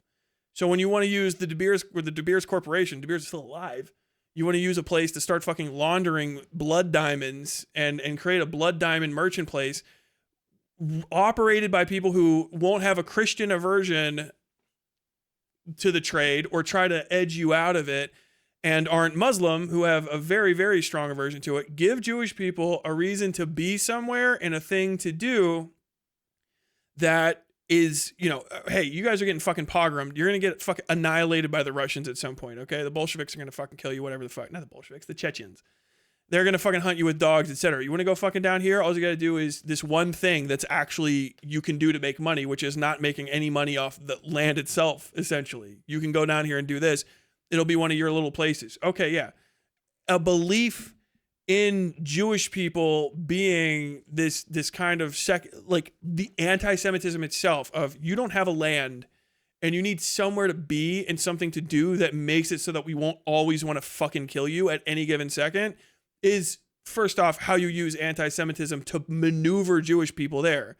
Second, mass murder of Jewish people through the fucking 20s, 30s, and 40s throughout Europe as one fucking empire just kind of loses their mind and mass murders them. And then there was also additional killings of Jews by other countries here and there. Russia, never a big fan of their Jewish population, enforces in the Jewish mind a need to go find some place to hide. And whatever job you have to do when you're there, you'll either be dead or you'll be there doing the job. And so you're in a psychotic place that's created by racism for you to exist. It's like saying, like, how does anti-black racism make somebody the corrupt mayor of, some small town in Georgia? How does it make this black person a corrupt mayor? How does racism do that? Like, racism provides a series of stimuli. It's never a one-to-one thing. That's why racism is often described as pernicious and insidious. It's not direct. There's direct racism, which is me saying, hey, you're a thing. You shouldn't be alive, or you shouldn't have a job, whatever. But the constant deprivation of the human animal by racism, by becoming a second-class human being to all other human beings around you and having no place to go, puts you in situations of desperation where you'll do anything not to die because you're a human being. Now, you're going to be like, actually, I wouldn't do a thing. You probably don't know that because you probably haven't been fucking tested. If you haven't been hungry, you don't know what you'll do to eat. I'll tell you that right now. I've had a few days of hunger on me before because of reasons. And you start fucking thinking about shit. When you're an actual have-not and not a have, your relationship with whatever the fuck decency is decreases. And people know that. That's why they fucking treat people like shit. If you starve a dog, you can make a dog kill another dog. Dogs don't want to fucking eat each other. They're pack animals. They're social creatures. They like each other. But you starve them and you beat them and you kick them and you treat them like shit, and then you drop them in a place and say, fucking, hey, I taught you to bite that, and I'll fucking feed you, they'll do it. So you just do that to Jews over and over and over again. You pick a guy, and then you reinforce that, hey, if you guys lose this, everything you've ever tried to save, your cultural stories, your tools, your little bits and baubles will be fucking annihilated. It'll all be for naught. You will be a historic fucking implement. You will be fucking annihilated from the earth. True, pure, full-bodied genocide from the entire planet if you don't maintain this little spot. Are you going to fucking look at your mom and dad and your fucking sisters and brothers and your grandparents and maybe even your fucking kids and go like, I gotta think this one through, guys. I watched a couple YouTube videos. No, you don't even have the ability to decide on that. Do you have to say it's okay? No. But you have to understand that these strictures are what creates these issues in the first place. People don't make sane decisions just because a decision that has a sane fucking answer is put in front of them. The world is not binary. It's not trinary. It's not quaternary. It is infinite in its fucking possibilities, decision to decision that people get put in front of them. To say, I know I would do a good thing is to know that you've never been tested. You just haven't. Dude, temptation is tempting. Fucking fear is terrifying. Desperation makes you desperate. And having an entire epigenetic fucking cultural knowledge that at any second, one random country or another could fucking wipe your people off the earth will put you in fucking shitty situations, right? And at a certain point, if all you have to do to justify doing something horrible to somebody is look up a few instances of them doing horrible things to you and say, well, it's them or us, you'll always pick us. People pick us all the fucking time. History is the picking of us over them. Unironically, liberal Enlightenment values are the first time in the Western canon where people really did start going like, maybe us versus them does not have to be binary, and there can be other situations there as well. And that caused a lot of fucking strife in and of itself. The world's complicated. But yes, anti-Semitism is a reason that Israel exists. We wouldn't be able to make in Israel if there wasn't anti-Semitism. Why would they be there? You would have to use someone else. What the fuck else? You have to go, oh no, it's because Jewish people are naturally evil. That's why they want Israel. If Jewish people weren't naturally evil, then Israel wouldn't have to be there, right? You either understand that anti-Semitism is real and it creates horrific end results for people, or you just decide that ethnically, genetically, socially, somebody must probably just be a parasite race that needs to get fucking extinguished. Does a man become a East Baltimore crack dealer because he's evil or because of racism? Which is the more ready thing? Do you know what I mean? If there wasn't racism, would there be the crack dealers? Fuck no. It wouldn't be there at all. If there was evil, would there be the crack dealers? A big time maybe. Kind of hard to figure out who would be doing it. But once you have racism added to the mix, okay, that literally solves for the existence of the crack epidemic and street violence in America, and black people having to be the ones that do it. Understand, I didn't say a black person until that last sentence. You're the one that put it in there because you already know what the fucking skinny is. That's what racism is. Anti-Semitism is the same situation. You thought the fucking Jews just wanted to do that? You're a fucking racist, you idiot. You fucking bought it hook, line, and sinker. Oh, yeah. A bunch of white people, kings and inbred sons of ancient dynasties, of imperial murderers, enslavers, people that cut the skin off their fucking enemies and burned people alive. They were just like, you know what? I was just wondering, why don't the Jews have their own place? Maybe they should have one, just for reasons. I was just talking to a Jew the other day, and he rubbed his hands together and whispered ancient words, and I was just like, oh, Israel. You fucking idiots, dude. You get bought and fucking sold because you think you're not capable of evil. You think you're not human. You think that maybe you're superior to other people. Maybe, even though you're white, maybe you're a bit better than other individuals. Maybe you have there's just something about you, the way you were born, the way you were raised. Maybe your culture just makes you a little bit better than everybody else, you know? And that's why you don't have to think about things, because you would never do that. You're just a little bit better. You're just a little bit more educated. You're just a little smarter. You're just a little too good to do evil. Evil's what the kind of like lesser people do, you know? Those other, and I don't want to say races, you know, because there's all sorts of peoples, but those brutish, ignorant things, those creatures that creep and crawl through the muck, you're just a little bit better than them, which is why you never had to really think about something like that, because you would never do it.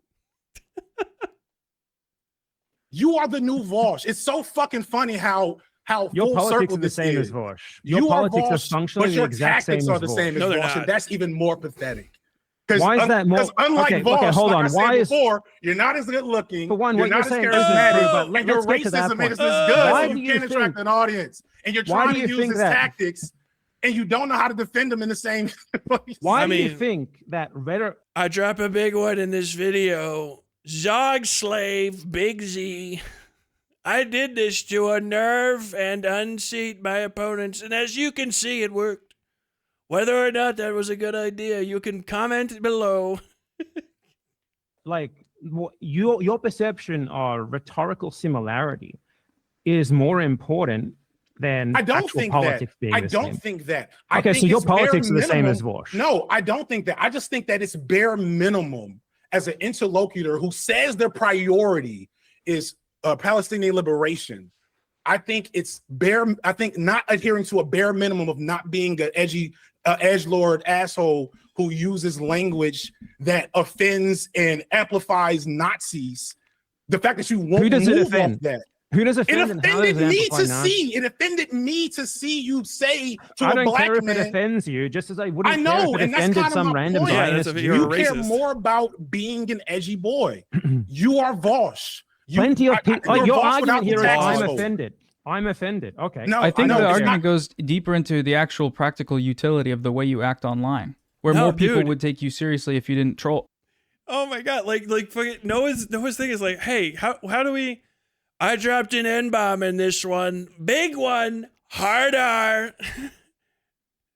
My opponents used racism, but I used the hard R to show that they wouldn't unsettle or frighten me.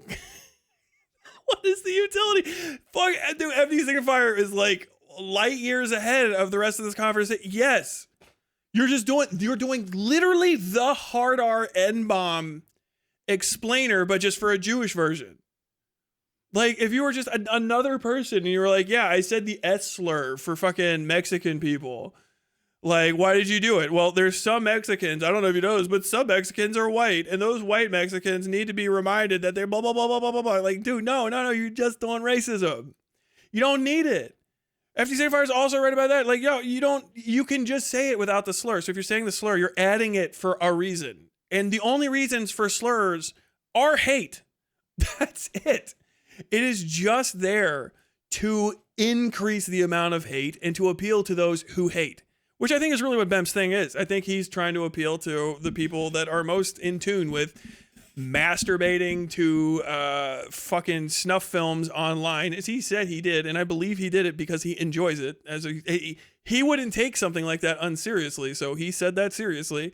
He is a masturbator to live snuff films of people being shot to death and sexually assaulted.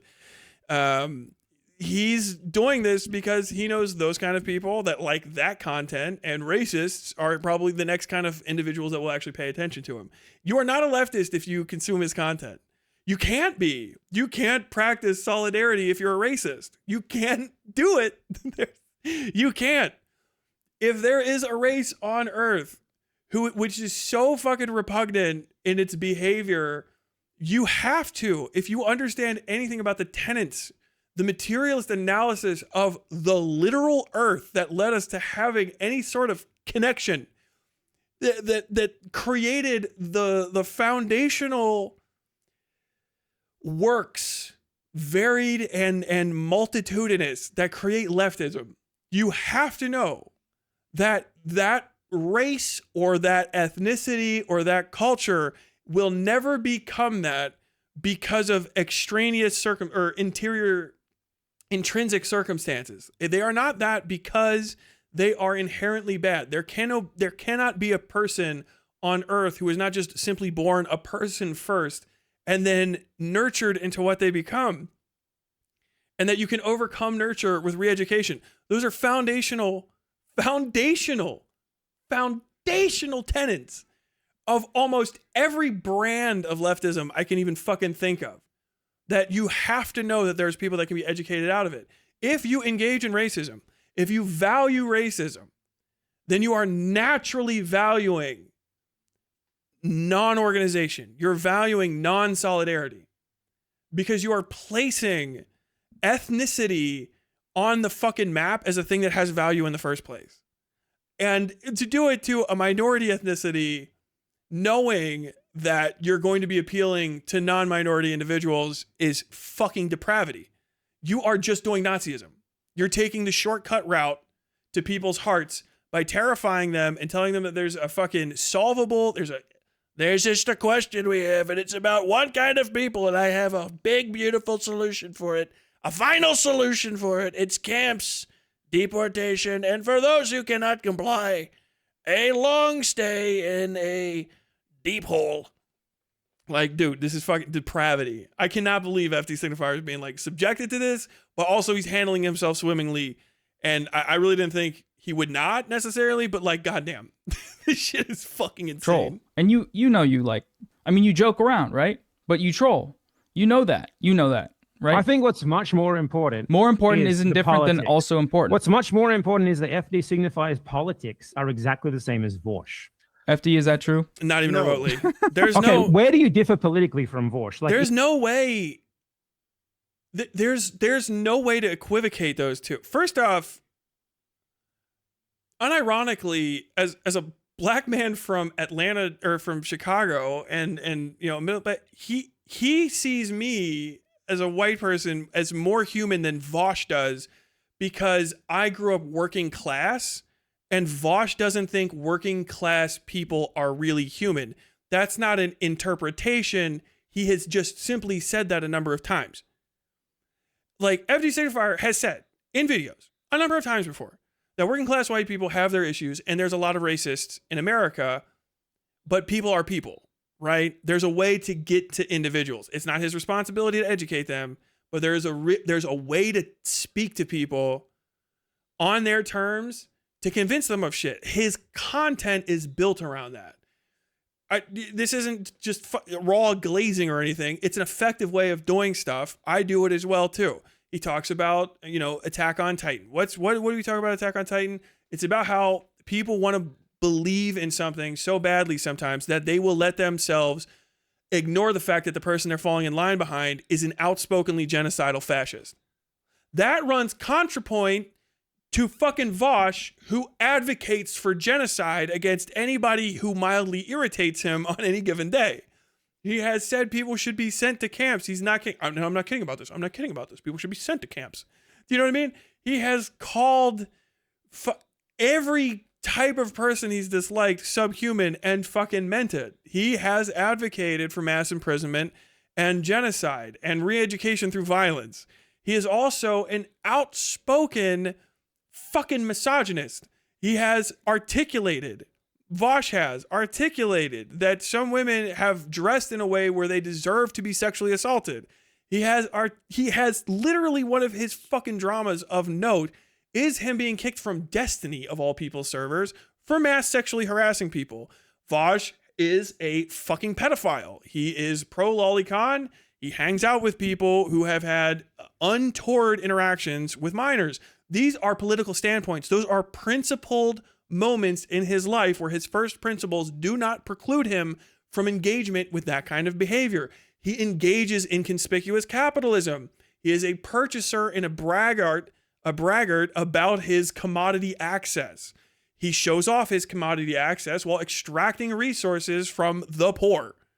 He is very much an unprincipled, at best, liberal, and he's a libertine at most. That is Vosh's outlook on the earth, a libertine. He is about personal self-expression.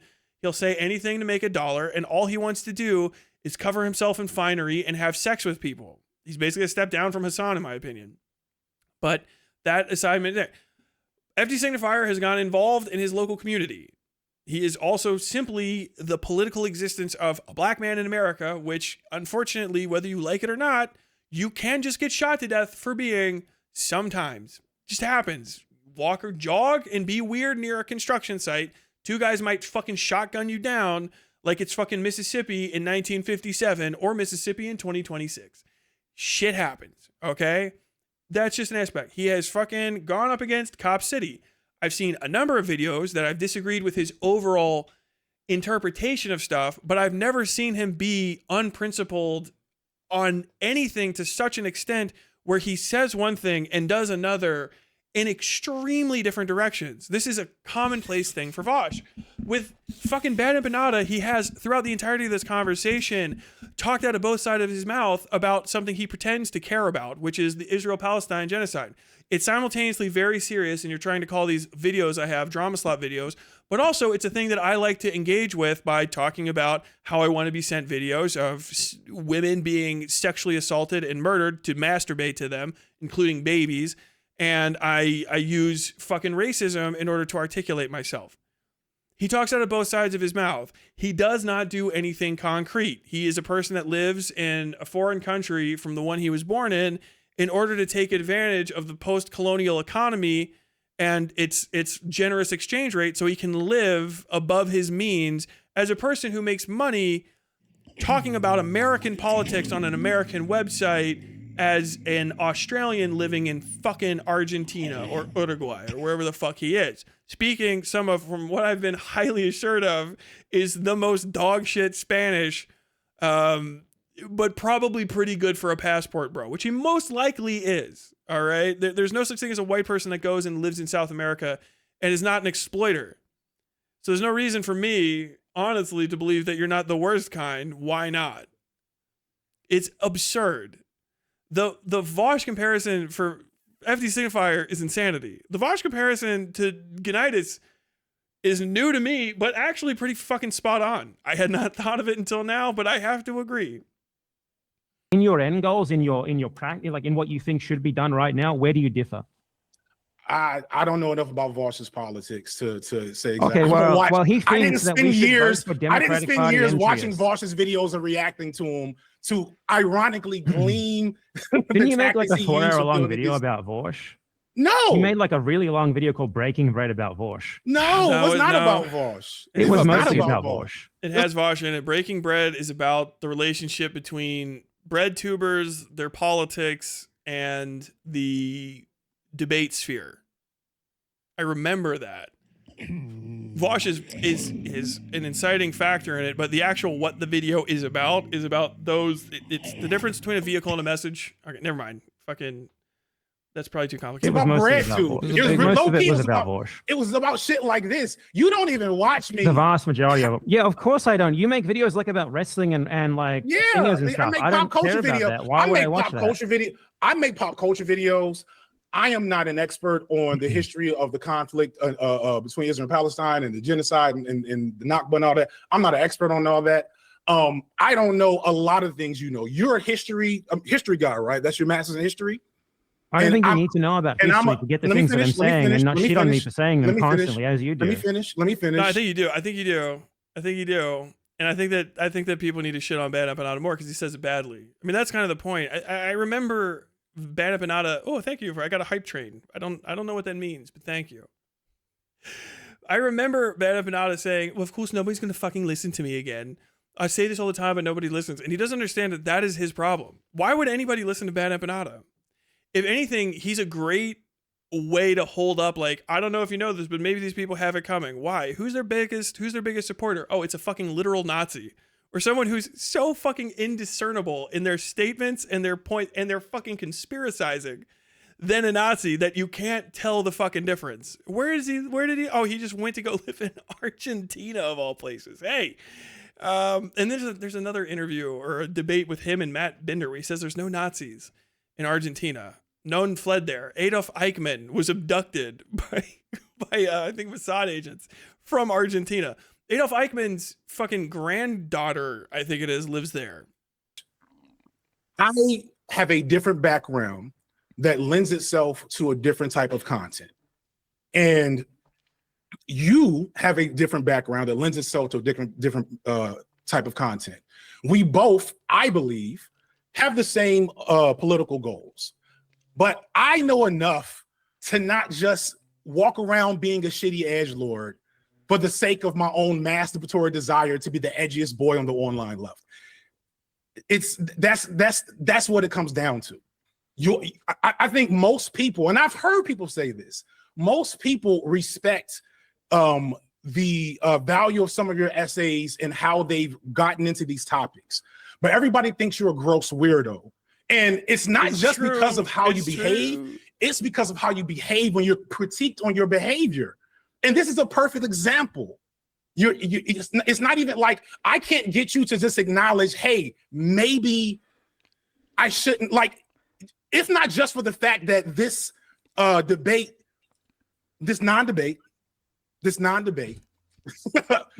if not just for the fact that this conversation could have been about more material issues. It can be. I've been trying to push them to that, but you're talking about how under the context, you've been trying to push them to that under the context of defending your use of Zog. Yeah, like, and that's the bottom line. What's wrong with using the word Zog?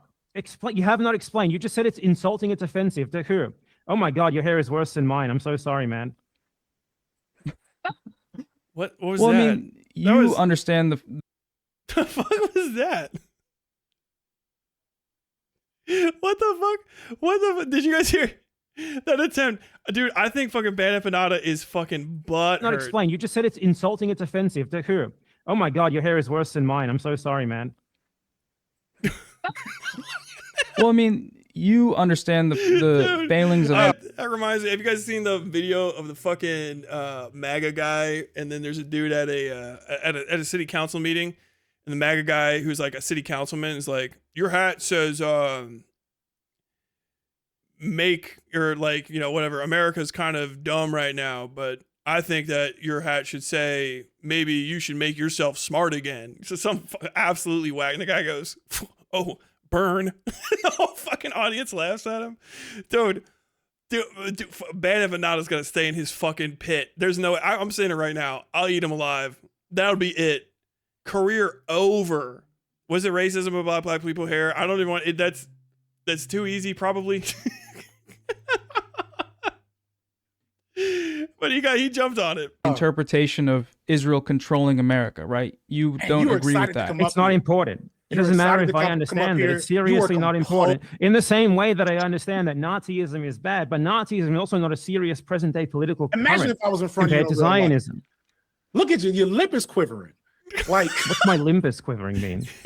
I have Tourette's. I'm sorry. Oh, so you're like Ethan Klein. You're using Tourette's as but I'm not on drugs, so it's not as obvious. Tourette's makes me say Zog. Right, like. No, that's not what I mean. Like, I know.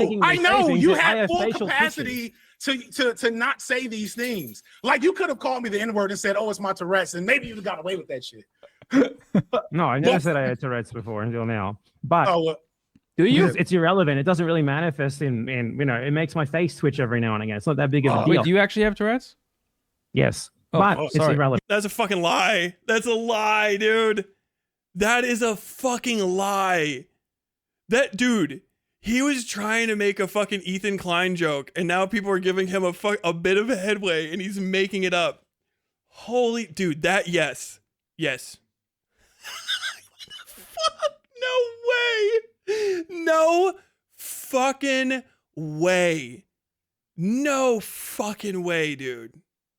My face twitch every now and again. It's not that big of a deal. Wait, do you actually have Tourette's? Yes, but it's irrelevant. Bro, FD smoked him so hard on he can't maintain his composure and he's clearly ass mad that he tried to joke his way out of it by saying he had Tourette's like Ethan Klein, and when they fucking got him on it, he had to. Yes. My man lies like a fucking suspect in LA Noire. That is insanity. Never stood in front of me, George. This was not the move you should have made. So I want to. So you went off there. You should have watched my Beyonce video. What do you mean bad? How was me responding to you bad faith for one? God. Like my videos responding to you. Would you say the arguments that I made in response to you were bad faith? Like they were not legitimate. You know what I'm gonna do? You know what I'm gonna do? You know what I'm gonna do? You can just respond to what I said there. I'm gonna continue to not respond to your bad faith nonsense. So you can't just say what I'm saying is bad faith as an excuse What to you gonna do ignore about it? Because I George, responded you gonna make to a you video? directly. I directly responded make the to FD your Signifier arguments. content and call me the N-word in it. Get your, this is just your excuse to avoid responding to. Look, here's what. Dude, he's losing his confidence. Remember, he started like this. He started in what is that? You know the meme, trade offer. He was like, he had his like little fucking, excuse me, yes, I am kind of in control of this situation. I actually, yes. And now he's fucking rolling his eyes and lying about having Tourette's. It's fucking awesome. This is the coolest shit ever. Dude, unmitigated, absolute FD Signifier might have killed him. That might be it. This is crazy. Like, I can't even imagine pissing off the black community enough, like multiple times. It's just like, just call me the N-word. I know, just do it. Do it. And I think it's fucking him up because I think he's thinking it. Say the N-word. Oh, I would if I could. It's actually fucking him up because he wants to. It's running around in his head. You know what I mean? It's like he's getting that point like, oh, that you made fun of I want to make some appearance jokes, but I can't stop thinking about how black he is.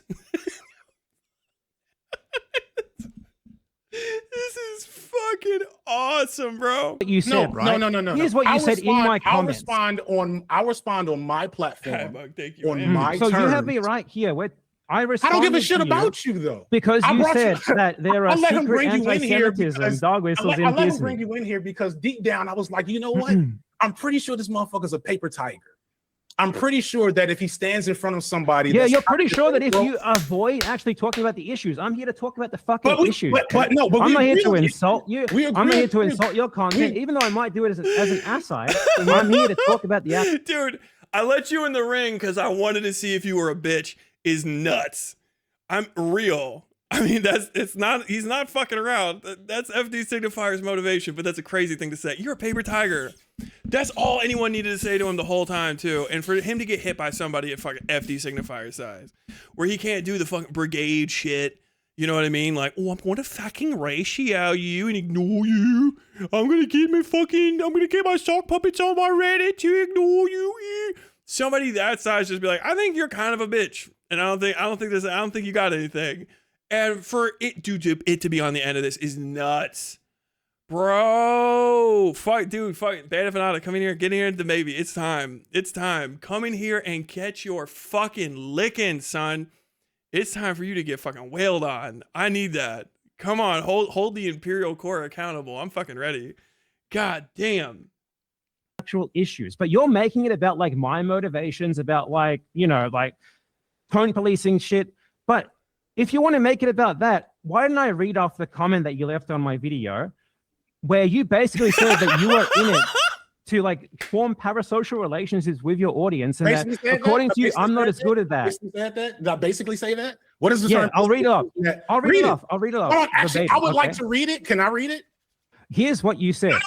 YouTube rewards. I want to read it. YouTube rewards people who present a part of themselves to an audience. People don't watch me because I'm the smartest, most principled leftist. People don't watch my long videos about obscure rappers they've never heard of because they care that much about the topic. They watch me because they're invested in my perspective. They want to know what I'm thinking about almost anything. This is also why I don't talk about things I'm not super knowledgeable about in my content. They watch me because I'm entertaining. I'm an entertainer. So are you. We all are. I learned this from you before I even started seriously making videos. So you see, my philosophy is the complete opposite of that. I don't want people to like me. It's not though. And that's the funny thing. It's not at all. I think I make videos that stand up on their own merits, and anyone should be able to watch them irrespective of who I am as a person and see the value in them. I'd like to think that you think that about your content. That's so fucking untrue. That's untrue. because his videos are all these fucking low effort, sneering fucking drama pieces. That's all they are. Unresearched, fucking badly put together, a lot of times not even edited. They're zero effort fucking slop pieces so that he can live rich off the fucking hog in South America off the fucking post-colonial economy exchange rate. That's it. He's got him dead to rights. Everybody that likes Bad Empanada likes him because he gives me a feeling of catharsis. It's very cathartic to hear somebody be mean to somebody that I don't have any control. Oh my God. He said something mean for me. And that shit twee nonsense is weak. He's a heel, bro. And FD Signifier, FD Signifier is not wrong. You should have watched more of his videos, because if you watch some of the fucking pro wrestling videos, you would have seen yourself in them. Because all you are is a heel. And you're not a good one because you don't have a baby face. You're trying to heel face. You're trying to have the best of both worlds. You're trying to be a fucking heel and be an obnoxious idiot, but you're also trying to fucking head the franchise. You're trying to be a heel face, or whatever the fuck that one's called. You're trying to fucking get in the middle. You want to be the fucking paragon of virtue while you're also the guy that goes and fucking needles people, and you're the fucking bad guy. Watch out for me, while being completely self-unaware of it. You're just fucking cringe. That's the whole thing. You're cringe. That's why no one wants to listen to you. No one with power will ever give a fuck. The closest Bad Empanada has ever gotten to influencing anyone of worth has been not quite, no one can prove whether or not fucking Hassan Piker said something about Israel. Yeah, I make a lot of thoughtful, thought-provoking content. Bro, you fucking piss into YouTube like a fucking urinal trough. Your YouTube feed has a big pink soap cake in the middle of it that looks like someone came in and chewed on it. And given this fucking tooth pattern, I think I know who the culprit is. This is horse shit. You're so out of your fucking mind. The only thing that people want from Bad Empanada is to see him be mean to someone they don't like. It's the only reason he got any viewers during the Ethan Klein thing. Hey, when he's being super mean to someone you don't like, that's fucking great. And then he goes in a different direction. It's a fucking bridge-burning way to exist online, because eventually he has to call out everybody. He fucking rocked Noah Samson at the start of this for no reason. Just bridge burning, because his whole thing is I'm the only fucking paragon. I'm the most paragon. I'm the only one. I'll say it how it is. You don't have to like it, but I'm going to say how it is. I do tell jokes. He's basically a male comedian. He's a male comedian podcaster who's never done a set. It's all the same shit you hear from fucking Tony Hinchcliffe. Look, I just like to tell jokes. I'm just funny. I tell it how it is. If you don't like that, that's on you. But I like to get out there. I like to tell the truth. Some people don't like the truth, but I tell it how it is, and I get laughs. I know people don't like me. I don't want to be liked. I don't need to be liked, but I make a lot of money being unliked because I tell it how it is. I get in people's face. Motherfuckers like it when I tell those jokes. They think it's funny. I'll say a slur right now. Why? Because it's just a word. Like, bro, fucking Bemp. Not only is Bemp, maybe he isn't Vosh. Bemp is a fucking Kill Tony guest. Bemp's entire political fucking relationship to Israel-Palestine is roughly equivalent to a forgotten Kill Tony guest. That's what it is. Well, but after reading that, I'm not exactly so sure, because you seem to have been making an argument that people watch you just because they like you, rather than because they think you're actually making like good videos. Unlike you, I have an accurate assessment of. Well, no, actually, I have an accurate assessment of where we are. I have an accurate assessment. Let me rephrase that. I have an accurate. I have an honest. Mine is the most accurate. Unlike you, I have an honest assessment of the online left and my place in it. You like to mythologize that you're some type of truth teller, that you're some type of rebel or renegade figure within the online left, and that's why people don't like you and don't want to talk to you. But everybody, it's absolutely true. Etc. That's why people don't respond to my actual points like you don't. It's because your actual points are not good, and I don't have to respond to your bad faith points. Oh, so this is the thing, right? You're proving what I say about people like you who respond to me, right? You just what do you mean? Discard what I say, my actual arguments in response to you. I made like a 30-minute video responding to you when you claimed that there was secret anti-Semitism in Disney, right? I responded to your points. I showed evidence for my arguments against you, and your response to that is to just say, I don't have to respond to it. It's bad faith, whatever. Yeah, it's a bad argument. So you are literally making my point for me. You're harping on your idea that like I have bad optics or whatever to avoid talking about my actual material points, the actual refutations of your arguments. You just did it right there. Help me from the point I was trying to make. Where are we going? We're talking about the thing is FD Signifier is super correct about this, because FD Signifier doesn't have to interact with it, obviously, because there's no benefit to it. And the thing is nobody does. The ultimate point there is, yeah, Ben Empanada is ultimately completely ignorable. He doesn't have sway. He is a paper tiger. You can actually not respond to any of his shit and be fine. His whole thing a year ago is like, say goodbye to your attempted career. And I gained 30K subs because I stopped working on my house all the time and put out like 2 or 3 good videos. And that's all that YouTube wants from me is good content. That's fucking it. Like, I just grew. Because he doesn't have any fucking power. He's an insignificant dipshit. His entire thing to have any effect on the thing is just threatening people with getting like doxxed and have someone sent to your house. But if you fucking send someone to my house, they're gonna find me there and I'm gonna kill them. Tell you that in a nicer way, you'll get one of your fans killed. Don't do it. I live in a stand your ground state. Don't do it. Don't come here. Go stay where you are. Play video games. Eat a cheese pizza. I know you're into that. But like, he ultimately doesn't have any effect because he doesn't have anything. He doesn't have any clout to give. He doesn't connect with people. He doesn't build anything. And the entire point of leftism is to build. If you are just a solitary person alone as a leftist, you're not doing leftism. Raw. FD Signifier reaches out to other smaller creators. I mean, he did for me, lucky me, but also other people. Thought Slime did the same thing. If you guys remember the eyeballs, this is the eyeballs. They were on other creators.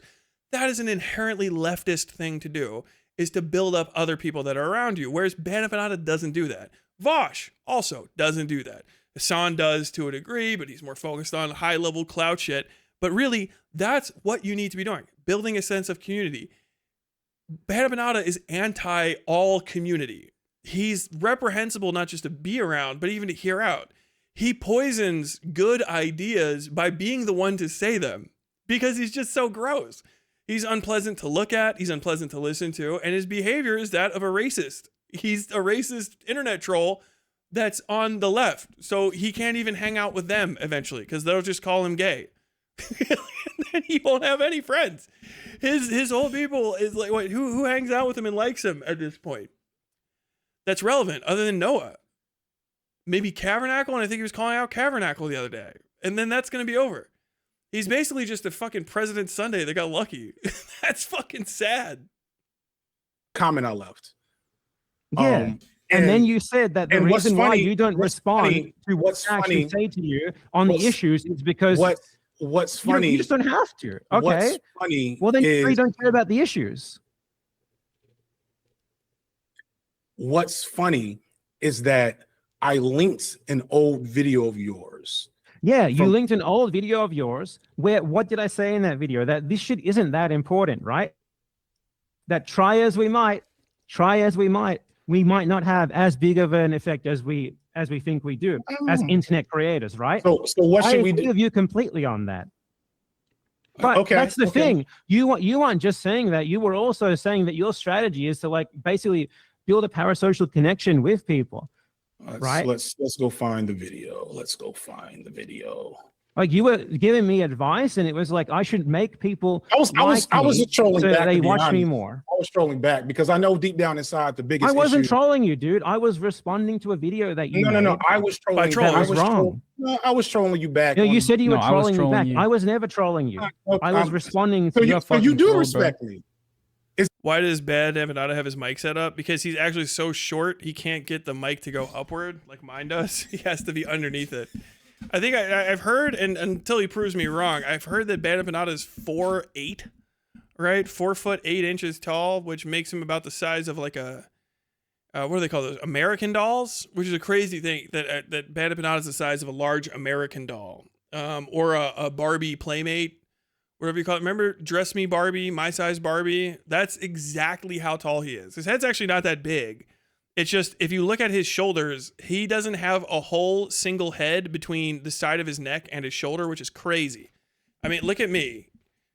If I stand naturally, sorry, I'm literally too big to get on my own camera. Like, you see the fucking size? I'm kind of fucking big, right? But he's got these like tiny little lady shoulders. It's crazy. Not even lady. Most ladies have bigger shoulders than that.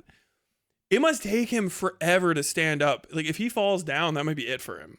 You know what I mean? Like, if you saw like Empanada like push himself off a floor after a stumble, shaking. He tries to push himself up in his chair, accidentally hyperextends his elbow because there's no fucking muscular support for it. Is that why you haven't called me the N-word? I don't have to respect you to not call you the N-word. Yeah. Oh, man. What? That's you such a high bar. Not call them slurs? Pat yourself on the back for that. Do you have to respect people and not call them slurs? I'd like to get into the implications of that. No. I, unlike you, out of principle, let me. Oh crap! What we doing? Is Gasano a slur? I'm interested in this slur discussion. Lots of people are offended when I call them that. What about cracker? Is that a slur? Yeah, cracker. It is. It's actually very. Cracker is a slur. It just doesn't have the weight behind it as other ones because it's about white people.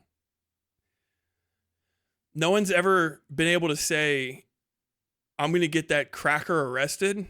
And then the white person that was said about had to be especially worried. I don't know if you guys heard that. You know what's never had a red line drawn on a map? You know, there's a lot of crackers moving in on West 6th Street. There's crackers everywhere over there. We need to draw some red lines on this map to make sure they don't buy any property in the nice part of town. That's why cracker doesn't matter. It is a slur. It's naturally a slur. Just that's what it is. Just doesn't have any power behind it because it's about white people. It's just no one's ever said cracker. Statistically, the mass majority use of it has been about someone's boss or a person carrying a gun that could shoot them and probably get away with it. As opposed to the other word, which has a lot of different connotations.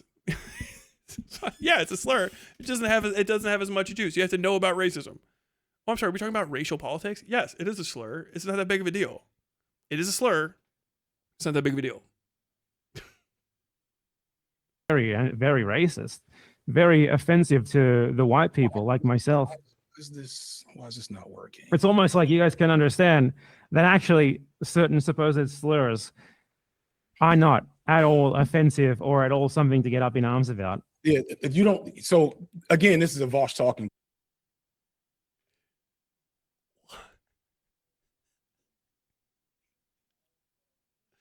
It's because cracker is used against white people, and white people use the other slurs against people they've enslaved and mass murdered. That's the difference. The context is Jews actually have not been able to send anybody that looks like me to a concentration camp ever. Not unless there's one unique situation out there that like made the headlines. However, in the other direction, changed a little bit. There's a lot of people that look like me used to ride horses in these fields behind me and whip the shit out of black folk while they did different types of work, right? All kinds of stuff, not just like picking cotton. I don't think we really had that much up here. But, you know, shoeing horses, corn, wheat, all that sort of stuff. Whap! Working in a blacksmithy. Whap, whap, whap. Talking back. Whap. Damn, these fucking crackers fucking keep hitting me with the shit. That's fucking crazy. Hey, shut up. And then you say that other word, it's got a little more heat to it. What with you having been wielding the whip? We have the guns and the violence. So when someone tries to do what we do to them without the power of the guns and the money and the political control and being able to enslave and steal your name and take your culture from you, it just doesn't hit the same. Yeah, but all the ones for Jews are not in there. You got say some more Jew slurs. Get the K one in there. Get the H one in there. I know them all. I studied up my ADL sheets. I fucking hate Nazis. I hate them. But let's see what you got. God damn. Point. I don't think. How? Because that's exactly what he said. Him and Destiny. Destiny had a whole arc about how it's okay for them to use Destiny is slurs. the person. Somebody got deleted. This discussion is already pretty useless, but don't you think you're doing something similar to Ben Empanada by constantly insulting him? What are you accomplishing that he isn't? I fucking hate him, and I'm doing it because it's fun, and I don't want people to take him seriously anymore, and insulting him is a direct way to do that. I fucking hate him personally. I think he's disgusting and a reprehensible racist piece of shit, and I think that his life should be diminished until the point where it no longer fucking bothers me. So that's productive on my part. I don't think it's going to do anything for, like, Palestine. I don't know. It might actually. To not have him as one of its main advocates would probably be very beneficial to the Palestinian people. But am I also just doing it because I want to? Yup. Dead ass. Did you think I was going to tell you otherwise? I have fun. The smiling and the laughter is because I'm having a good time. And I keep doing it. No, that's the complete different. Like, I'm saying that there are certain things that technically are slurs, like cracker, that we understand have no real power and no real influence, and that don't matter. And calling someone like a goy or a zog or whatever in a joking way is exactly the same as that. Like, you know, Jewish, like, to say the rest of the one thing, the only note, and he might do it anyway, is like, well, say the rest of the Jew slurs. If Jewish supremacy is not, hit me with the K slur, hit me with the H slur. Get some other ones. Say what kind of what shape are their noses? Come on, hit me with some of that. Give me some good ones. Come on, get it out there. There's more slurs than just that one that you're comfortable with. Come on, hit me with all of them. That like, he's 100% right. FD is like, this is crazy. Anti-Semitism right now is approaching the level of fucking like anti-white racism, right? And so when you're using these terms that are supposedly offensive to Jews, who gives a fuck? Honestly. The Jews do. And we're talking about things that, like, this is also specifically like a word like goy, for example. And it's not just that the Jews do, it's that the Jews can. And there's nothing that you can do saying them that will accomplish anything. So all you're doing is doing something that would potentially hurt a Jewish person for no other reason than you're just hurting them. You can criticize them. You can call a Jewish person greedy if they're being greedy. Hey, man, why did you take 2 lollipops instead of just 1? Everybody wants one. Don't be greedy, bud. Are you calling me a greedy Jew? No, I'm just saying you're greedy. Okay, yeah, well, that's just me. Yeah, it is just you. It's highly specific. Whereas if you go like, hey, you slur, why did you take more than 1 lollipop? Now you're saying that he did it because he's Jewish. Not because he's a personally greedy or inconsiderate person, but it's the Jewishness of him. Once you use the slur, you transcend the personal faults that led to a situation actually happening, and you go, you know, it's probably just the fact that you're all fucking Jewy is why you're doing all of this Jew stuff. That's the point. That's why you don't use slurs, right? You can use it against white people. It's just as ineffective, but it also doesn't matter. Because most people that are talking about race politics in America in any way that makes any fucking sense don't call white people crackers all the fucking time because it's counterproductive. I mean, like, little kids on fucking YouTube will do it. But if FD Signifier had the chance to talk to, you know, whoever, some powerful politician that was a white guy, I'm pretty sure he would stow cracker away semi-permanently because it would just be a waste of fucking time. It's not like, oh, you would hurt his feelings. No one's afraid of that. You're not going to really hurt a lot of people's feelings that you can use negative slurs. They're going to be like, oh, okay, you're a racist. It fucks you up. That's the problem. That's why you don't engage in racism. It hurts you. It makes your cause diminished. When you say, like, yeah, fucking Palestinians deserve a home, and then someone goes like, yeah, those fucking Jews, the Zog, all this fucking slur shit, it's fucking insane. It's nuts. It just doesn't help. People have called me anti-Semitic once or twice when I was talking about it, and I think I have a way hardliner position that could actually happen than fucking Ben Empanada does. And I've said more direct criticism of their actual actions than just, like, I don't know, talking about 1933 or something. It's like, oh, these guys seem fucking incapable of defending themselves without mass murdering people. They probably shouldn't be allowed to do it anymore. Their entire country is going to have to be dissolved if they keep this up. What will happen to the people? I don't know. If they're afraid that they're going to get genocided, they can all move to fucking Wyoming or something. I say that all the time. All the time. Facilitate them not being genocided, but they can't control the sovereignty of their nation anymore. They can't be trusted with it. So we'll desovereign them. They can either become the 51st state and bow to our president in full as they need to, or some sort of territory, or they can get their shit together and stop doing whatever the fuck it is they're doing. That's it. None of that has to do with anything about them being Jewish. Don't have to say Zog or anything nonsensical like that. As a matter of fact, it completely eliminates that idea because it reaffirms the reality that there are puppet state. And that's it. They're fucking underneath us. It's 7 million Jews in the fucking desert, surrounded by people who rightfully have a lot of upsetty spaghetti feelings about them, given their fucking behavior of their leadership. And that's it.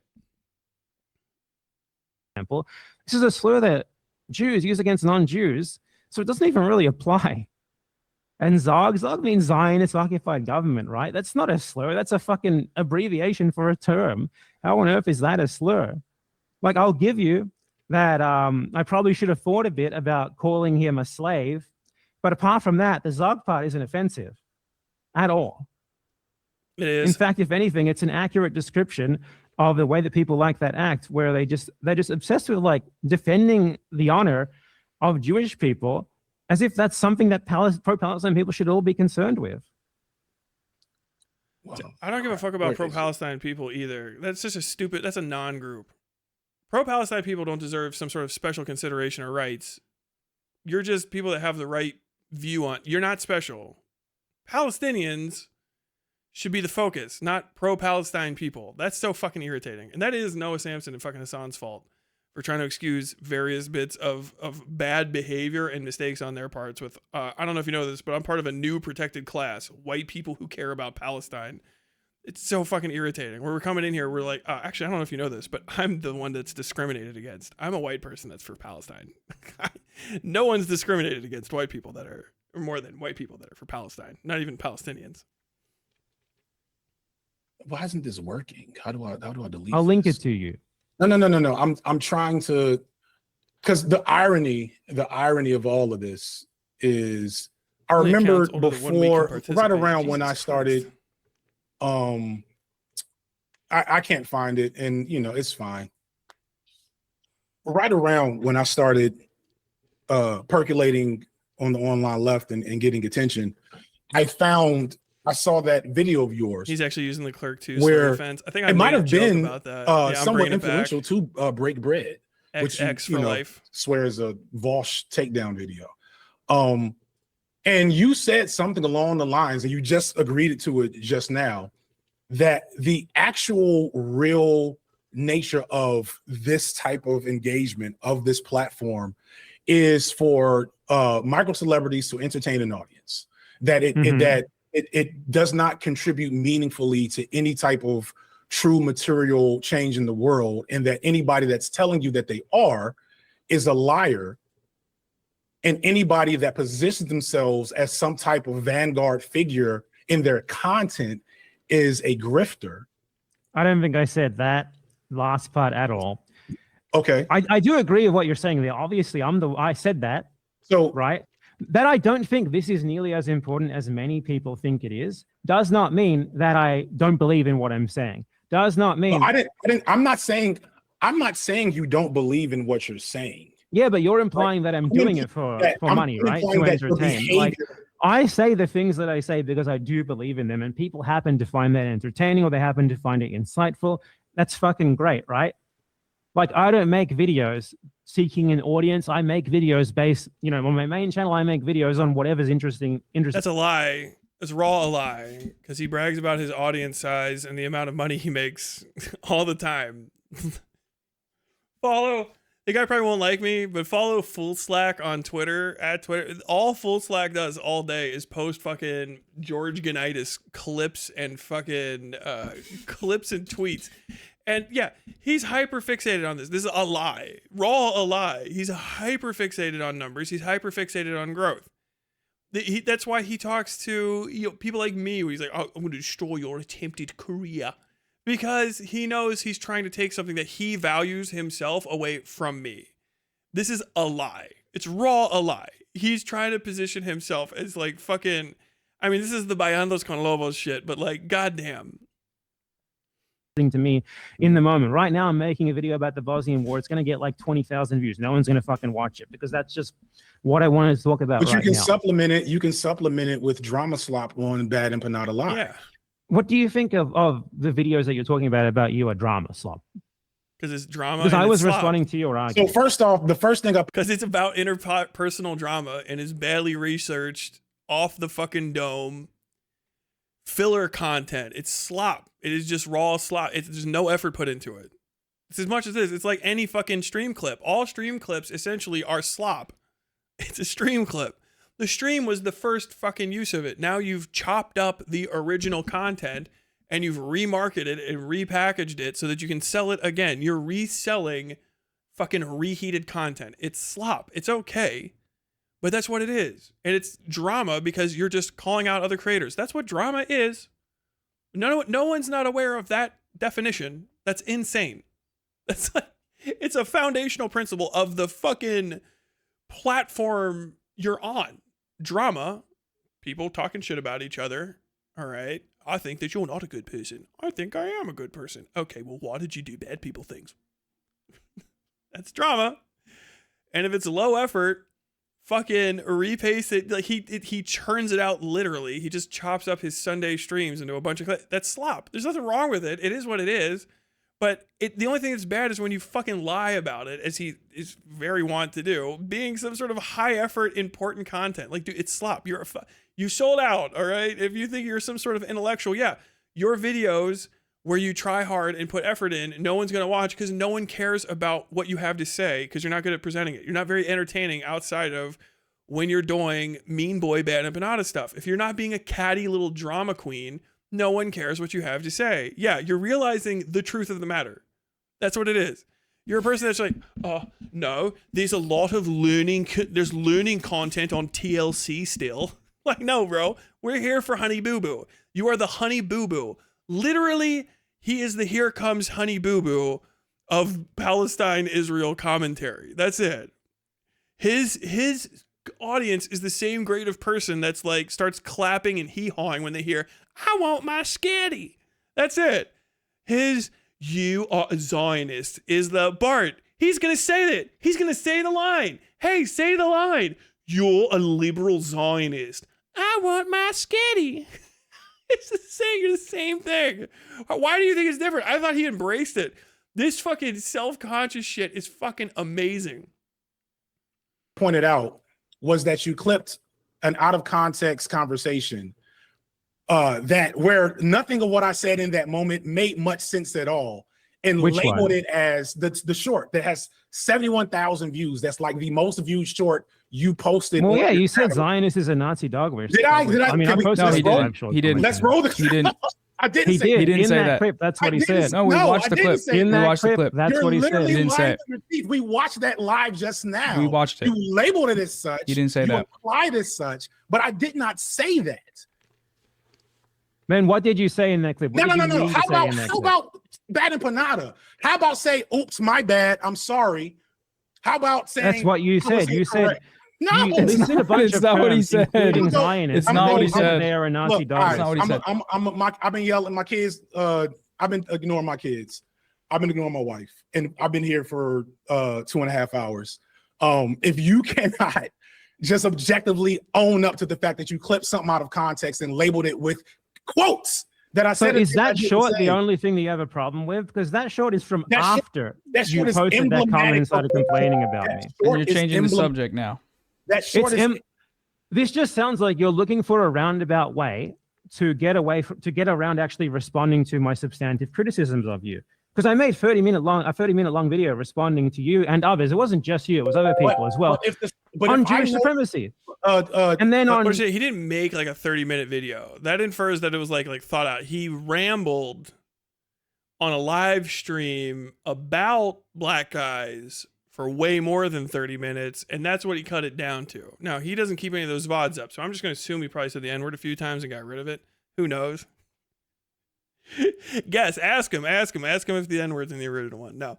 But that's slop. It's not. I made a video. Like I made the mouthwashing video on mouthwashing. I didn't really like make a video on Vosh being a illiterate fucking idiot. I made a live stream and then watched a Vosh video where he's an illiterate idiot, and then I had that chopped out, served up as slop because people want extra shit to listen to, and people want bad empanada, slop-panada. Slop-panada. old bad slop-panada. Oh. You spreading out the anti-Semitism crisis narrative about Disney movies. If I know your standard is to purposefully... See, this is the thing. You're just insisting. I muted him. You're just insisting that you don't have to respond to me because you can offhandedly discount what I have to say. Yeah. Because you just know that this is what I'm like. Bullshit, dude. Wait, FD, you're muted. Hold on. Sorry. Dude, Jesus Christ. Noah, just fucking turn their volume down on your side. They don't have But any you have to control over unmute, that. FD. They can mute and unmute themselves, but they can't change their volume. So if you just turn their volume down, you turn down. FD is like, bro, you can't. Okay, try now. Okay, here we go. The question that I want you to ask is, why would I meaningfully respond to you when I know you're going to willfully misrepresent what I'm saying, lie about it, and then not apologize, and that this is a history of behavior for you? Yeah. Why would I do that? Who the fuck do you think you are? Simple question here. What did I say in my actual videos to you that you think was that? Noah, I'm going to donate some money. And here's the thing, okay? You do this to me. You do what you're saying to me. You lie. Okay. Well, got booted. I'm really rocked and mocked. I don't know if I should say sorry or yes. No, you know what? You should. You shouldn't. That was satisfying. You should. And I think a lot of people will get satisfaction from that. Not. I hate that it had to happen, but it is what it is. I'm gonna please. I'll do the propaganda thing some other time. Oh my God. Peace and blessings to the chat. Thanks, man. Thanks for coming on. If you ever think you should apologize, just maybe hit a sorry. Get a little more Midwest with this. Dude, they do look like they based fucking It just Omni-Man seemed like that got to a point where it wasn't going to be very productive. Invincible directly off Noah Samsen. They got the same face. So make sure to donate. Links in the description.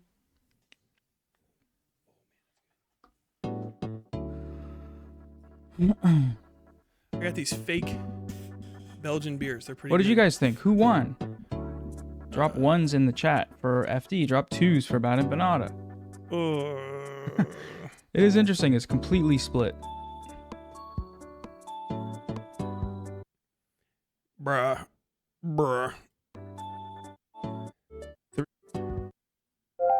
He's saying constantly, I don't have to respond to you. I don't have to respond to you because of this other thing. I don't have to respond to you. Hold on a because second. of the short that I say. You got to switch your mic. Sorry. Let me fix that. All right, round two. I'm debating on his behalf. Okay, sorry if I ruined anyone's ears. So he's like, I don't have to respond to your points because I know how you operate, all this sort of thing. And this is a part of this current that people have had in this sort of bread sphere for a very long time, where they just look for excuses not to respond to people. We did this with Vosh years ago, and it was a mistake, where we're all like, oh, these people are just debate bros. Debate is useless, blah, blah. We shouldn't talk to them. I think that was completely fucking wrong. People were like... I do too. I do too, by the way. I absolutely think that. Bad Empanada, I think that 100%. You need to come in. You need to hop on a fucking call, baby. Hop on a fucking... I agree. Honey, sweetheart, my darling little burnt bit of bullshit. Yeah, hop on the fucking call. Honey, I agree. 100%. You definitely need to do more debates. You need to hop on a fucking call, homie. Ben Shapiro says facts over feelings and all that sort of thing. He's a moron, but he wasn't a moron. He was right. It's just that he was wrong about what the facts are. People like him have this idea where we just look for excuses not to engage all the fucking time. That's what he does there. I mean, I think it's like you call this guy a goy slave. I think it's. I know how. Dude, I think it's that's just not how people talk to each other if they're trying to build something together, right? It's like when he brings up that example from your channel where you did clip him out of, like you did misrepresent what he said. How did I misrepresent what he said? What did he say? If he watched, I mean, I don't know. We did it on the stream already. Again. We already did it on the stream. So, but you put in direct quotes something he didn't say and something he doesn't believe. right? If he doesn't believe that, then why is he holding these streams with a bunch of people? Because he's having basically people on to spreading- talk about stuff, and it seems really unfair to hold him and his beliefs in their entirety to a clip that's Do you like think 5 it's seconds unfair, long. for example, like his Bro, fucking Empanada is way more aggressive with Noah. Dude, he was he actually fucking terrified of FD. Dude, now that FD is gone, he's yapping a lot harder. the whole thing that he was trying to slyly get away from there was the Jewish supremacist argument, right? So first, Lil Bill, who is someone who very often makes his videos on his second channel that are thinly veiled responses to videos on my second channel, made a video that was something like that, responding to me on Jewish supremacy, right? So I responded to him. The videos that he thinks are about him are Lil Bill saying like, man, racists are dumb. Man, I hate racism. Racism is really holding people back. People should probably be less racist. Racists are ignorant, and that shit probably fucks them up a little bit. And fucking Empanada's like, this is about me. It's what is with Australians finding themselves in shit that's not directly addressed to them. This is a fucking shadiversity lolcow behavior. In my response to him, I stayed on topic. Okay, I responded to him on the points, blah, blah, blah, blah. I remember that video. I And think at then- one point in it, you said something about how both of them don't understand white supremacy, and that if you were to ask them, they wouldn't know that the origins. I think that was in the second video. Right. So that's pretty wild because I mean that's Why is that pretty wild? demonstrably not true. FD's made a lot of videos on that. What did I say about white supremacy specifically? Let me see the transcript. Yeah, it was. I'm pretty sure I know what it was, but let me see. Yeah, it was. Did I not say that they understand white supremacy as like this overarching thing that applies equally in all contexts, even outside of the US, which is their own context that they know? What you said is that they don't understand it, and you said that if you I were to don't ask think they them, understand it. if you were to Yeah, ask, I can't remember if I covered that on stream, but I know I watched it. Yeah, he says black people don't understand white supremacy. Basically, even maybe directly, like quite literally, he's racist as fuck.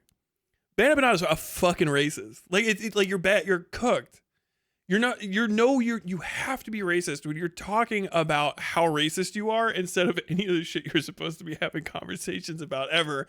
And you're really not clearing things up for the people that are on your side of the argument. That's nuts. That's the thing you can't say. His whole point was, no, I think I did cover this one. So I think it's on the VOD channel. It might not have been uploaded yet, but it was like, yeah, black people don't understand really. Black people that are Americans first, and they don't really understand racism. And the minority status basically that they have is nowhere near as bad as other places on Earth. They don't even understand how rich they are, or really what supremacy is. And so when they try to say that you shouldn't say Uncle Tom about people, they don't know what they're meaning. It's really just a fun word. It's just a funny little word with a lot of utility for people that aren't black Americans, and it shouldn't be something only they can say. That's the entirety of his fucking argument. It's racist as shit. Oh, why do they have a word I can't use? Like my man's fucking I'm being a very principled leftist. For Israel and Palestine, I need to know why Tom McDonald lyrics can't be said. Aren't they just lyrics? Aren't they just part of a song? Who's offended by this? Fucking Australian. they wouldn't be able to recount the history of how white supremacy was weaponized. Yeah, absolutely. I don't think they would be able to recount the history of white supremacy, how it came to be. I mean, man, I don't. You said you watched FD's videos. but I don't The think way you that have these been. people talk, talk about white supremacy, they talk about it as like this like sort of magical thing that's in people's subconscious, right? I don't think Rather so. than something that was very I consciously mean, I can't speak to how they've always talked about it, but I've seen them talk about. I've seen FD talk about white supremacy in the context of the history of slavery and colonialism and its weaponization. Well, okay, in that context, in their weaponization, but does that mean he could tell you about the history, how it came to be? Does that mean he could tell you when whiteness as a concept was first legally defined? Does that mean that he can tell you? This is the problem, right? This is the problem, is holding someone to a standard that they need to explain all of that. I want to say for the record, I started making fun of how Empanada doesn't have like any shoulders and he's very clearly scrawny, and I just realized he's wearing 3 shirts. Can we stop to talk about the real controversy? Why is Empanada wearing 3 shirts right now? Do we see this? Do we see this, chat? Do we see this, chat? Chat, can I get some slugs in chat if you've noticed the 3 t-shirts? Why is my man wearing? Are we feeling a little small? George, have you been watching my streams? Are you trying to hide? Are you doing the fucking 12-year-old tween girl thing where you're a little nervous about your growing breast tissue? You gotta put on extra t-shirts to hide that? Are you gender confirming right now? You can't be fucking with dead domain that much and then trying to gender confirm by putting on extra shirts to hide all that fucking expansive breast tissue you've been growing. I do have shoulders. I do not have large breasts. I am not Georgie A. Cups. I'm wearing 3 shirts. Hey, yeah, my man's trying to hide how shredded he is. He needs not 1, not 2, but 3 pump covers to fucking hide that physique. To you, and the fact that they can't and have to needs what? I don't think he needs to explain it to me. I think you're overblowing an offhanded comment in a wider debunking video. Right, but dude, when you make a wider debunking video, if you include the offhanded comments, it's going to turn people off. The thing is, the offhanded comment was right. It wasn't wrong. Okay, so now you're defending the offhanded comment. So is it an offhanded comment that I should? I don't think that FD Signifier could give you like a really nuanced historical outline of the history of white supremacism. I don't think he could. That's interesting. That's raw racist. That's racist. On what earth? I would never say that. Dude, Noah, you not just hanging up is fucking weird, man. Somebody clip this and send this to Noah. I need to know. Why are you not hanging up? Really, dog? Honky to honk, cracker to cracker. Meet me on camera 3, buddy. When a white person says a black guy in America can't explain the history of white supremacy, you can hang up the phone. It's okay. You should probably cut that off. Now, if you're trying to appeal to white supremacists, hey, that's fucking based. Okay, I get it. You know, literally in the 4chan version of it, based. Fucking dude, throw it unironically. Throw some slurs in there. But I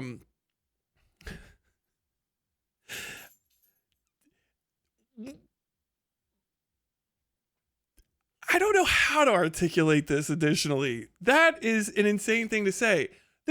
It's all jokes all the way down, but it really, like, you can also just say, like, well, I'm here. But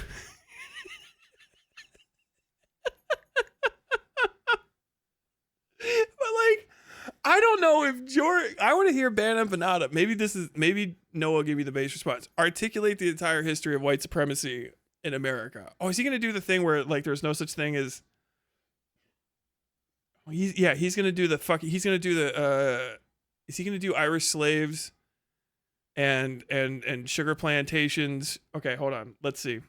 And the reason why I said that is because it was relevant to the context of the video, which is they were like trying to put everything under this umbrella of white supremacy rather than even acknowledging the possibility that it can be its own thing.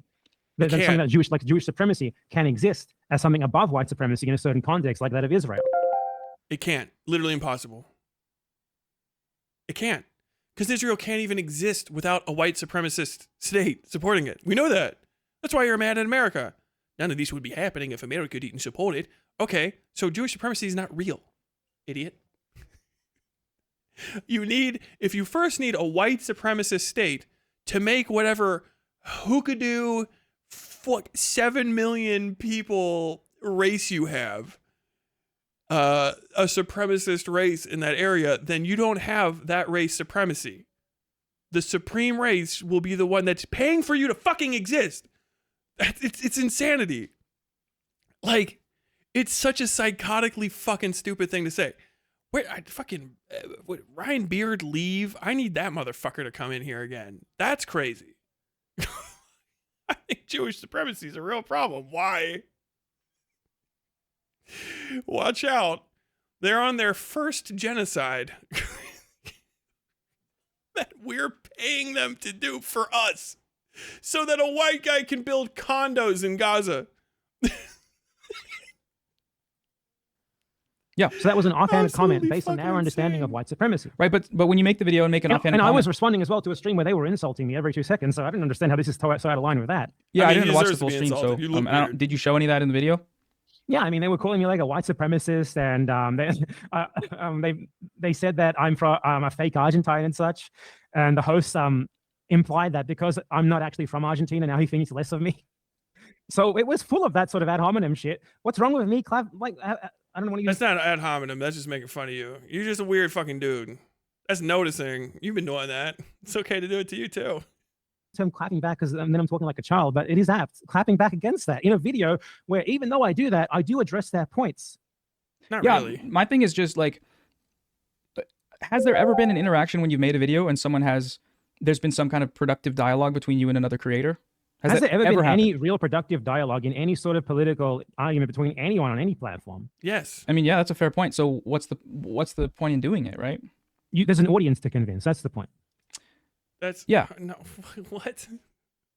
Noah, you better not agree with that, because one of your foundational first principles for the last several years is that debate does not help you arrive at the truth. Now, I have cut you off, so I know that you're going to say you're not going to agree with that. I mean, yeah, okay. But if he's sorry, I'm losing track of my thoughts. I think Noah's stuck in here. Noah's like, okay, I really backed this guy. It can't be that I've completely fucked myself and backed a white supremacist. I can't have such a lack of knowledge about the things I'm talking about that I accidentally platformed a white supremacist against a black person. Now, I'm doing a Cope interview with him, and he has just said that FD Signifier, of all people, who has spoken extensively on race issues, what with him being a black fellow, and having a YouTube channel where he talks about the history of black people in America and their culture and his relationship to it and how it does and doesn't affect him. He has said that man does not know the history of white supremacy in America, which is not something you hear every day. There's a lot of things you can levy against FD Signifier. Tons of things. I've heard all sorts of criticism, some good, some bad.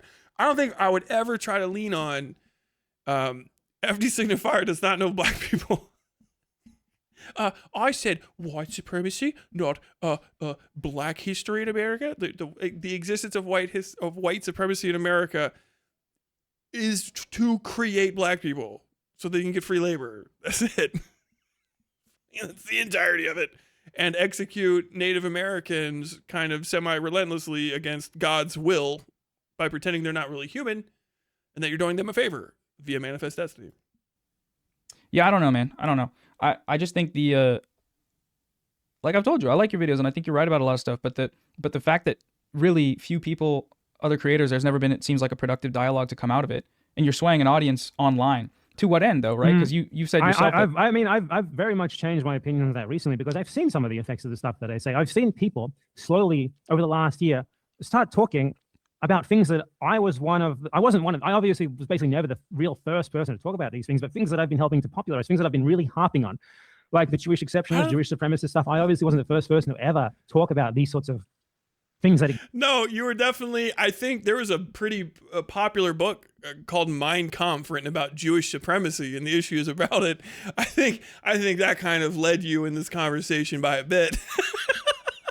Exists, but now years later, people are talking about it way more, and I recognize a lot of the people who are talking about it as people who got it. Some of it from me, at the very least. You see, like the backlash against Hassan Piker recently on Twitter. Obviously, Twitter isn't that big of a deal, but I think it can be indicative of a broader shift in perceptions, because at least, like a year ago, Hassan was seen as this darling of like the American left wing, right? And now you have a lot of people who are fed up with the shit that he's doing.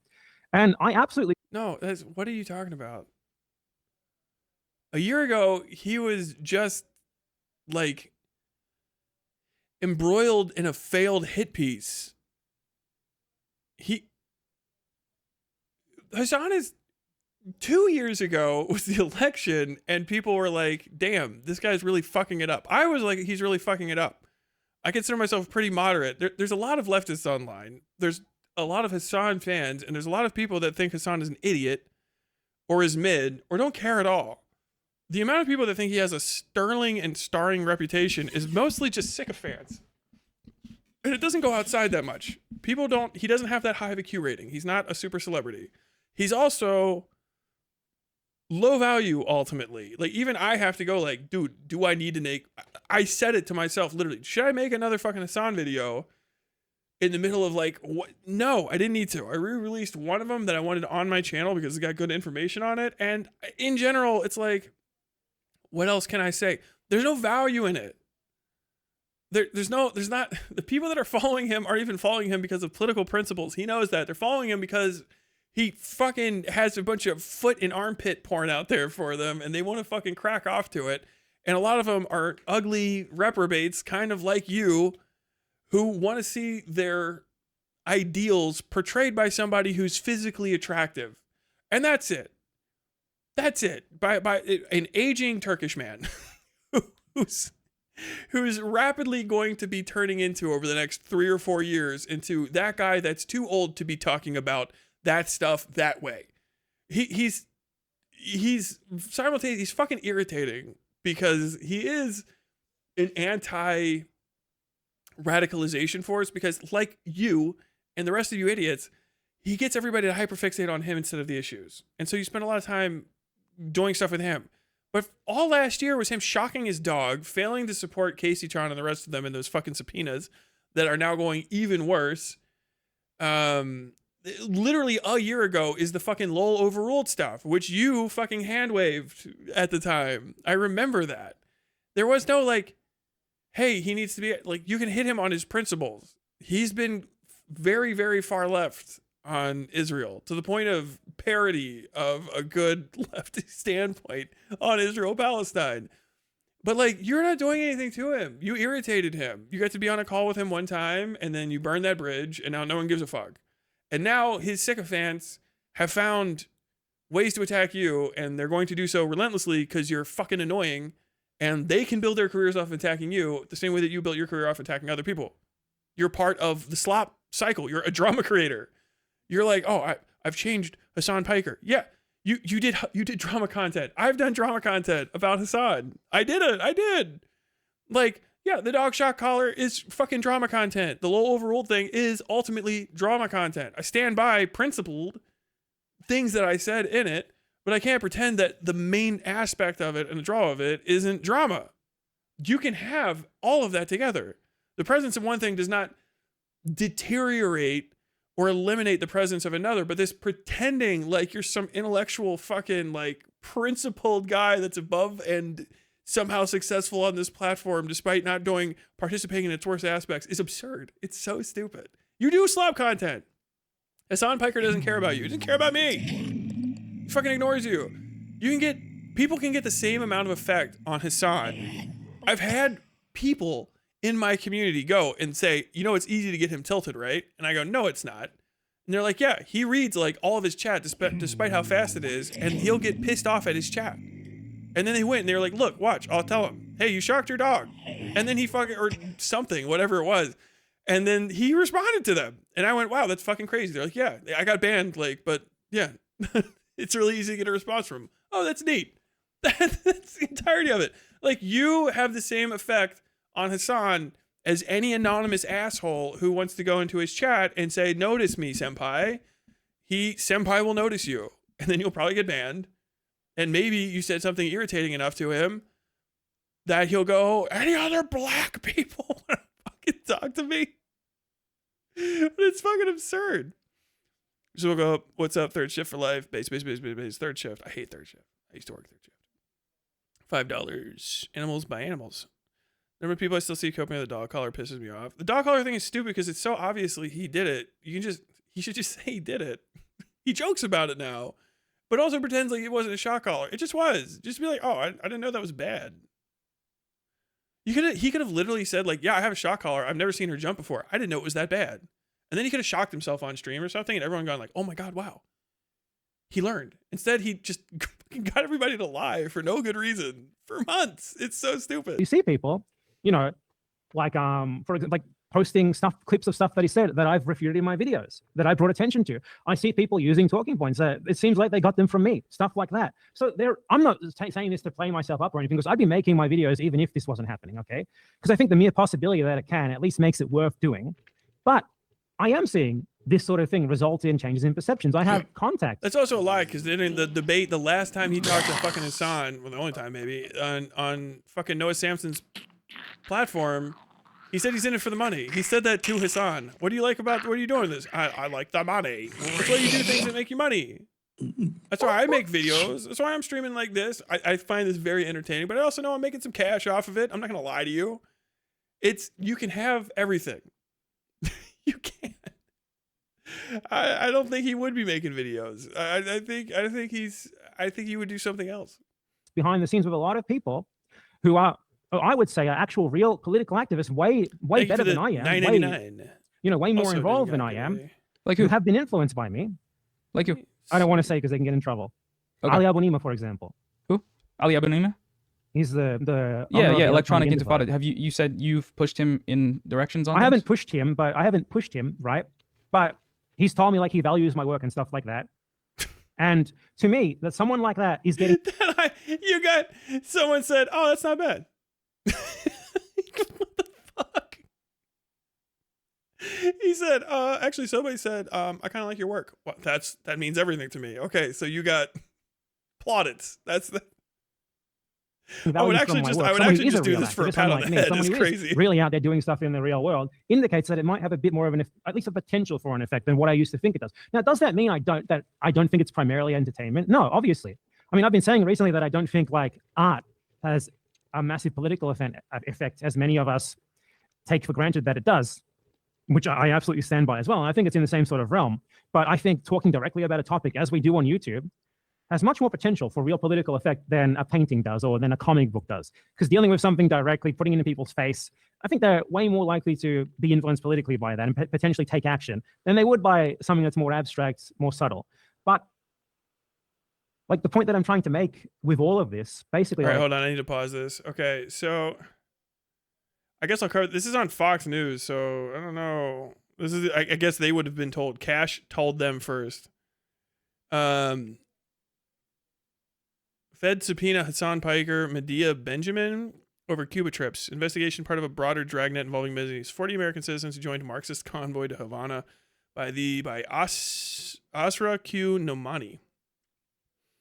Federal officials have served subpoenas to Marxist political influencer Hassan Piker and co-founder Susan Medea Benjamin as part of a wider investigation into whether U.S. organizations and leaders violated U.S. laws and sanctions in supporting Cuba's communist regime.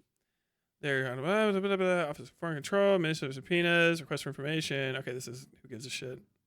Investigation is part of a broader effort by officials at Treasury, State, and departments to curb malign foreign influence operations inside the United States, particularly extremist movements. Scrutiny reflects growing concern among federal authorities and lawmakers over whether foreign actors and aligned organizations attempting to shape American political discourse, mobilize activists, sow discord, and normalize rhetoric that could encourage violence or undermine U.S. national security actors. Well, fucking Noah, you're probably gonna get a subpoena over that for fucking putting on ban Empanada. According to a Fox News digital investigation, Singham has pumped $278 million. What the fuck? Really? Okay, cool.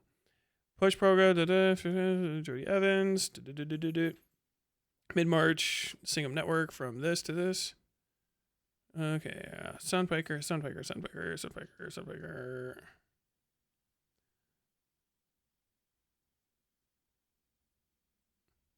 Dude, these fucking, this is, look at this picture. Oh, dude, they're getting ready to hit him with the dog.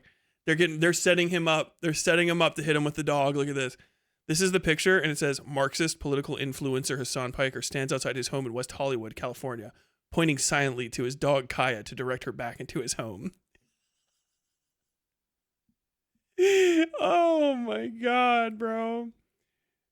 I'm going to Cuba.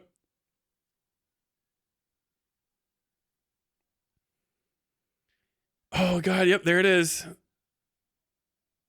Fox News Digital recently observed Piker outside his Los Angeles home. Oh God, he's getting gang stalked by Fox News. Oh no.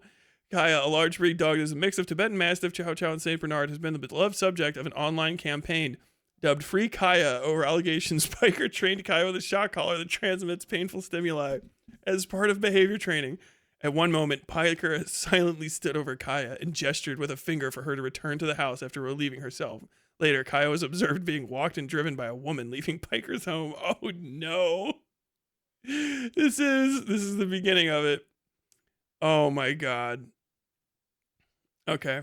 That's probably enough of that. That's a bullshit-ish story. He's gonna get subpoenaed, which means they're gonna ask him for financial records and stuff to make sure they didn't give it to him. As long as he didn't do anything illegal, he'll be fine. Hopefully he consulted with a lawyer and they're like, yeah, don't do things. Because if you do break an embargo, they do fuck you up over it, especially this fucking government. I care about the issues. I don't give a fuck if people think I don't. I don't give a fuck if you think I'm a poopy head. If you think I'm mean, okay? I care about the fucking issues. No one can watch my videos responding. Untrue. He does not. He does not care about these issues. He does not give a fuck. This is all for money. It's fake. It's fake as fuck.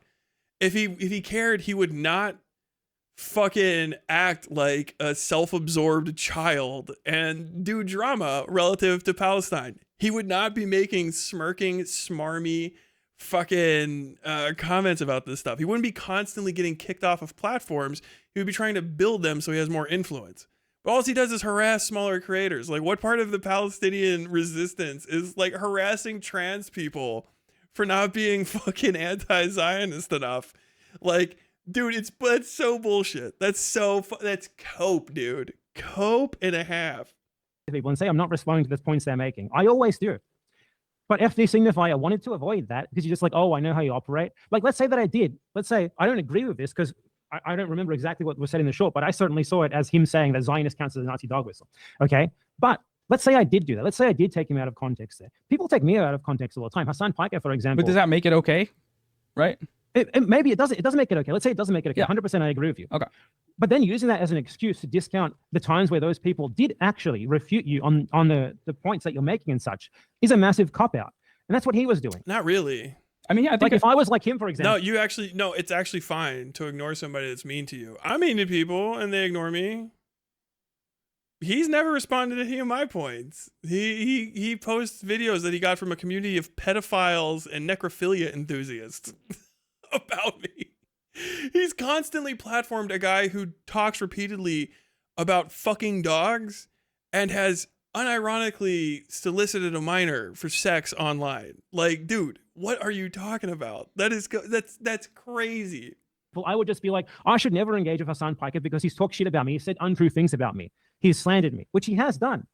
But bro, he slanders people all the time. Why would I not want to engage in the political issues still with this person who is a really big, like, important guy in the American electoralist left now, who's also representative of massive broader currents within them? Why would I deprive myself of the opportunity to respond to this guy who's making points that are wrong, who's pushing people into political action, into political thinking that I see as wrong, just because he insulted me beforehand? I think it's a fucking cop-out.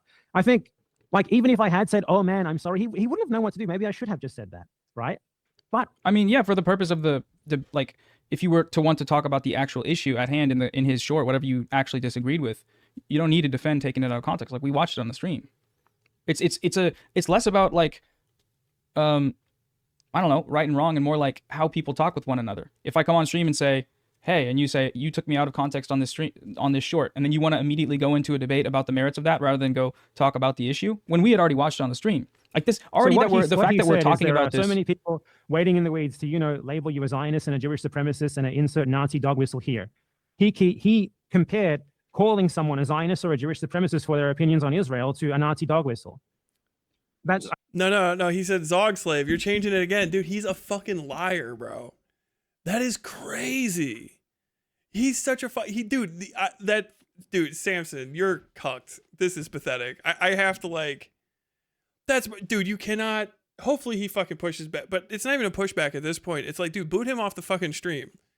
Like, why are you re-platforming this guy to lie about FD Signifier to your face and to your audience? After FD is already like, dude, I'm done with this. I don't want to talk to this guy anymore. You're racist.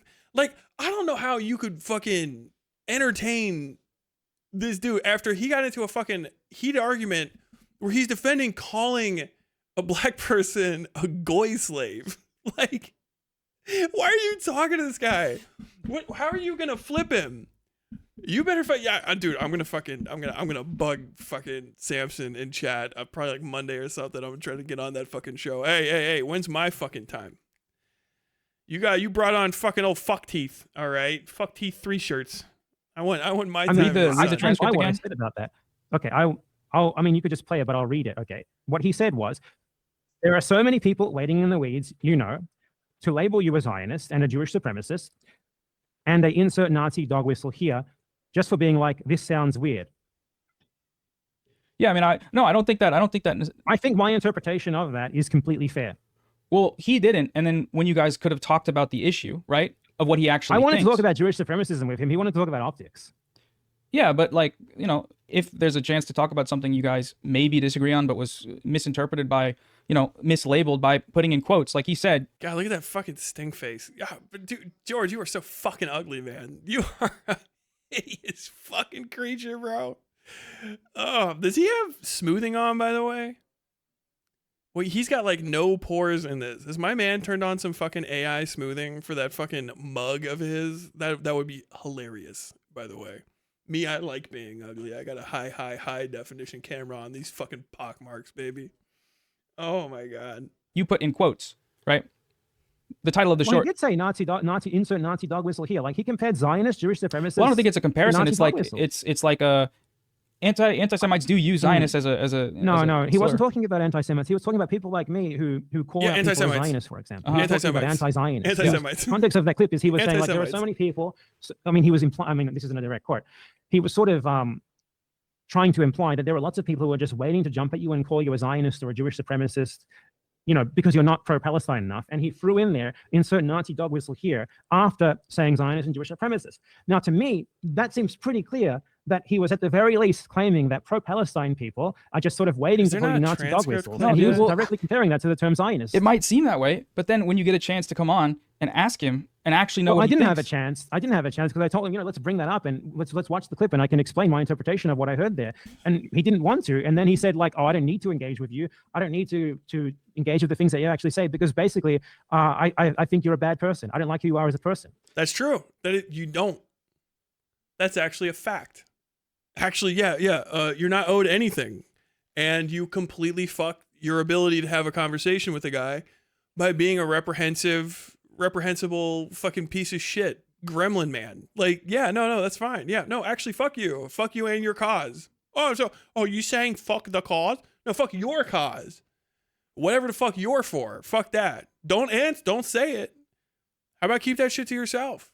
Because you're just too fucking grimy. Yeah, you're a unwashed asshole. No one wants to be fucking around you. You're fucking awful. You suck. You're ugly.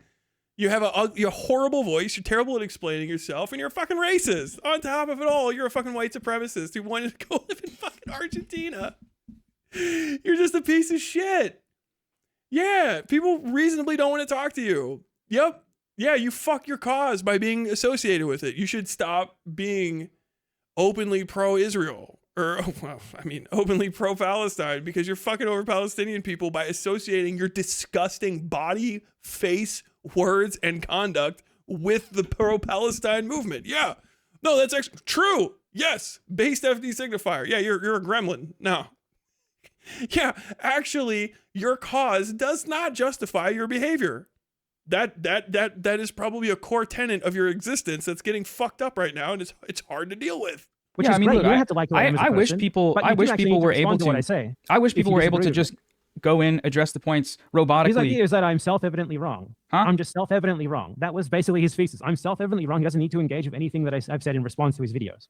That Yeah, was you're his just thesis. grinding. Yeah, I don't know. Grinding. I interpreted the exchange differently. I interpreted it as there was a chance to ask him about it. You asked him for his views. He said, no, that's not what I think. And then you went immediately into telling us how he thinks rather than Because discussing I've watched, this is the same thing that happened when I talked to Hassan on your stream last time, right? He lied about his beliefs to me, that entire debate. I took him and his fans on their word as to what he believes. Well, if someone says something on a live stream, if someone says something on a live stream and it gets clipped and made into a short by you, and then you talk about that same thing on the stream and they say, no, I don't believe that, which one is true? Are they lying? If you have said things that contradict what you say your beliefs are now, then I would like to address those things and explain to you how what you have said in the past actually demonstrates that you do believe in the thing that you're saying you don't.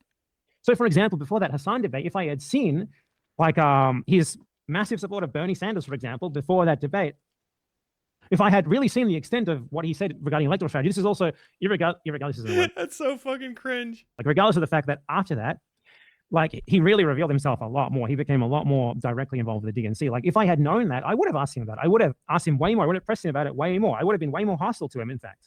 Because I didn't know. Oh yeah, his audience was pissed. You talking about affecting somebody's fucking career? His audience was pissed at me because I reviewed that combo and I called it giving a gentle blowjob to Hassan. They were pissed. I think that's where the "don't trust the troops" came from. But in this case, FD Signifier comes in here and he's like, oh, I don't believe there's no such thing as Jewish supremacy. But then why did you sit there for 3 hours long, or 2 hours, whatever it was, in a stream with 3 other people, specifically Dude, he's so a rebuttal ass-mad. stream to my response to Lil Bill on Jewish supremacy, Lil Bill. where everyone in that stream was in agreement that Jewish supremacy is not really an important thing in Israel. The main speaker during that stream was deculturation. FD Signifier was agreeing with him, and his thesis was there is no Jewish supremacy in Israel. So when he comes to me and he's like, no, I don't actually believe that, that seems like a backtrack, a convenient backtrack in the moment. No, you're just making shit up. You're just pretending shit's different. Like, you're a liar. He's such an obvious liar. He lies all, dude. This guy's fucking lying all the time. This is fucking piss on fucking Noah Samson for platforming this idiot. He's just raw fucking lying on these guys. Raw. He keeps doing it. It's recorded. He just keeps saying different shit. The correction that fucking FD made, the second they started talking, has already been fucking retracted here. You're just bringing him back on so we can lie because you're a fucking dude, way too fucking soft on this guy. Given that the things that he said in the past indicate that he really does believe that.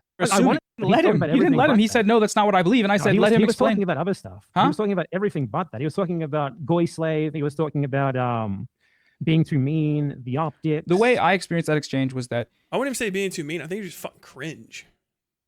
I like being, I'm mean all the time, but I'm not fucking cringe. You're cringe. You're fucking lame. Like, you're a sneering fucking internet tough guy. You're so grimy. That's the problem. You look like a guy. You look like a passport, bro. You look like a fucking pervert. You're a fucking balloon with fucking facial hair that's been rubbed onto it with fucking static electricity. That's being mean. You're you just told him gross. essentially what he believes, and he said that's not what I believe. And then I said, you guys talk about it. Then we can talk about it. No, but that's not what happened. That's not how. I think you're blaming me his for the threats. reason why we never go around talking Well, about no, there that were rather points. than him. No, there were points in that where Because I tried to pull him around. These fucking, I can never get over these fucking hands, dude. The delicate hands of a small lady. It's so crazy. Look at the fucking softness of that shit. I mean, come on. Like, this is, I don't know what, like, I got gouges in the back of my hand from just doing fucking manual labor. It's just always so weird to me to see his hands on screen because they just don't look like they've ever fucking done anything. Like, look how fucking big my thumb is, right? Just relative to I'm a man. I don't know. This is just what my hand looks like. Man hand. You know what I mean? Look at those little, what is that for? There's a term in the Marines called dick skinner. They call your fucking, you go wash your dick skinners. Let's say that about your hands to be fucking obnoxious. That's what those look like. My man walking around with fucking silk gloves. Actually talking about the issue by being like, oh, so what did I say in that video that you disagree with? Like, how did I mischaracterize you? I'd love to talk Pam about it. kind of He's looks like like, the yellow no, I dude don't have from to talk Sin about that. I City. know how you operate. You are dishonest. You're a bad faith. Blah blah blah blah. It's just this is like how people discount everyone ever. This fucking term, bad faith. It's just an excuse to avoid engaging. I'm sure you've seen that a million times before, and that's exactly what he was doing there. Man. Like, I don't have to engage with someone who disagrees with me, with someone who has articulated the disagreements with me, because their motivations are bad, or I know how they operate. Yeah, blah, blah, I blah. really don't like when people imply motivations and assume motivations. I see Ethan Klein. I see people I see Zionists do that all the time. They in order to tear down whatever you're trying to do, they assume you're doing it for malicious or self-interested reasons. Yeah, I mean, it's like no the argument like you don't really care about Palestine. Well, maybe they don't care about Palestine, but maybe what they're saying is still true. Anyway, who cares? But that's That's a self-report. Malicious or self-interested reasons. Yeah, I mean, it's like no the proof. argument like you don't really care about Palestine. Well, maybe they don't care about Palestine, but maybe what they're saying is still true. Anyway, who cares? But that's what he was doing there. It's like speculating and stuff, like speculating, like just saying, oh, I know how you operate. Well, maybe I do operate like that. You're here with me right now. You can explain how I'm wrong. If someone fucking insulted me and I had the chance to talk to them face to face about something that we fundamentally disagreed on, I would focus way more on the thing that we fundamentally disagreed on than the petty insults. Yeah. I mean, yeah, I get that. I think the thing about debates is like it comes in, it gets heated. Immediately it was both of you guys yelling at each other kind of and I mean, he just got done calling me a Nazi. Why wouldn't I yell at him? Did he call you a Nazi? I don't think he did. I did. He heard specifically me. said like I don't even know how you guys Regardless, brought me real up, quick, by the regardless of way. whether he did or not, when you came on the stream, he said no, and I don't think that you are, right? Something to that effect? Somebody sent me a chat. And then he went on to say, oh, bad Empanada is using Nazi dog whistles. Well, Zog all is this sort of thing. I know you don't care about you know, the optics. I don't think Zog is a dog whistle at all. To be clear, I think Zog is very clear. It is. Well, I mean, like historically, how it's been used up until the recent past. You know, like the last. Up until you started saying it. Up until we started DMing and you said it to me, it was racist. But now that we say it together in DMs, it's kind of become less racist. But and because Hassan said it, it's become less racist. Because when white people say a slur, it actually takes the power out of it. This is how you reclaim it. But before that, it was pretty racist. Before we said it. But now that you're saying it, and a black guy did say it was pretty racist, I am reconsidering the possibility that something has happened here I can't quite do the math on. I mean, the last 2 years, it's been kind of adopted by anti-Israel people to say, like, why else would our government be doing this if it wasn't occupied? But it's the rationale is still wrong. I think right? a lot of it is people defanging this. For one, it's defanging the Nazis as well, using the terms like this. And for two, it's defanging the notion that there is, you know, as I said, Jewish exceptionalism. You already understand. I don't need to explain it to you. By using these terms that are supposedly like beyond the pale and horrible because they're on the ADL list of secret dog whistles. Okay, that's not in my this sort chat. of way. Like Zog, who fucking cares about someone said Zog? This was like, you remember the ContraPoint statement, right? Like, FT Signifier sent in this chat, their chat, $500. Fuck, I cannot have somebody else's live chat up there. I'm like, why? He sent a 500 in. Send you a DM to explain the dog whistle mischaracterization. This is to Noah, not me. Also, to further explain, I never said Jewish supremacy wasn't real, but I did have a lot to learn about the topic, which is what the original conversation is for. I have since learned and read more about the topic and have a more principled stance on it. Good luck and be well. Okay.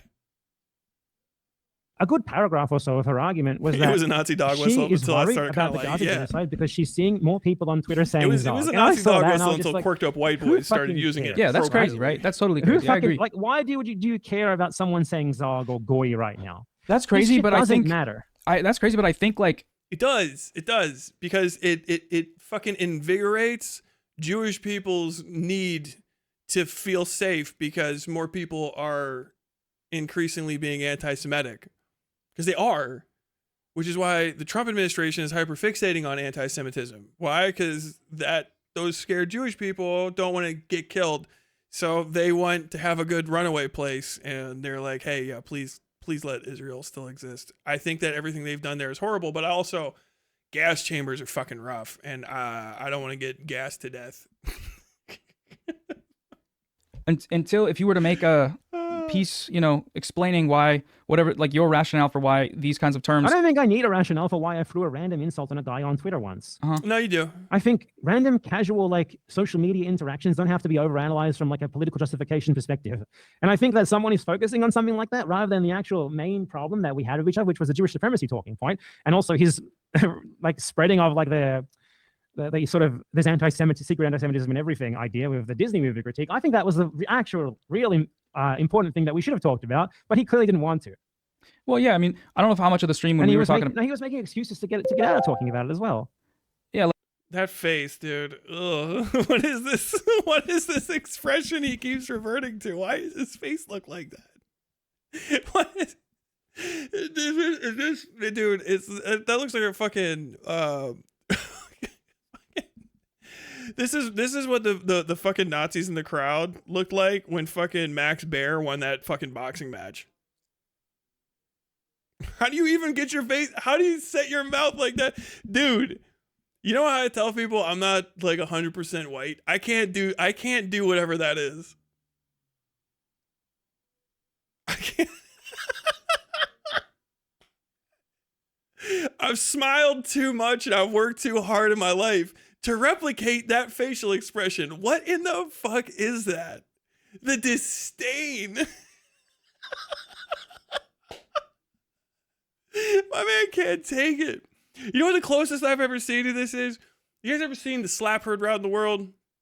And Sidney Poitier and stuff? Now you want to talk to me like that? Pop. Pop. Slaps the white guy back. Slaps the racist white guy back. And that guy's like, holds his face. That's the same shit. That's what this face looks like, bro. Every single time I brought it up. When we were talking before on the stream, he brought it up briefly, and he just said that was media analysis that I don't I actually disagreed with him about that. He said that's media analysis that was kind of midway through a stream. It wasn't the most in depth, but the point being I don't think it was that serious of a point. I don't think he Okay, so if that's not serious, that's serious of a point, then why is me calling BRG a goy slave that serious of a point? I think that's significantly less serious than that, but it's what you guys were harping on the whole time. Yeah, that's fair. You understand? Yeah. Like if he was like, oh, I don't really believe that, it's fine. I don't think I was making good arguments there. That's fine. But my interest in responding to him on that wasn't just because he was making bad arguments, because it indicates like it's part of this broader pattern of what we see all the time of people being really focused on policing anti-Semitism when it's totally illogical to do so. It's completely illogical. Like Jews today, aside from the fact that every now and again they are hate crime for being Jews by a relatively small fringe. Every now and again they are hate crime.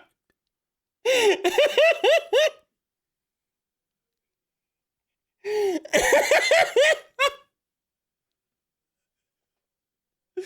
I can't believe current of Nazis. Aside from that, being a Jew today is basically like being a really specific, especially privileged white person, right? But we have someone like that who is like immediately overanalyzing a Disney movie for secret anti-Semitism, which I think is indicative of like caring the way about that people Jewish still people think of Jews as if they're like in a striped jumpsuit in a concentration camp, when material circumstances have changed, things are very different nowadays. We don't need to be policing Disney movies for anti-Semitism like that. We don't need to be engaging in this sort of ridiculous looking for anti-Semitic dog whistles and everything thing, because in doing so, you need to do that so they don't end up in the fucking camps again. That's the point of policing anti-Semitism. You're not supposed to do like, oh, anti-Semitism is bad once you've gassed 6 million of them. 6 million cookies. How many like that? Once 6 million fucking people are dead, it's a little too late to police the anti-Semitism. Elie Wiesel's Night kind of goes into this, that you shouldn't take all the jokes about killing Jews and all the anti-Semitism very lightly, what with it being the way that you proceed a genocide. Yeah, really strengthening Zionism, because we're helping to spread the notion that that is what is happening, that Jews really are like at risk of like ever-present risk of like future violence or whatever, and that there are secret dog whistles in Disney movies to sort of turn you into a sleeper agent to carry out that violence. I think that's ridiculous, and it's helping to instill in people, to reinforce in people this idea that the world really is like that. Yeah, no, I mean, I agree. I think I don't think that's like that maybe would have been good to talk about. I just think that's what I was here to talk about. I tried to push it towards that a couple of times. No, it wasn't. Yeah, sorry for muting you. It's just, I mean, you don't have to apologize, but Mog, dude, I wanted to talk about the issues. He didn't want to talk about the issues, and he did a really good job of avoiding them. Yeah, I know that you don't go to jail for libel, but maybe no one needs to do like a fucking year in the clink to harden up, bro. He needs his orange is the new black moment. He did say like when we talked about that specific quote, he said like it's okay to disagree with that. But then I don't know, when it came down to it, when you came in, it just got heated. So, well, yeah, he just called me a Nazi. I mean, you can say he didn't call me a Nazi, but I would say being like, oh, look at this fucking guy. I didn't even know why you were talking about me. I would have thought you would have avoided the topic. Well, I mean, that was the plan. That was the plan, right? But I mean, I think he wanted to, because the chat has been quite active, so he wanted to start out talking about like addressing the whole situation, and then it just turned into a conversation about it.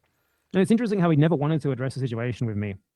I actually exchanged emails with him in regards to his Graham Plattner video, and I sent him like a bunch of the evidence. Oh, yes. Like about the things that Westside Tyler has done and said, the things that Graham. Why did I just come up? Why did I just come up? Me mention, but where did that come from? Been waiting for this moment for forever.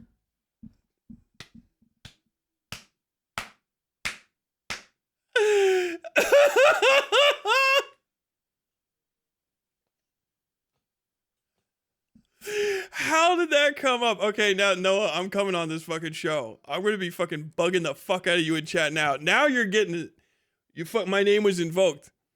Oh my fucking god, bro. A Graham Plattner video, and I sent him like a bunch of the evidence, like about the things that Westside Tyler has done and said. I am not Graham Plattner. His FDC. Oh, is it because I get mentioned in it? The things I have done and said. What have I done? What do you think? What is the evidence of stuff that I have done? Did you send him live stream clips? He might have watched those live streams. Things that Westside Tyler has said and done. Oh my god, bro. The things that Graham Plattner has done and said, that sort of thing.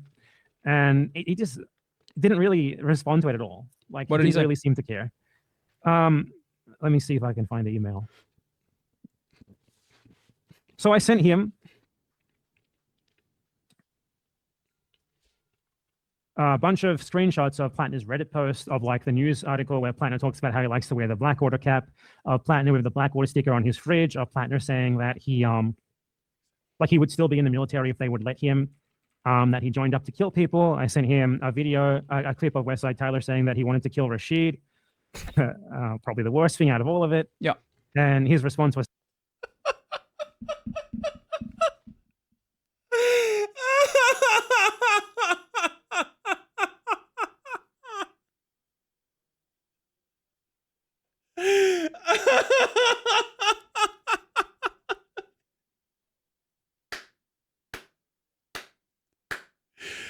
Oh my god. Dude, that shit is fucking hilarious. The fucking Rashid clips are that shit's funny as fuck to me. It's still funny. It's, first off, it's insanely unserious. It's fucking he's sending this shit to people in emails is fucking top tier. Because I know they still got the clips from fucking random other channels because they never look at them. No one's ever seen the entire episode even. Just look at the fucking clips of another person's show, which is fine. The whole thing is, Rashid, who is the Timothée Chalamet, was presented as being a fucking terrorist by Hassan Piker, who is an incompetent fucking moron. And he did this whole softball interview. At the time, and I'm going to do this again because it's even late in the program. I'm going to do it again. I'll do it every time. It's funny. Fucking, he's just this little twerp, the Timothée Chalamet guy, Rashad. Some random Yemeni teenager. Like, whatever, dude. He was hanging out on a fucking pirate ship, and I thought he was a pirate. He just doesn't have the balls to do that either. But everybody was talking about, in my country, the necessity of bombing the fuck out of Yemen for the millionth fucking time, and it's pointless. No need to. You can just swim a little further away from drive the boats a little further away. There's no reason to indiscriminately bomb Yemen. It's a fucking waste of munitions. It's disgusting and it's disgraceful. Can people be convinced about out of their warhawk positions through pussy talk about how nonviolence is good? No. What you do is you convince them that being worried about somebody is a waste of their time. Rashad looks like a bitch. He looks like a guy I could slap the fuck out of in real life. Despite him being fucking like 20, 30 years younger than me, whatever he is. I fucking crazy. I don't care, dude. Shut up. This isn't a conversation for fucking pussies. I said, I don't know anybody's worried about this guy. I bet I could fucking crush his head with my bare hands like the fucking mountain from Game of Thrones. And I bet I fucking could. Would I do it? No. Why would I wait? I wouldn't waste my time is the whole point. And then Hassan is fucking jerking this guy off, calling him fucking Luffy. It's based what you guys are doing. You're supporting Palestine, yada, yada, yada. And he's just supporting piracy and attacking civilian vessels.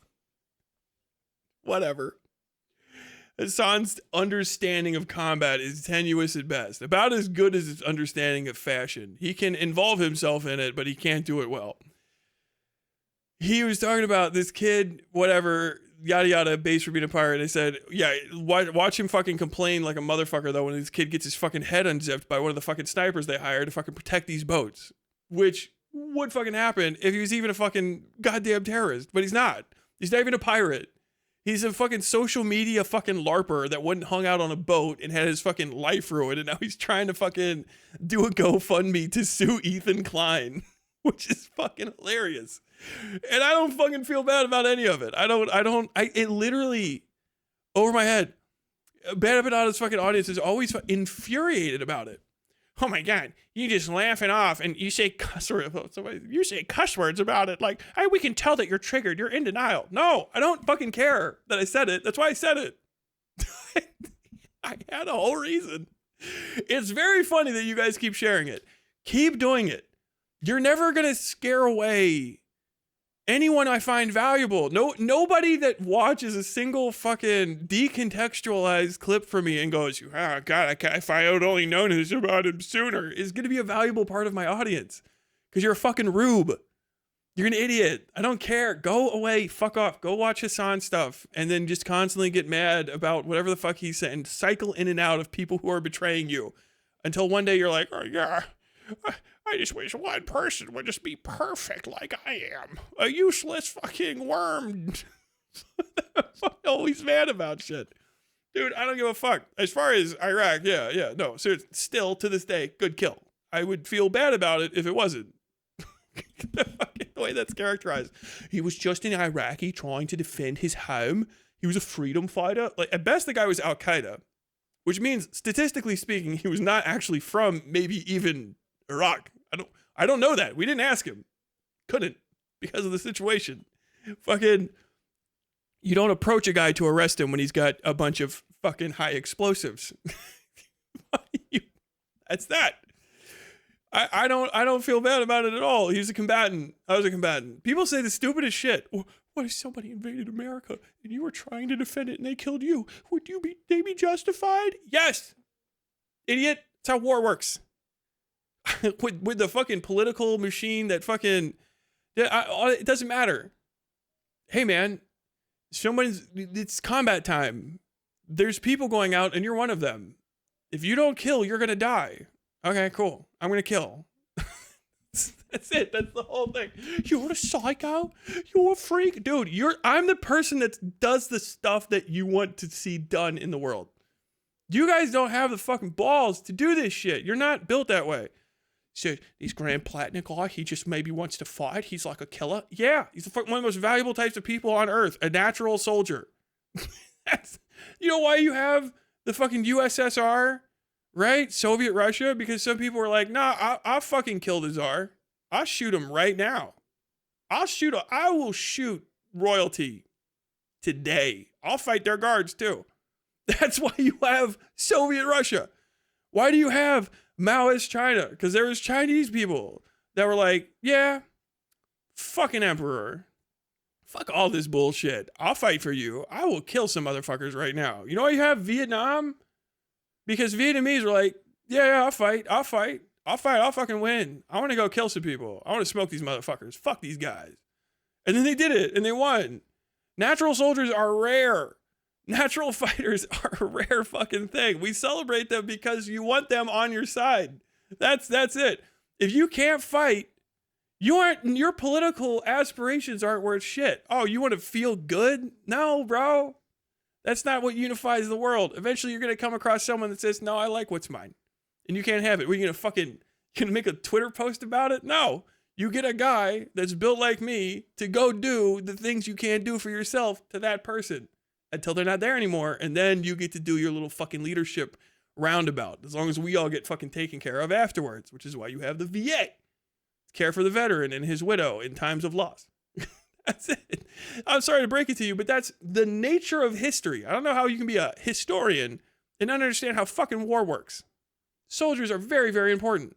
Natural soldiers are the most important people on earth when it comes to securing and even expanding your nation. And you may need to expand your nation because you may be near fucking, some new version of Hitler. You may have the Khmer Rouge mass murdering people just next door, and you got to fucking put a stop to that. You might have fucking Americans coming in and trying to start America 3 in your fucking country. Okay? And then you're going to have to be able to fucking scrap it out and beat them. You might have to expand. You might have to grow, but you're definitely going to have to fight. And you can't fight with feels. You just can't do it. You need a fucking killer. You need killers.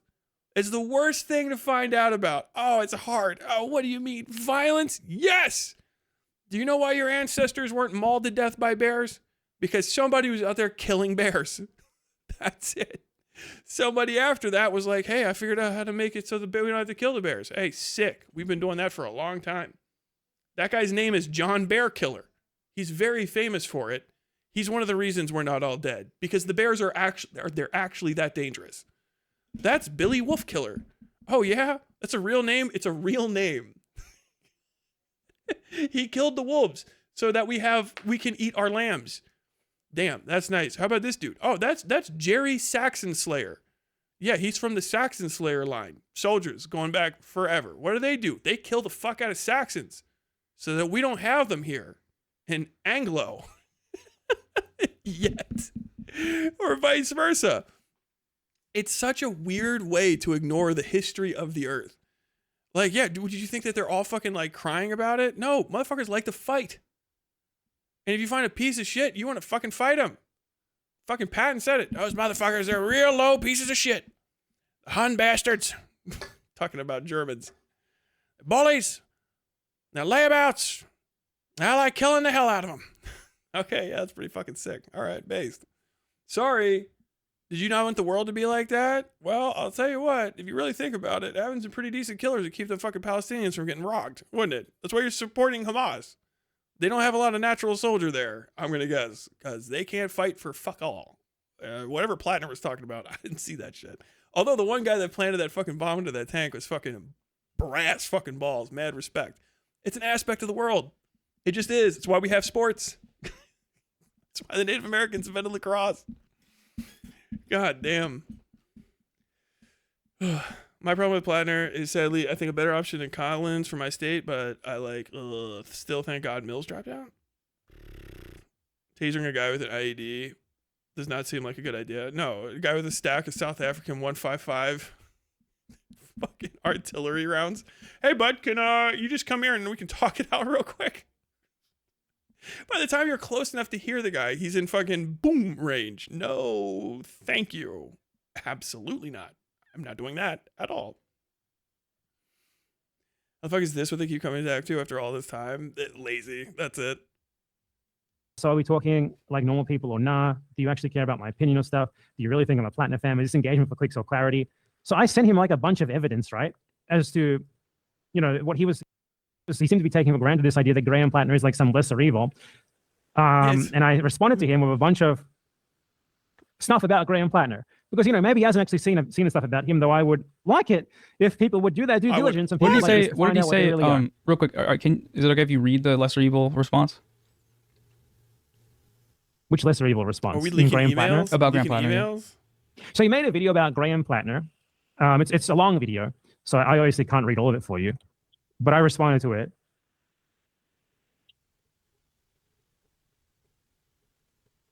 Called Trying to Make Sense of Graham Plattner.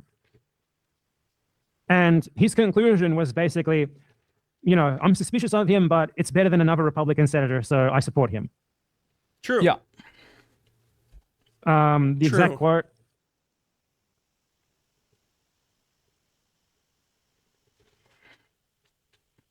Is like, I don't know, right? And I'm not going to say I do not care. What I'm going to say is it would be better for the country to have one less Republican senator. Mm-hmm. I'm not going to act like that's not true. And then he's like, well, maybe he'll be another Fetterman, but, we don't really know that yet. And then he pinned a comment which said, could we do better? Yes. Should we do better? Yes. So I want him to get elected. Also, yes. Now, to me, that is pretty clearly him saying, maybe I don't like him that much, but he's a lesser evil, so we should support him. Yes. And the entire thing that I've been talking about with the Graham Plattner stuff, it's not just like, he's personally a criminal or whatever, right? It's not just that at all. It's what this indicates about internationalism in the USA, that they are so willing to accept someone like this and to vote for them, even as a lesser evil, and to not interrogate their past just because they see him as advantageous for them. Yes. What does it say to the rest of the world when we have someone like Graham Plattner, a proud mass murderer of people in Iraq and Afghanistan for... Made up. That's a lie. Prove that. This is why no one takes him seriously. Mass murder of who? A proud mass murderer. Who did he mass murder? He would have gone to jail, or you know about him. He didn't do, none of that happened. If you're talking about, if mass murder is, he fucking smoke showed Al-Qaeda at the Battle of Abu Ghraib. I can't get mad at him about that, because that's pretty fucking sick. Fuck all Al-Qaeda people. Al-Qaeda in Iraq, all fucking Zarqawi's people can fucking eat a dick. I hope they're all dead. They suck. They are bad people. Don't feel bad about it at all. If they gave up afterwards, I don't even mind. Okay, chill. But like any fucking Al-Qaeda that got smoked in direct combat had it coming. They're fucking Al-Qaeda. It's the base. Oh my God. Almost 2 decades. What does it say to the rest of the world when Americans see something like that and they aren't willing to draw a line in the sand and say, yeah, this is too much for me? I'll tell you what it says. Fuck off. I don't fucking care. Fuck off. You irrelevant fuck. You don't live here. Fuck you. Fuck the rest of the world. Fuck off. It doesn't even say anything to you. I don't give a fuck. It's a fucking senator for Maine. It's a Maine election. I don't know if the rest of the world wants to fucking have that matter. Go move to Maine, you fucking losers. You LARP fuck backseat drivers. Why don't you fucking get your own shit together? Why don't you make your fucking, where the fuck you're from, interesting? I don't give a fuck. fuck what the fuck the rest of the world thinks. I don't care what Tennessee thinks. As a matter of fact, if you're from Nashville, except for Yui, God bless you if you ever watch this, I love you. Go fuck yourself. Everybody, every single person in Idaho can eat a dick. I don't give a fuck, except for the people in Coeur d'Alene, and you know why. Fucking, dude, I don't give a shit. I don't know what the fuck is going on right now in Wyoming. Other than I've heard through the rumor mill that the Gins are trying to buy it. Because I played Deadlock. None of that shit fucking matters. None of it, what the fuck? What kind of message does this send to the international community? Shut the fuck up. I think that fucking FD Signifier's too invested in a Senate race in Maine. I mean, you ask a guy an opinion, eventually he'll give it to you, but that motherfucker lives in Georgia. There's a lot of states between Georgia and Maine. That's fucking most of the eastern seaboard. That's not Florida. In fact, like, I don't give a fuck. I can barely be bothered to give a fuck about this Grand Platinum stuff, and it's only because people don't shut the fuck up about it. I can't vote in that election. I don't fucking care. I also can't vote in the elections in Saskatchewan. And so I don't give a fuck what's happening in Moose Jaw right now. Sorry, Calgary. I haven't been following your elections, and I don't give a fuck what's going on there. Hey, Vancouver, guess what? I don't know who your mayor is, and I don't fucking care, because I don't live in fucking Vancouver. I'm an American. Shout out the lady that's running fucking Mexico. I can barely remember your name. I didn't vote for you. You know why? Because I live in America. I'm not hyperfixated on Mexico, because I'm not even fucking close to it. Isn't America just north of Mexico? I'm in Kentucky. Mexico is over a day's drive from me. I don't care what happens in Mexico, aside from I wish we would treat them better and I hate the gang violence, but I don't know what the fuck's going on there. Not really. I'm not going to go fucking, what does this election in Guadalajara say to the international community? Fucking nothing. They're whatever. I would never ask the people of Guadalajara, hey, have you considered the ramifications of the next election on the international community? Like, they're like, what are you talking about? We're worried about Guadalajara shit. Now, I've been talking to people from Ciudad Juarez, and they're not very happy with the way that you're conducting this election in Guadalajara. They're like, who would say that to us? What are you talking about? I don't know if you know this, but the people of Mexico City are not really happy with the way that you guys are running. I can't remember. I got a state on the top of my head, Chihuahua. They're not happy with the way that you guys are running Chihuahua. Have you considered doing something else? Like, what the hell? It's so weird and condescending and out of touch. And it's like, oh, but you deserve it. It's like, yeah, but like, who's going to pay attention to you? I don't give a fuck. Fuck the international community's vibes on Maine. Fuck Vermont's vibes on Maine, and they deserve to have vibes about Maine. Do you know what I mean? Like, it's so fucking bizarre. You know, I don't want to support someone like this, even if these politics are less bad than the Republican. I'm not, this is normalizing. The way of accepting someone like this is sort of normalizing the idea that it's totally fine to join the fucking US military and go and kill people, and you don't bear any responsibility for it, because then later we're just going to accept you as like a prominent left-wing leader. Like, this isn't just... Yes, true, and yes. Yeah. If you join the military, it's fine. If you join the military in an enemy nation against me and we are now at peace, I don't begrudge you. The people that have never fought care more about this. I think I'm good here. I think that was my message, my mention. So unless there's another one, someone could point it out to me, but it's starting to get late and I want to play like one game of Deadlock before I go to sleep, not on stream. Yeah, it's fine to join the military. It really just is. It's okay. Well, you're supporting American imperialism. You bitches are supporting American imperialism. What are you fucking talking about? You all are. Everyone on Earth loves American imperialism. I'm sorry to say this, but you do. Otherwise, you do something about it. It's either a good negative influence that allows you to maintain control in your home, wherever that is, or you benefit directly from it. George Genitis benefits, his entire life is based on American imperialism and pretending to not like it while making money off of it in so many more ways than I, as a fucking person in the military, could even fucking think of. You know? not only is his fucking depressed exchange rate our fault, but also the platform that has dominance over the entire world because it's in fucking English is also located in, and the English thing is because of us. You benefit directly from American imperialism. Good for you. Lucky you. I don't see you fucking trying to fucking broadcast in Spanish. I don't see you people fucking decentralizing your media intake from a American-controlled, CIA observed and operated program. You know what I mean? Like, this is all America-centric. You love it. Otherwise, you would actually do something valuable about it other than just complain. You're like the same people that are like whining about fucking Marvel movies and then going back to them every fucking year. Like, could it be better? Yes. But we will still support this. And it's not like I necessarily blame people, because I know that a lot of you guys were put into a fucking fuck-ass position because of colonialism. But at a certain point, it's like, dude, I believe in the agency of people outside of this country. Go do it. And honestly, like I don't, Vietnamese, like, oh, how do you feel if a fucking Vietnamese person? Like, dude, a Vietnamese fucking rock this base. Good for them.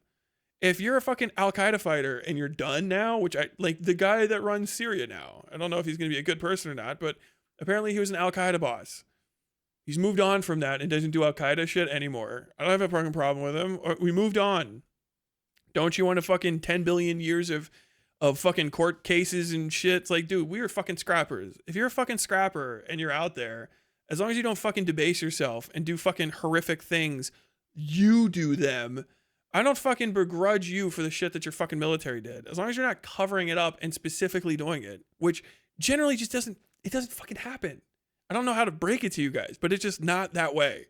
You can not believe me if you want, but if you don't, I was there and you weren't, and I know the truth and you don't, and I'm telling the truth and you're not, so I can just ignore you. It doesn't matter. Yeah, joining the military is fine. I would say if you were fucking Iraqi and you joined the fucking Ba'ath Party and fucking you joined Saddam Hussein's military because you needed a fucking paycheck, I'd say that's fine. I don't begrudge you it. I really don't. Like, throughout history, good guys and bad guys, like, scrappers are scrappers. Base fucking horseshit infantrymen, yeah, man, I can't really give that much of a fuck. If you did fucking war crimes and shit, you gotta fucking pay the price for it. All right, I hope you get caught, I hope you get tried, or you should do the right thing and fucking take yourself out. That's what I would have done if I did something like that. I would just kill myself. I don't know how to tell you that in a better way. I would just sooner die. I would sooner die than do profanities. Because they're gross. They're profanities against, they're crimes against humanity. I just simply wouldn't do them because they're gross. I don't know how to tell you that in a better way. But this, like, yeah, man, you fucking, you supported imperialism. Bro, you guys all are. If you're buying American products, you're superior, you're doing it. If you buy European products, you're doing it. If you buy Chinese products, you're doing it. The global north now is not the entirety of the north. Now the global south is also part of the global north. It's all intermixed. And as capital creates wealth in nations that are now industrializing and stuff, you will see them doing the same shit. And I don't begrudge people for getting a fucking job. As long as you didn't specifically do the thing, I can't get that fucking mad at you, right? At a certain time, you have to just let shit go, right? If you're a fucking Nazi concentration camp guard who guarded the concentration camp while it was active, that's bad. If you were out fighting the Allies on D-Day and you killed 100 fucking American service members with an MG40, I can't begrudge you. That's your fucking job. I would have done the same thing in your fucking in your shoes. You know what I mean? Like, if you're a fucking Vietnamese person and you were personally fucking like skinning fucking POWs, if that even fucking happened, yeah, I hope you're bad person. But if you're a fucking Vietnamese fucking NVA or VC guy and you were fucking shooting fucking Hueys down with an RPG and you lived and you killed like 100 American service members, I don't begrudge you that at all. Good for you. Good numbers. I wish I could speak to that. It's a different world. If it freaks you out and you're like, oh, I don't understand this. These kind of people scare me. Don't worry about it. It's not for you anyway. You vote on shit like this, go vote, go participate in your government, because if you're afraid of like violence and people talking about doing it and being good at it and enjoying it freaks you the fuck out, just understand, like, they make the world go round, okay? There's doctors enjoy cutting people open. You know that? Surgeons, they enjoy it. Not everybody's allowed to do that. But surgeons are like, damn, I really want to open this person up and see what's inside them. Okay, cool. Yeah, you should do that. You're a pro at this. Yeah, I know exactly when and how and why to do it. And, you know, you need those kind of people. You need people to do violent shit. Give the butcher his share. Old stuff. You know, people run abattoirs. You're all eating fucking meat. And it's not even about too cocaine. It's just like, dude, it's hard to take your fucking moral outrage very seriously because moral outrage only goes so far. The best thing about moral outrage is when you can use it to motivate somebody to do some sort of violence on your behalf and turn your moral outrage into sovereign rule. And if you can't do that, then you can't do anything. And natural soldiers do that. Sorry to break it to you, but you need them. Fucking Graham Plattner being in the Senate, if he sticks to his guns and is the person he should be, especially as a fucking member of fucking 8th Regiment, same regiment I was in, different battalion though. If he actually sticks to his guns and he knows what is and isn't, he'll be the guy that will be one of the most anti-war and anti-involvement people that you'll ever have seen.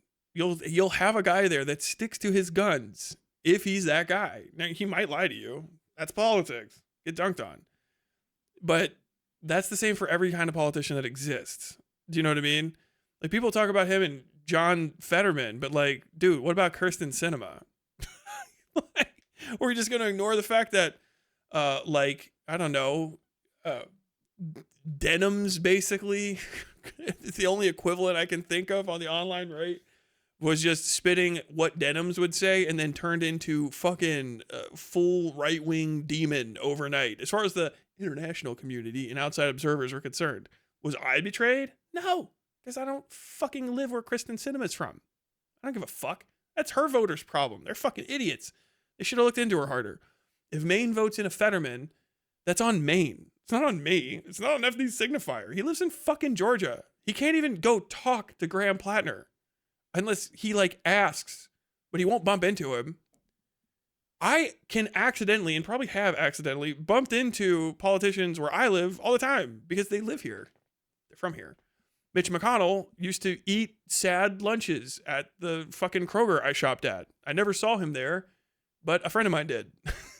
There's Mitch McConnell having a sad sandwich alone, eating a sandwich alone in the Kroger after buying it. I'm just gonna have this right now.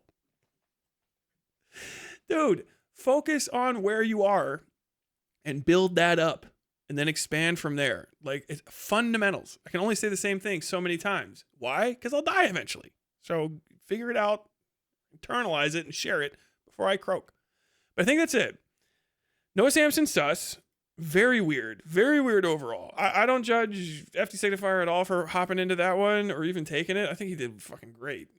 Shockingly good performance. Like, not that I wasn't expecting him to do well. I just know that he doesn't do that. So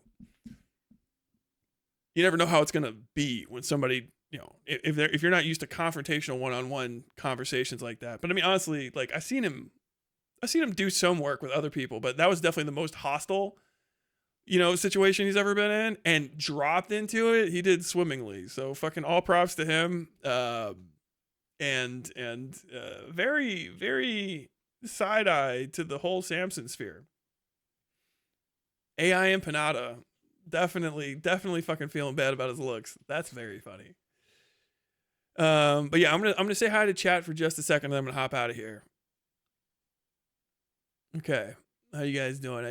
I'll turn on the fucking go away music. You guys remember this? Now you're not getting another stream this week because I am going to be busy elsewise because this took forever, but this was so fucking worth it. So I hope you guys enjoyed. I might. How many people are here? 272? Okay, no, I am going to be privating this VOD after so that it doesn't get fucking brigade complained about by those guys, and then I'll be re-uploading it probably tomorrow, maybe day after. All right. But I'm going to be playing, catch me on the Discord. I'm going to be playing at least one round of Deadlock after this to cool down, because otherwise I'll go lay in my bed and be like, fucking, babe, let me talk to you about this. And she's going to be like, I'm going to sleep. Fucking leave me alone. So, let's see. Did I miss anything? Who fucking cares what an Australian and Argentina thinks about a candidate made? Yeah, speaking to the choir. Caps. Is letting perfect be the enemy of better is a great sim of Bemp and his ilk. True. Bemp's infatuation with Plattner is questionable. Meanwhile, one nation is coming to rise in his own country. Dude, I have no idea what the hell is even going on in Argentina, but I heard it's not great. Is he calling Plattner a criminal for his normal reasons of he committed war crimes but being in the U.S. military shit he does? Yes. When he's being very serious about things he cares about, he says that Graham Plattner very likely murdered and raped, which there's no evidence for whatsoever, and he doesn't seem like the person to do such a thing. Could be wrong, but it's just raw libel.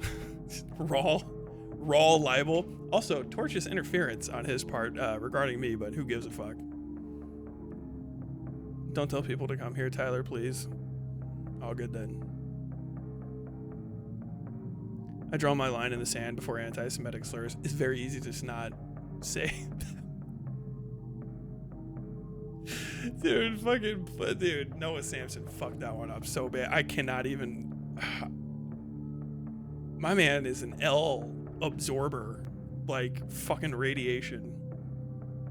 I cannot stress how much shit is going on in Aussie poll right now. There would be so much material for Bemp if he actually cared. He could actually probably talk about it well, because at least he was there once. I remember on stream one time, he was like, does America even have federal police? What are the American federal police called? Like, which ones? There's a lot of them. Notice he isn't calling Plattner a Nazi. Yes. Well, that's not bad. He's upset that people are forgiving that tattoo, but not him doing fucking anti-Semitism.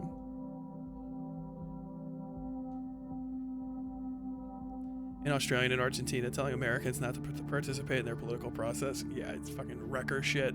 Oh, hello. This is a person never been in America talking about shit. Yeah. Fuck yeah, deadlock. Yeah, making money from the people. I've never seen a bad Empanada make a vid on Malay and his American glazing government. I think I've seen him make like 2. I can't say he's made none, but he's made, and as I recall, fewer videos on Argentina's issue than he has, I think, on Signifier and me.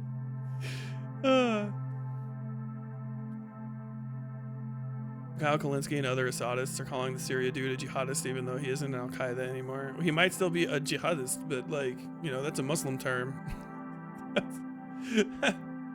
What is jihadist? I hope they're not saying that. He might be a jihadist. He might be a jihadi for a good reason. His cause might be reunification of Syria. That's a fucking jihad. That's blessed. All his praise be on it. Praise be upon him. You know what I mean? He's no longer a jihadist. It's crazy. You should always be a jihadist if you can, okay? If you're a Muslim, let your fucking passion flow through you, okay? Listen to Allah and let him guide you onto a struggle. Find your passion and find your reason, okay? Jihad does not mean going and fighting Americans. That was a type of jihad. It's just a fight. It's like a struggle, like a personal like thing with you in your heart. It's okay to be a jihadist, because you might be a jihadist to cure cancer. You might be a jihadist to become a veterinarian. You might be a jihadist to study the Quran and be able to recite every page of it. You might be a jihadist to bring your wayward son back to the whatever it is specific form of Islam you practice. It's okay to be a jihadi. It's like it's such a misused word. Joe Manchin was always Joe Manchin. Joe Manchin didn't betray anybody. He was very upfront the entire time. FDU good. It was 2 against 1 with him, with Noah and B. Yeah, Noah wasn't terrible the whole time, but like kind of setting it up at all, it's not great. I think he needed to not have that happen. He should have said no, honestly. Good stream, even if I didn't get to watch all of it. Don't worry, I'll be putting it on the other channel, but I say some crazy stuff, so we gotta make sure. Please upload the last VODs. Yeah, I gotta make them all, so the next time I sit down on my computer for a while, I'll do that.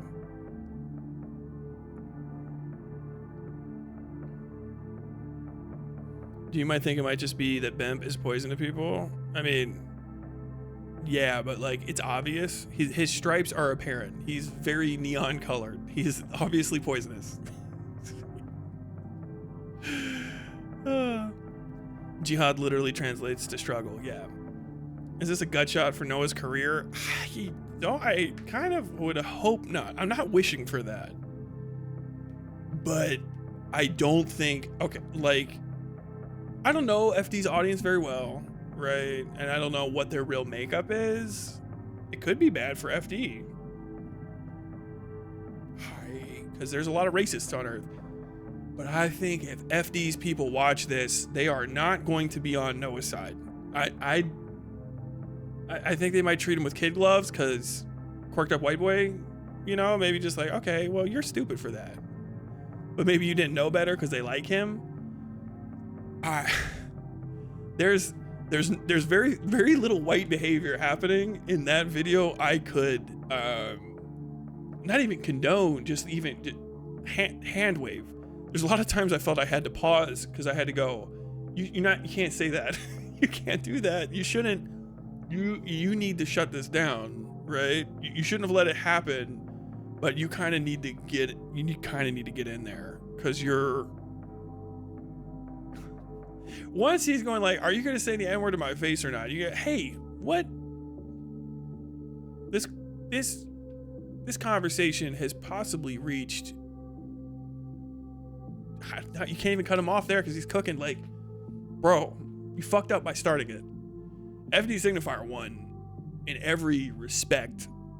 FD Signifier went and hung out with his family. Georgie hung out with his 3 shirts on in a cope stream. On the stream, he just lost the debate on. Noah is dead to you? Yeah, I would. I can't speak for black people. They are going to react to that however they do. As far as like FD's white people in his audience, that might be a test for them to go whether or not like that was like, bro, what the fuck? When you end it with, I don't know if I should apologize to you or not, you should probably apologize. unless they set him up. I have no idea. Tyler avoiding addressing me. Mantor bad for not finishing Outer Wilds. I gotta get it. I'm gonna have to start it over from the beginning. Because I can't remember. I tried to turn it on the other day and I couldn't remember it. Okay. I as a white watch FD more often than Noah. I don't know what to say about me, but yeah. Noah has no reason to fear a man that's shaped like Baldy's Basics. That's a reference. Okay, I gotta get out of here, folks. I've been talking for what, 5:36 hours straight. Wow, very cool of me. Look at you. Look at you. 7 hours. This video is going to be going private soon, but it'll be on the VOD channel. Don't forget to follow the VODs. Eastside Tyler, right? Westside Tyler VOD channel is what it's called. Eastside Tyler. Should be linked in the description. Go there, follow that, and then you'll see this VOD when it's uploaded. I basically just trim out breaks and stuff, so it's also cleaned up. It's a little bit better. Go there, check that out, and yeah, join the Discord. Patreon.com/WestsideTyler. And until next time, as always, stay safe out there.